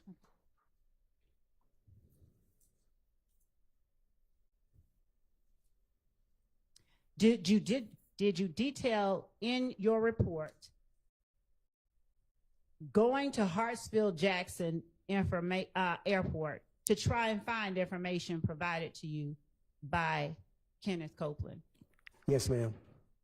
Did you detail the date that you went to Hartsfield-Jackson? Yes, ma'am. Did you detail who went with you to Hartsfield-Jackson? Yes, ma'am. Who went with you to Hartsfield-Jackson? Detective Summer Benton. What date did you go to Hartsfield-Jackson? I can't recall. I can look at the note. Okay. Look at. I'm showing you your report. Okay. I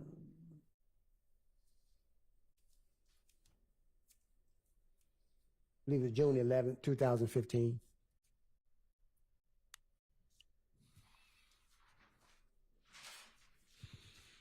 Did you detail in your report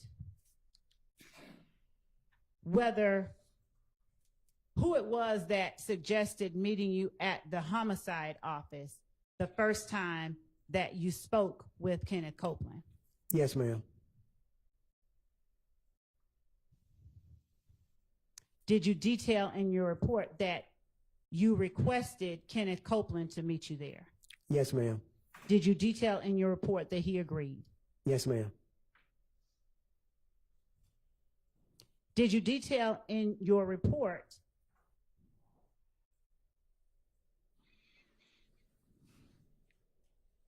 that you were not able to find any information about the rental that Jeffrey Williams did when you and Summer Benton went? Yes, ma'am. Did you detail in your report the date and time that you interviewed Demekion Garlington? Yes, ma'am. Did you detail in your report what he told you? Yes, ma'am. Did you detail in your report that you interviewed Justin Cobb? Yes, ma'am. Did you detail in your report the date and time that you interviewed him? Yes, ma'am.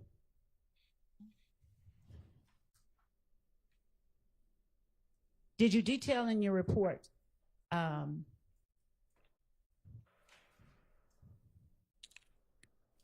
the names of the persons that Kenneth Copeland gave you that were people you found of interest in the investigation? Yes, ma'am. Did you detail in your report where it was that Kenneth Copeland advised you that he got that information? Yes, ma'am. Did you detail in your report information about a social media site called Death to Snake Ends? Yes, ma'am. Right. And did you detail in your report what it was? Your Honor, he was asked on cross-examination what he did not put in his report. I'm asking what information he did put. So I don't know how it's cumulative when this has not been covered by me, but it was covered on cross. Overruled. Did you detail in your report when it was that you saw that social media posting about Death to Snake Ends? Yes, ma'am.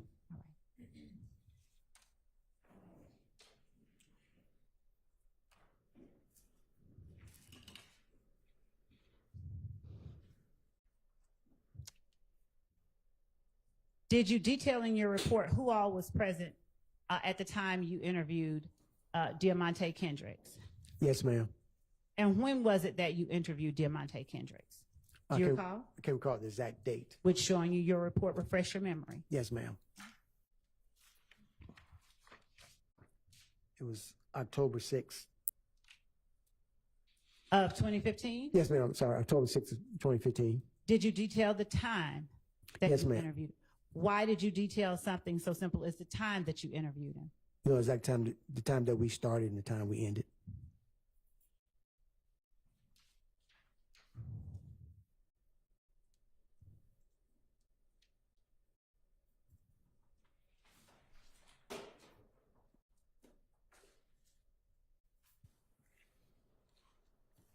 Did you detail in your report that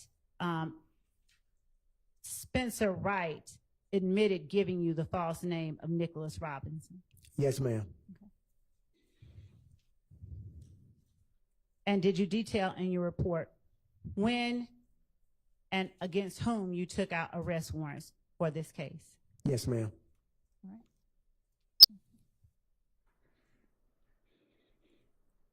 Just one second.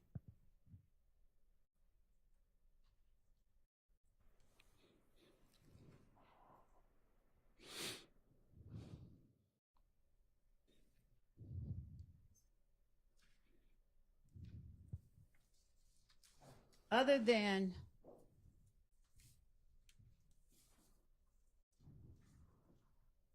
Mr. Copeland's brother, did you see anybody else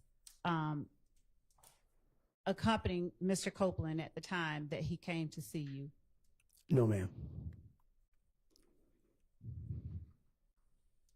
Did you detail in your report that Mr. Copeland came to see you with his girlfriend, Deshawn Quarterman? Yes, ma'am.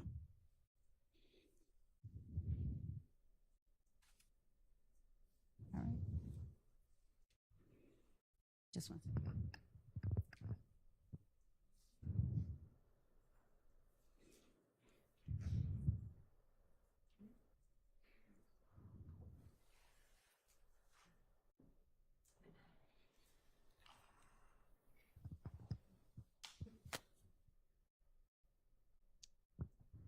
Your Honor, with the exception of a matter I'd just like to approach the bench about, that may be the only Okay. question that I have. All right, come on up.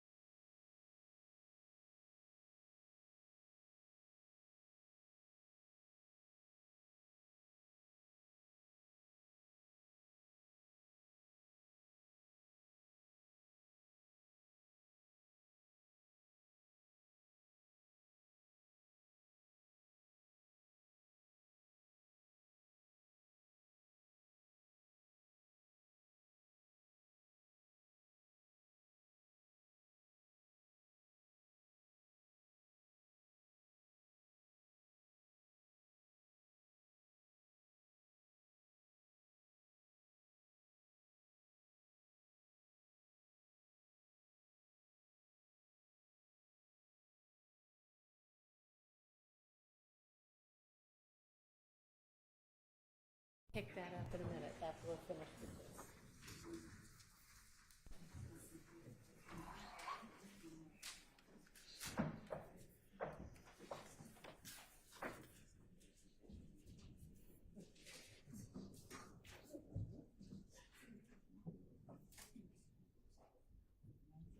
And Detective, we're going to ask you to step out also. Yes, ma'am. Thank you.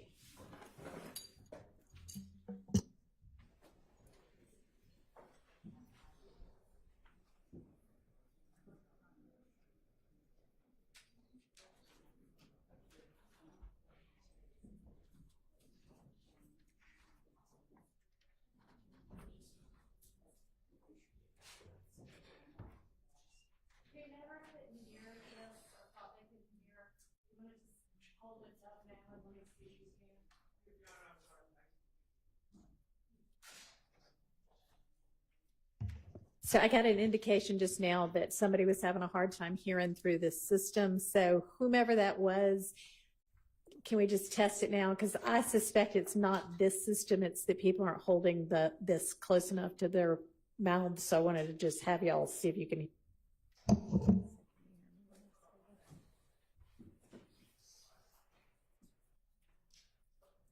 you hear me when I'm talking? Good enough? No. Okay, so people, can you hear me? I think the issue is people, I don't know what changed since the previous board, but I think people are speaking too softly and holding it too far away. Well, that's probably because I constantly tell at least Miss Love to keep it down because I suspect that she gets loud enough sometimes that the jury can hear her. But with regard to everybody else, maybe she needs to talk more quietly and the rest of us need to talk more loudly. So we'll try to do that and hold it closer. Okay, sorry about that. Well, we're about to talk about it anyway out here because we haven't resolved anything.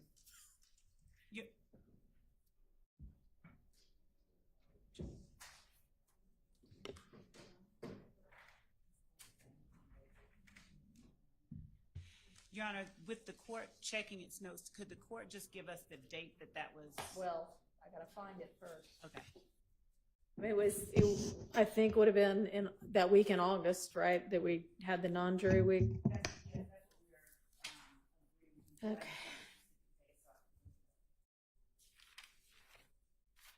It is too hot now. It is too hot now. Too hot now.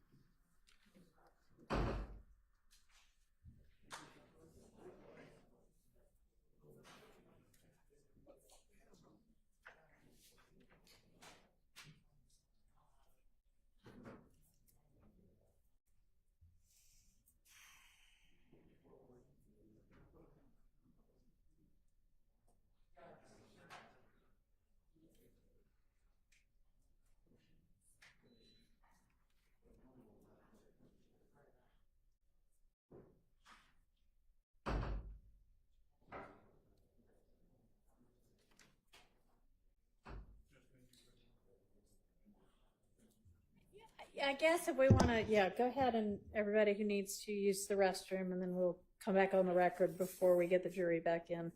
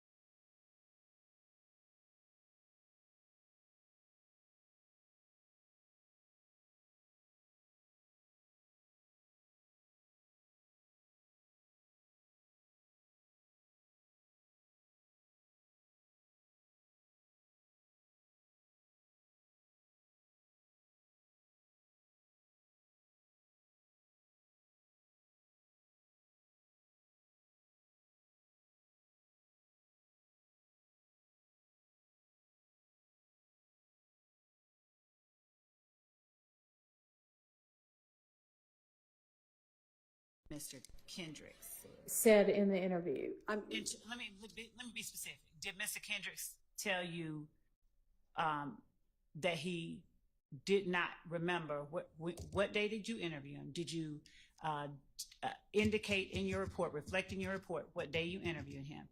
Did Mr. Kendricks, did you ask him where he was or what he was doing on January 10th? And did he reply he couldn't even remember that day? No, I'm not going to allow that. And you said yourself you think you can maybe ask that through another witness. So ask it through another witness, because that's more the type of thing you should ask on direct. Okay. Then redirect. No problem. Yes, Your Honor. Okay. Mr. Kendrick. What did I say? There's no S at the end. Okay. No S at the end. No S at the end. Okay. Anything else before we get this witness back and the jury back?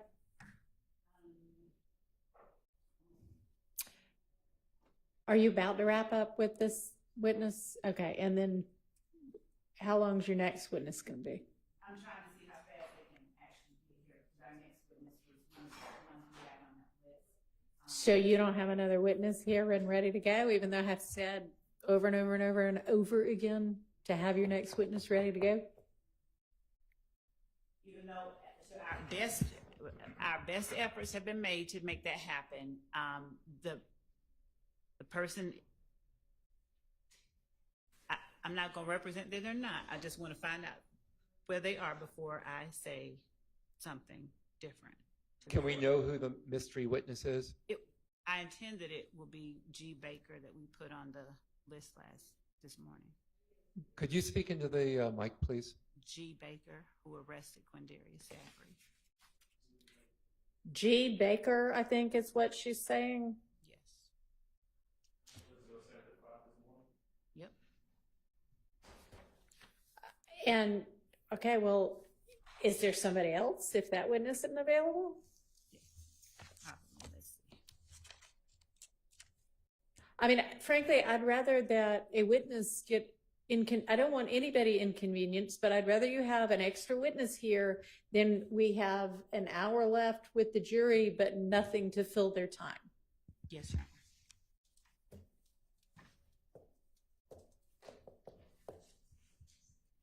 Honor. Okay, anyway, well, so how much longer are you going to have with this witness? Not an hour, about 30 minutes, maybe, not even that long. 30 minutes more with this witness? Judge, 10, 15, I have about, I can count the questions for the court. Okay, again, this is redirect. It is. So these are.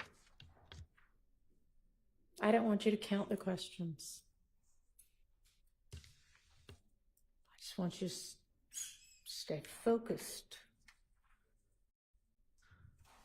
Do we have an answer to the question, how long the next witness is away? No.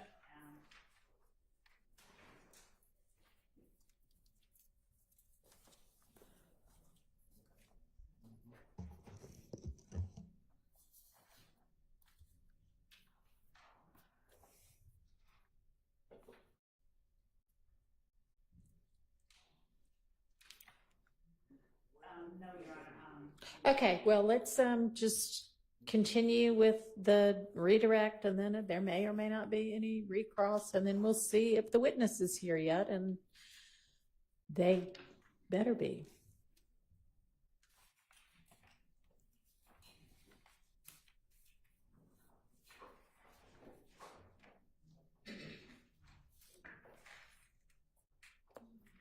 Seriously, I know. Okay, so let's get the witness and get the jury.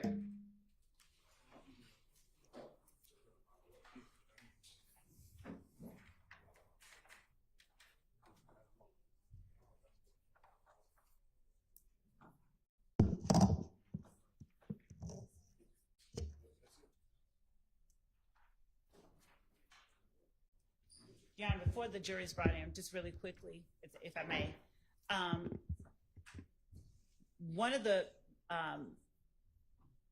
things I wanted to inquire of one of our investigators about their efforts to secure one of the witnesses and the difficulty that we have had with respect to that witness. I expect that that witness will be coming in. It's the one that we've been discussing, but I think it's pertinent information. Not right now. And frankly, it doesn't matter if you have a particular witness. What you have been instructed is to have enough witnesses to fill the day.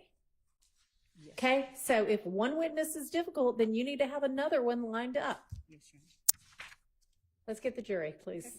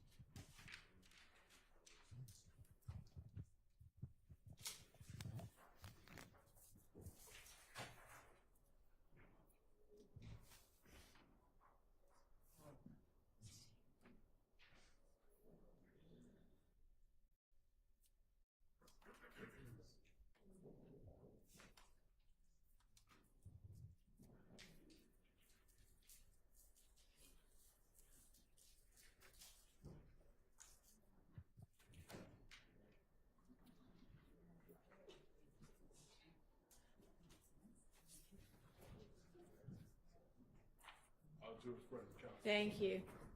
Go ahead, Ms. Love. Thank you, Your Honor. Detective Thorp, Yes, ma'am. did you detail in your report an incident regarding Kenneth Copeland, his child's mother, and his child being shot at on February 19th, 2015? Yes, ma'am. Did you detail in your report the description of the vehicle that Kenneth Copeland said participated in that shooting? Yes, ma'am. Did you detail in your report that after that shooting, you spoke with both Kenneth Copeland and his child's mother?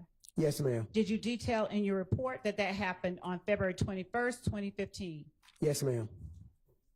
Did you detail in your report, you were asked regarding by Mr. Steele, you were asked about your questions to Kenneth Copeland and the gray Infinity or Maxima. Do you recall that? Yes, ma'am. Did you detail in your report whether or not you were looking for a Pontiac Bonneville around February 21st, 2015? Yes, ma'am. Did you detail in your report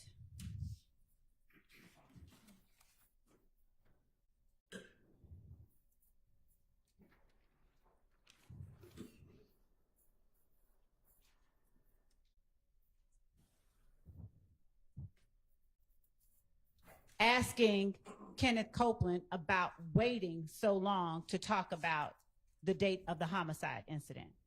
Yes, ma'am. Did you detail in your report him stating that he was not a snitch?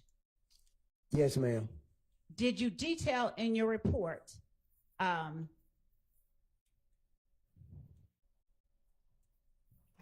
that only after you talked to Kenneth Copeland did you begin to learn or investigate Jeffrey Williams' rental of that Hertz Infinity? Yes, ma'am. Did you detail in your report the information that you got from one witness that may or may not have been consistent with the information you got from another witness? Yes, ma'am. Your Honor, at this point, I'm going to object to this line of questioning under 403. And Your Honor, my response is when the question was asked about what he did not put in his report, I think it's important that that the jury is aware of what all he did put in his report. Overruled.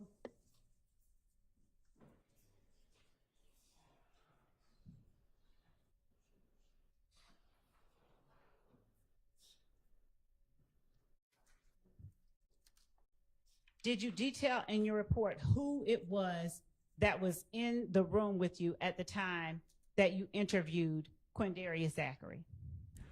Yes, ma'am. Did you detail in your report that you interviewed him on August 5th, 2015? Yes, ma'am.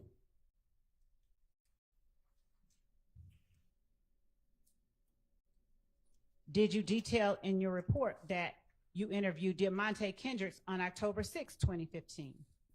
Yes, ma'am.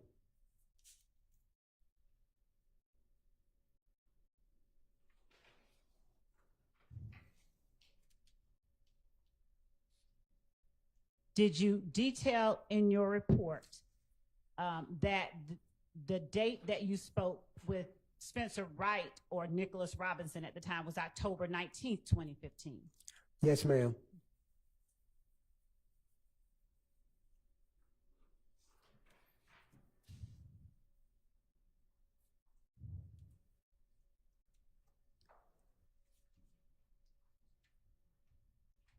Did you detail in your report confronting Mr. Wright about giving a false name? Yes, ma'am.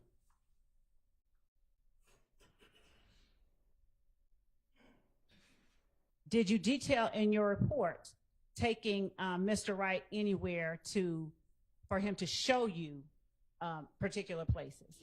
Yes, ma'am.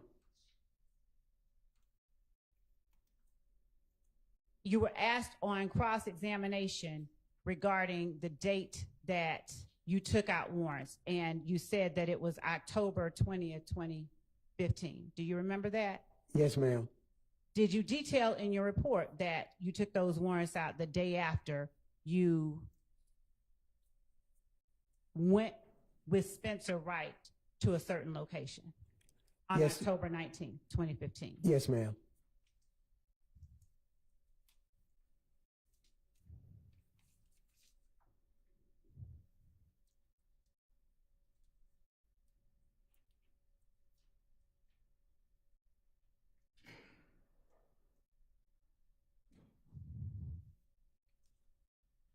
Did you detail in your report what you observed when you arrived on scene on January 10th, 2015 at 21:15 hours?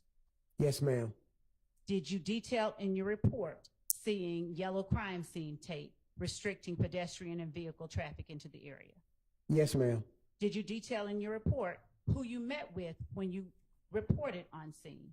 Yes, ma'am. Did you detail in your report who escorted you through the scene and showed you tangible evidence? Yes, ma'am. Did you detail in your report being advised that Mr. Thomas Jr. had passed away from his injuries? Yes, ma'am. Yes, ma'am. Did you detail in your report the lighting on the streets of 330 McDaniel Street at the time you arrived? Yes, ma'am. Did you detail in your report that the lighting did not require additional support lights for processing?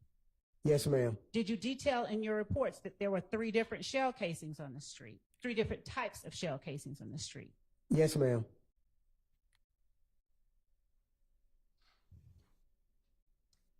Did you detail in your report information that you got from the anonymous person about what may have led to the shooting?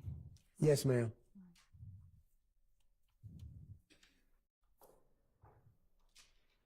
Did you detail in your report that you were going to have an autopsy conducted by the Fulton County Medical Examiner's Office. Yes, ma'am. Did you detail in your report the date of birth and address of each of the victims, including Reginald Hendricks and Cordarius Sanders? Yes, ma'am.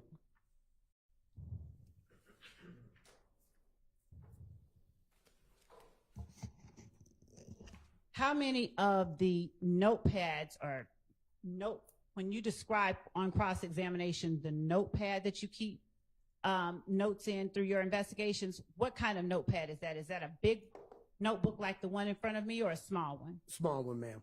How many notepads have you kept throughout your time as a homicide investigator?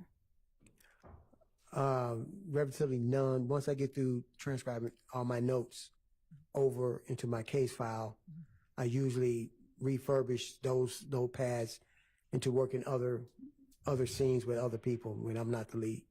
How many notepads have you kept? Have you made over the years?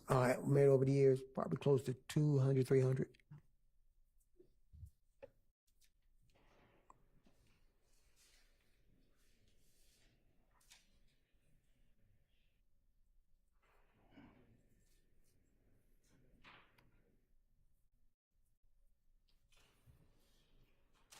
You were asked about the things that you did not put in your report on cross-examination.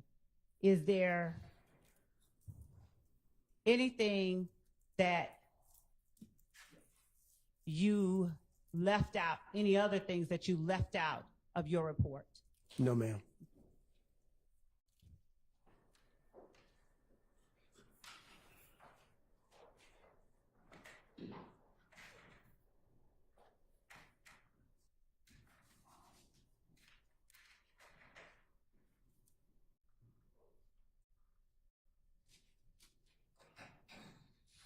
Your Honor, I think that that's all that I have of this witness. All right, thank you. Is there recross from anyone? Mr. Sharp, Mr. Steele.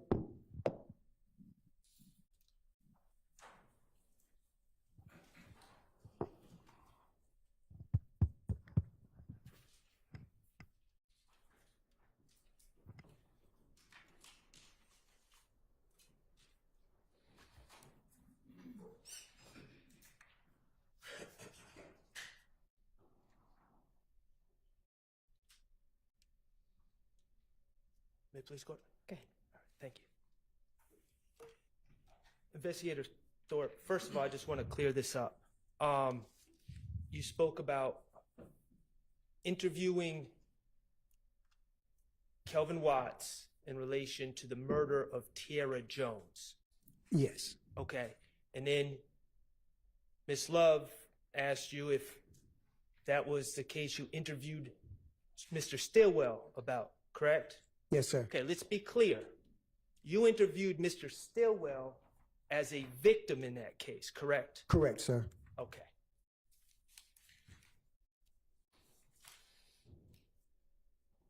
Okay. The Green Store, that is the location when Kenneth Copeland spoke to you that he claimed to be at. No, let me back up. Kenneth Copeland told you that he was not present at a murder, correct? Correct. He told you when you spoke to him in these interrogations that just prior to the murder, Interviews. Go ahead, sir. in the interviews, just prior to the murder, his claim was he was at the Green Store. Yes, I believe that was one, and he said he was in bed. Okay. Also, he was at home in the bed. And then went to the Green Store. Yes, sir. Okay. And that's the store that. Object as to mischaracterization of information of the evidence. That's absolutely not a mischaracterization. What time did he get out of bed? I do not know. Go ahead. Okay. So after he got out of bed, according to him, he went to the Green Store. I believe so. Yes, sir. Okay, and that's the store that's a block and a half or 2 blocks away from where Mr. Thomas was shot. Yes, sir. Okay, and then his story to you was after the shooting, he was at the McDonald's. Yes, sir.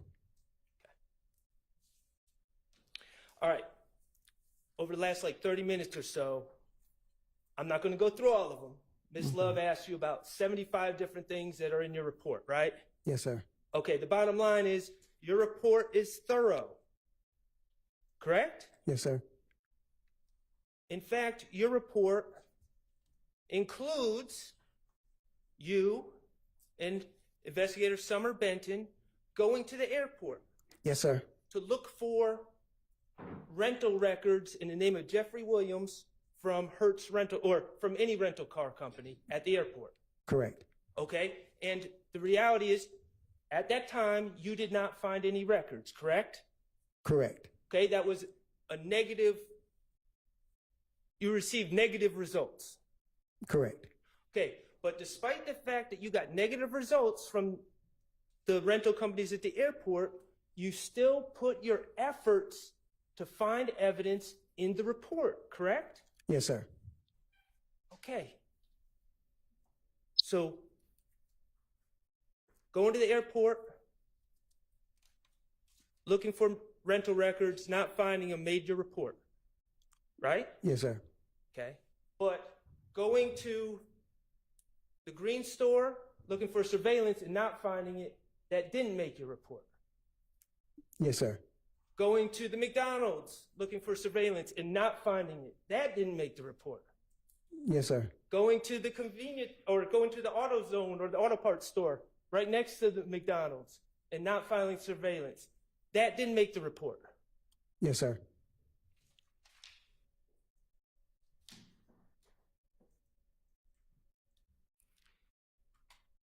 Your testimony seems to be the only things that didn't make your report. Your Honor, I object to the characterization of the testimony. The jury can hear what the testimony You were was. just asked by Ms. Love if anything else didn't make the report, and you said no, correct? Yes, sir. So your testimony is the only 3 things that didn't make your report are going to the McDonald's, going to the green store, and going to the auto parts store looking for surveillance. Yes, sir. And we can't find your notes. Correct, sir. No further questions. All right. Your Honor, Yes. Your Honor, may I ask just one, based on what was just asked, may I ask just, okay.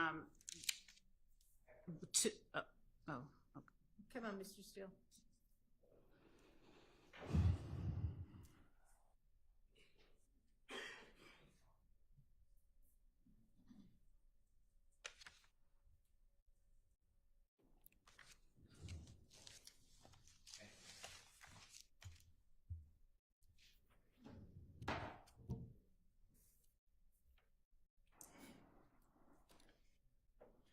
You have your supplemental report in front of you that Mr. Shark gave you by any chance? Yes, sir. Okay.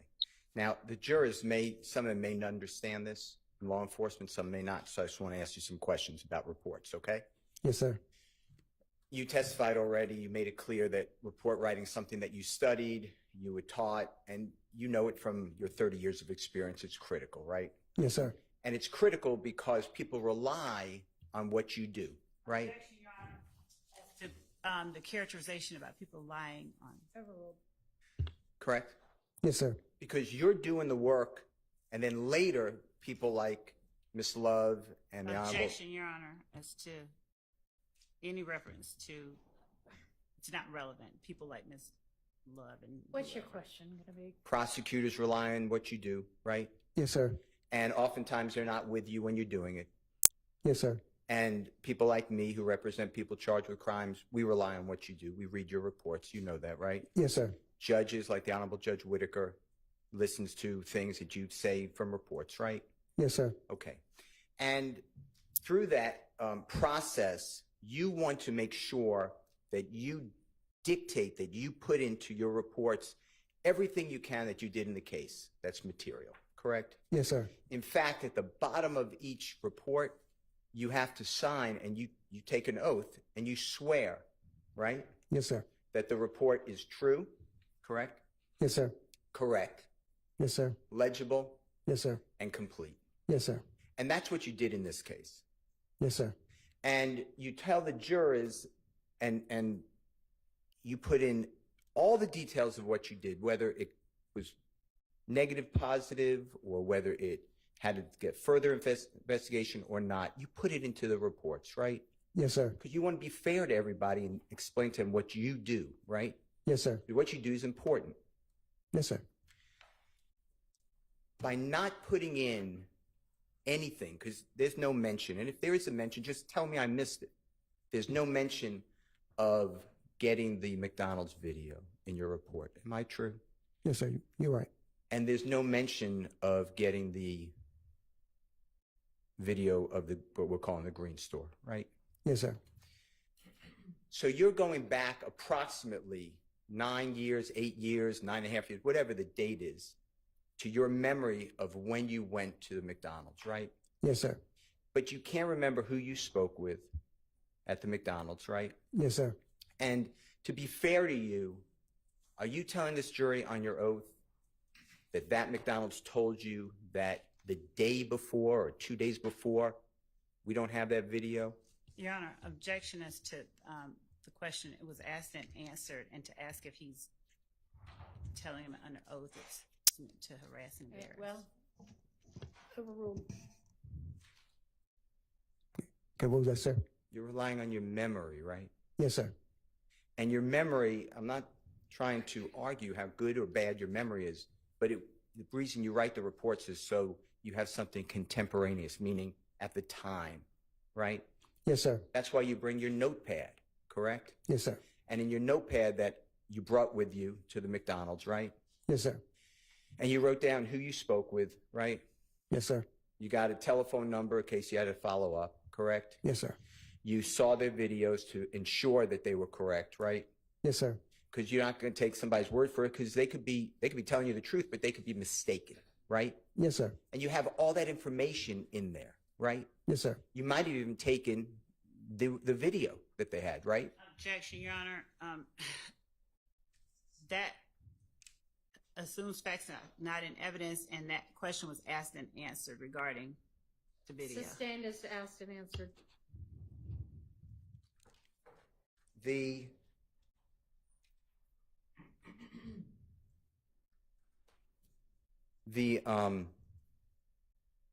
notes, though, that you keep those as backup in case there is something inadvertently or intentionally left out of your supplemental report, right? Yes, sir. But in this particular case, for whatever reason, those notes have vanished, right? Yes, sir. Now, do you remember testifying in a case? Do you know who the Honorable Judge Ellerby is Yes, sir. in this courthouse? Another judge? Yes, sir. Powerful like Judge Whitaker? Yes, sir. And do you remember testifying in a case, State of Georgia versus Brandon Kirkland, also Your known as Honor, Big objection Red? as to relevance. I don't know what the relevance might be, so I can't It- rule on that. Your Honor, this is a whole other. Why don't we approach?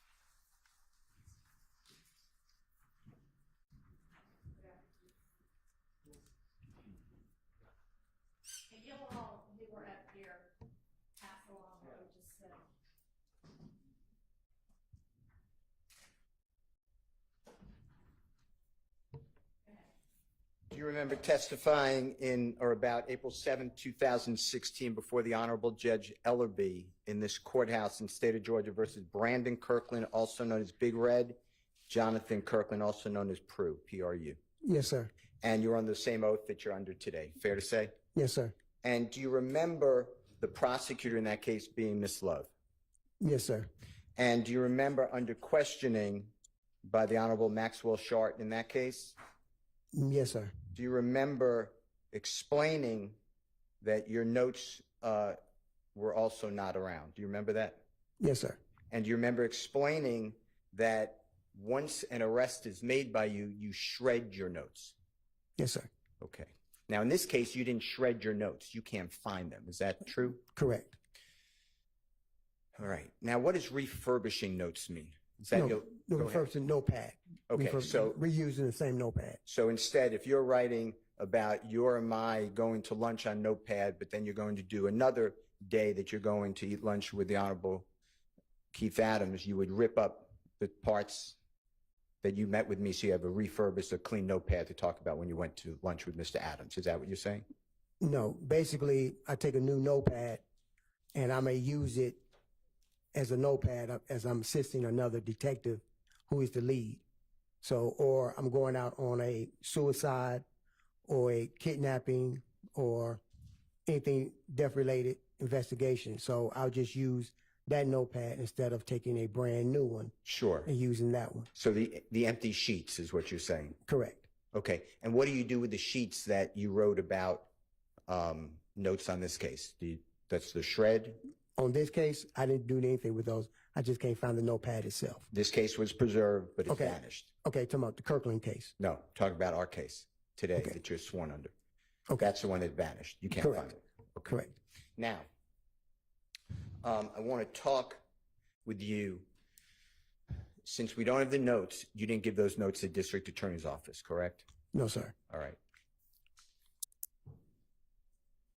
So all we have to go on, all the jury has, is your memory that we don't have that recording for the McDonald's, right? Yes, sir. Same question for the Green Store, just your word. Yes, sir. All right. Now, with regards to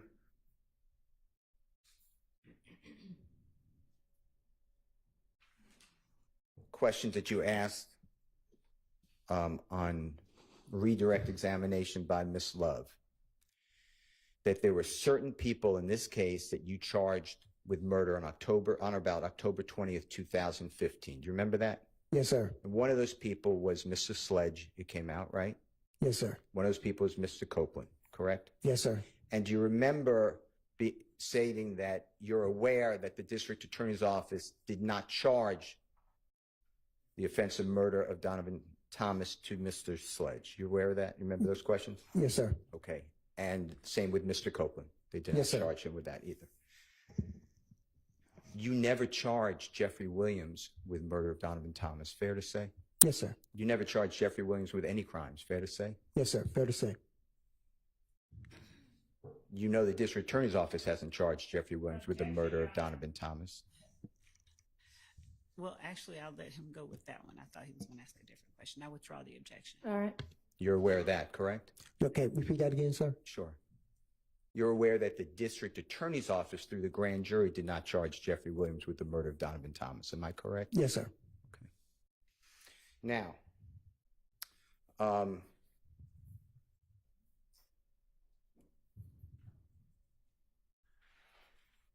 do you have any information that you can share with the jury that Jeffrey Williams was in possession of the Infinity rental car, gray, from Hertz on January 9th of 2015? Nothing that I discovered. No, sir. Same question for the next day, January 10th of 2015. Any information you could share with this jury that Jeffrey Williams was in possession of that same rental Infinity vehicle? No, sir. Not on my investigation. No, sir. January 11th, you realize that's the day it's returned? Yes, You sir. don't remember? Okay. Do you have any information to share with this jury that Jeffrey Your Williams... Honor, as it relates to this portion regarding the objection about the scope, I would object that it goes beyond. Sustained. I have no other questions. All right. Very briefly, Ms. Love. Thank you. And Detective Thorpe, I know nobody in here believes that I'm going to be brief, but I really am going to be brief. With respect to what Mr. Steele just asked you about not putting anything else of value into the report or leaving anything out, did you put in your report that you took gunshot residue samples off Kenneth Copeland's hands at the time that you interviewed him? I believe I didn't. You did not? I believe I did. I can't recall. Could you please look at your report and see if it refreshes your memory? What page would you be looking at, ma'am? I'm sorry. Just the page where you talk about your January 10th, 11th rather, interview with Kenneth Copeland. All right.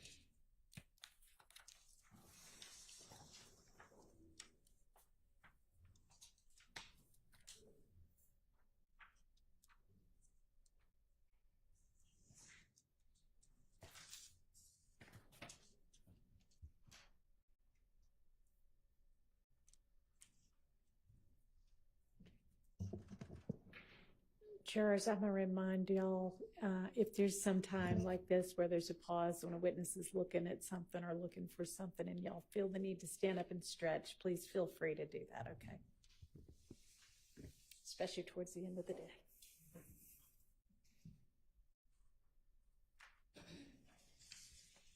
No, ma'am. As you sit here today, do you recall whether you did a gunshot residue test on Kenneth Copeland's hands? Yes, I did. How do you know that you did? By the video. Okay. I believe it was on the video. And was that something substantial that you considered during your investigation that you did Yes, ma'am. gunshot residue? Yes, ma'am. Why didn't you put it in your report then? Just overlook. Okay. Now, did you put in your report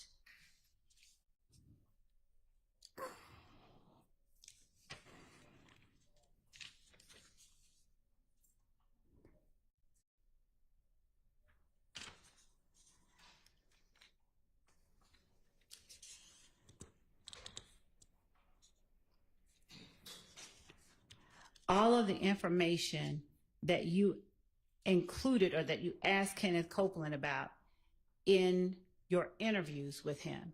Yes, ma'am. Did you put every piece of information in the report that you talked to? And when I say every piece, I mean, did you put every detail of your interview with Kenneth Copeland into your report? No, ma'am. That's why the video is included and say refer to details Okay. from the video. Did you put in your report that after you took gunshot residue from Kenneth Copeland's hands, that you resumed your interview with him? No, ma'am. Did you resume your interview with him at about 4:00 a.m.? Yes, ma'am. All right. Now, you were asked on recross by Mr. Sharp, I believe, whether Kenneth Copeland said after he got up, he went to the Green Store. Do you remember that? Yes, ma'am. Did you put in your report exactly what Kenneth Copeland told you he did in chronological order after he got up? No, ma'am. Is it recorded on the video? Yes, ma'am. Did Kenneth Copeland tell you that after he got up, he left his girl's house and that his brother gave him his car? Yes, ma'am. Did he tell you that after he got up, he went and got a Band-Aid for his mouth? Your Honor, objection. This is outside the scope of cross. Your Honor, I'm asking information that Mr. Sharp pulled up regarding what Kenneth Copeland did after he got up. Mr. Sharp specifically asked him, did he tell you he went to the green store after he got up?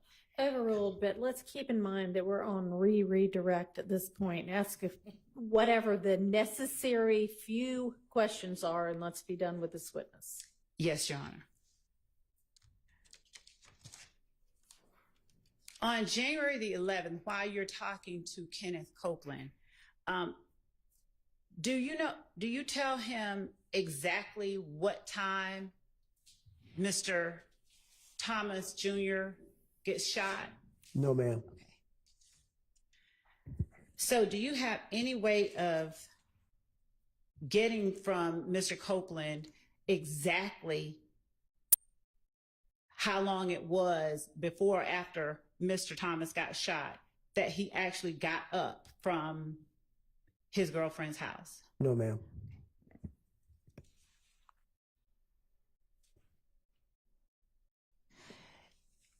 Mr. Steele asked you,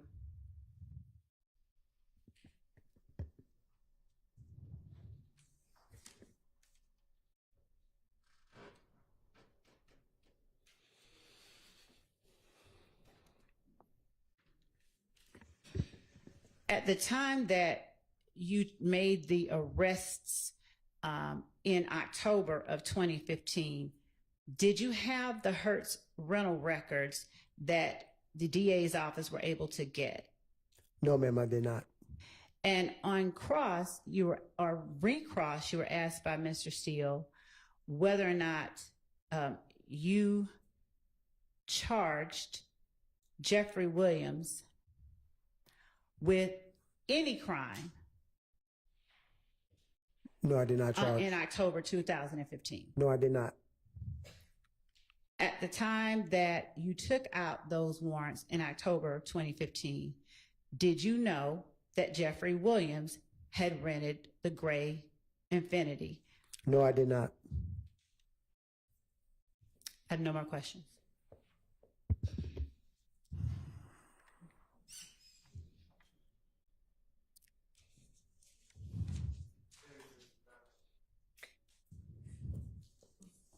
You were asked about if your report included verbatim what Kenneth Copeland said to you in the interviews. Remember that? Yes, Okay, you didn't need to put what he said verbatim because it's on a video, right? correct. You were asked about the gunshot residue. Whether you put that collection of the gunshot residue from Kenneth Copeland, whether you put that in your report, right? Correct. And you didn't because you didn't need to because that was on video, correct? Correct. All right, where is the video of you going to McDonald's and asking for surveillance? Objection, Your Honor. That was asked and answered about there's Overruled. assuming facts, Where's not the- an evidence where's about that a video? video. Overruled. Okay.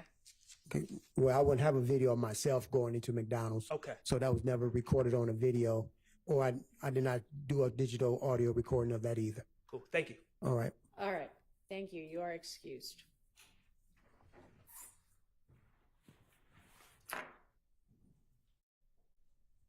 Do you have another witness available? No, Your Honor. Okay, well, this is ideally and far too early to be finishing the day. I will say we have I have an email that says that a fire alarm is going to go off at 5 p.m. That's a test. So I guess we'll at least avoid that. Sometimes they go on for a long time and they're really loud. So ladies and gentlemen, I will see you all at 9 a.m. Remember, only the evidence that comes through the witnesses on the stand in this case is what you are supposed to be deciding this case based on. So don't talk to anybody about this case. Don't allow anybody else to talk to you about the case. Don't research in any way, internet or otherwise. Don't watch, listen to, absorb in any way any kind of media accounts about this case or anybody involved in it. And I will see y'all in the morning. Thank you.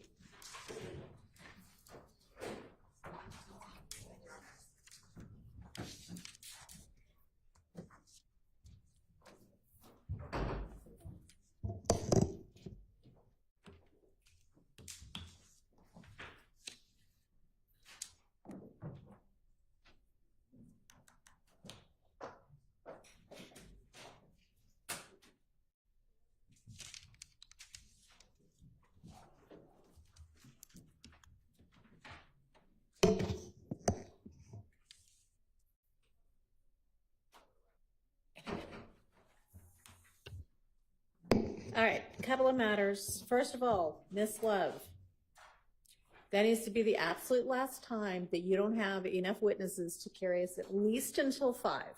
And if it happens again and there is something less than an earthquake, an 8-car pileup, somebody died, 3 people died, and so none of the witnesses were available, Yes. I may just say you can't have that witness, because at this point in this incredibly long trial, to have to end at 4:25 is not a good use of anybody's time. Do you understand? I do. All right.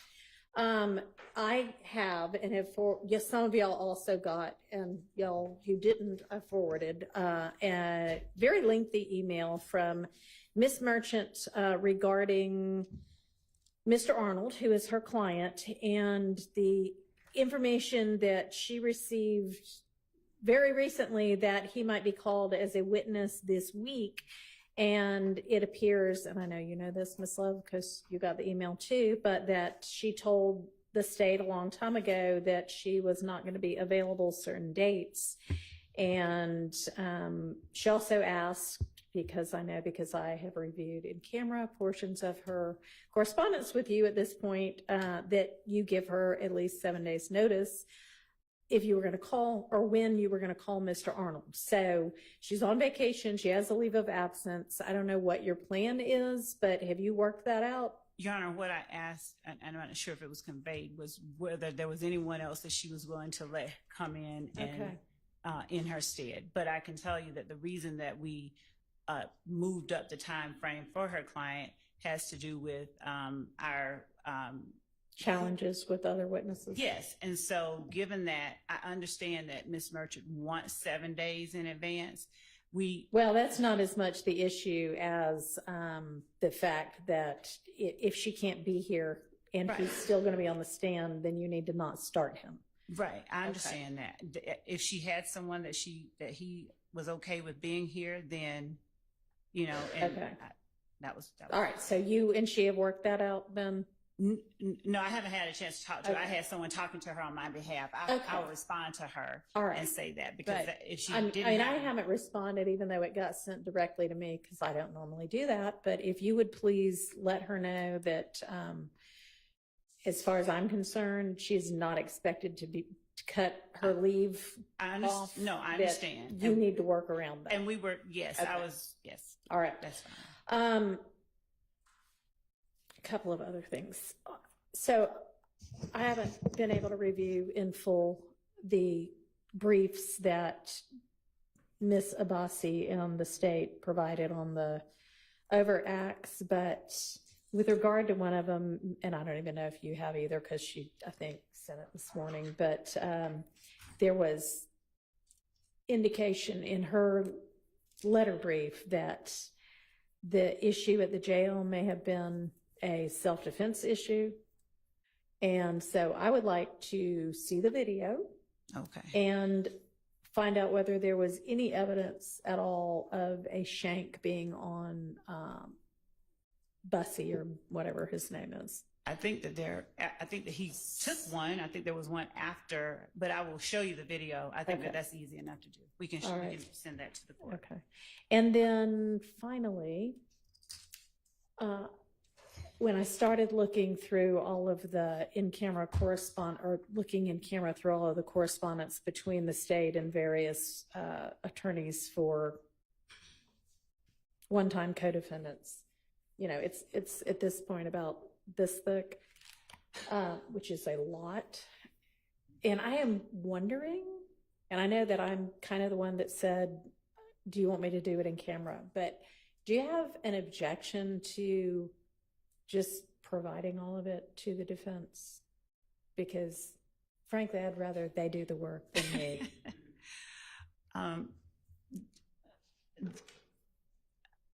And you may just. I would prefer if the court would allow us to just review them, given. All right, I'll trudge through it, but it's going to take me a while, because as y'all know, I'm here with you every day. So, okay. All right, anything else? I'm going to try and send you that video now. Which one? Well, we did once, but. So can we try this again?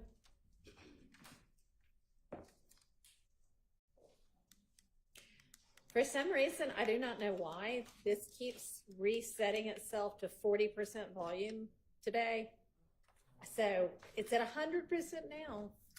So let me.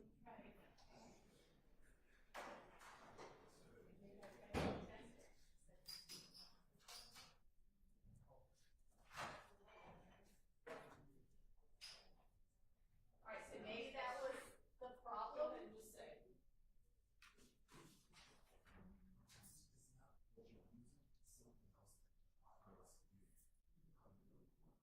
So it's not this, you think it might be? Well, you've just got really good hearing then. Do you have it?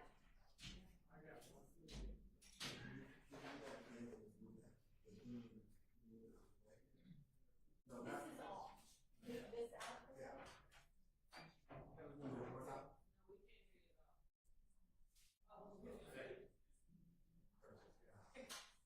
Okay, so then maybe it's just that you'll have to remember to readjust it to 100%. I think that 40, 100, Your Honor, is the volume you're listening at, not the amplification of the mic. Okay, then I just have no idea.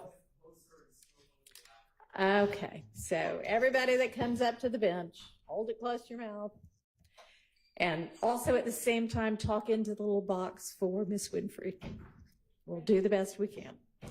And if there is ever a time, I'll just remind the defendants that you cannot hear what is being said. Let me know and we can review for you what it was that was said. Okay, everybody understand that? Yes? Yes, okay, wonderful. All right, is there any other matter in the half hour extra that we have that anybody wants to bring up or deal with? Everybody just wants to go home. I'll put this in writing just for ease, but on it's pronounced nice. The firearms, nice. NIBIN, on the NIBIN report, for two different officers, I just want to alert the state again, just as a courtesy to Mr. Williams and everyone. There are two firearms that are listed that were seized in the unlawful search of Mr. Williams' home. I'll put it in writing again, but I just, I'm not trying to delay things, so I just want to make the state aware, and I will put it in writing, but you have it on for two witnesses. Make sure those witnesses don't mention anything about those firearms. Yes, make it clear, because he's bringing it to your attention. I'm bringing it to your attention. These are professionals anyway, so once you tell them that, that should not happen.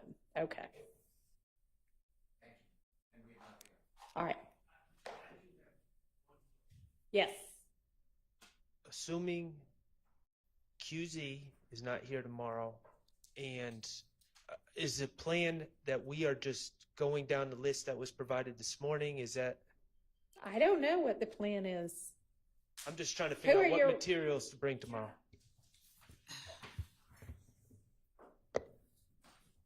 Your Honor, as I said, we have rearranged and are rearranging, and as a result of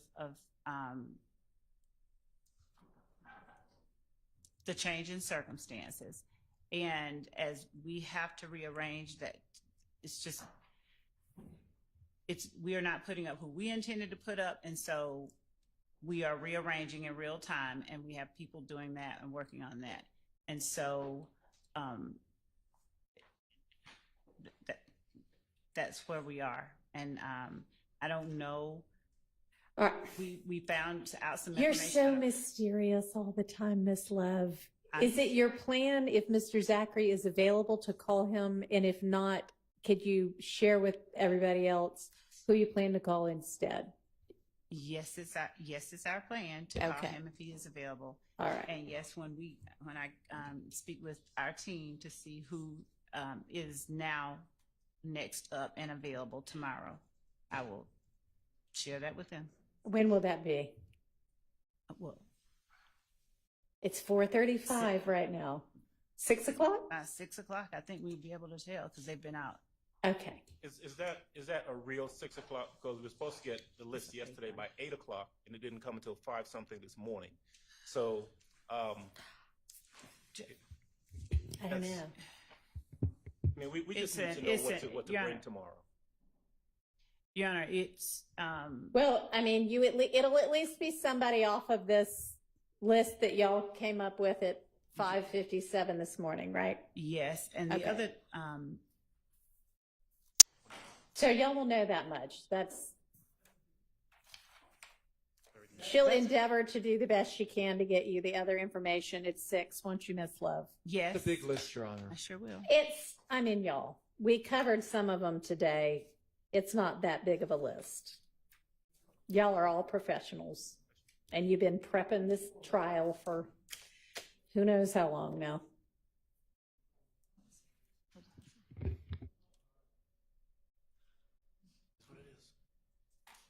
Okay, anything else? All right. I feel like can we do 9 o'clock? Or I feel like every time I say, let's come back for lunch at the same time as the jury, or let's start at the same time as the jury, that we've got 5 things that need to get dealt with. So we'll give it a test. 9 o'clock tomorrow.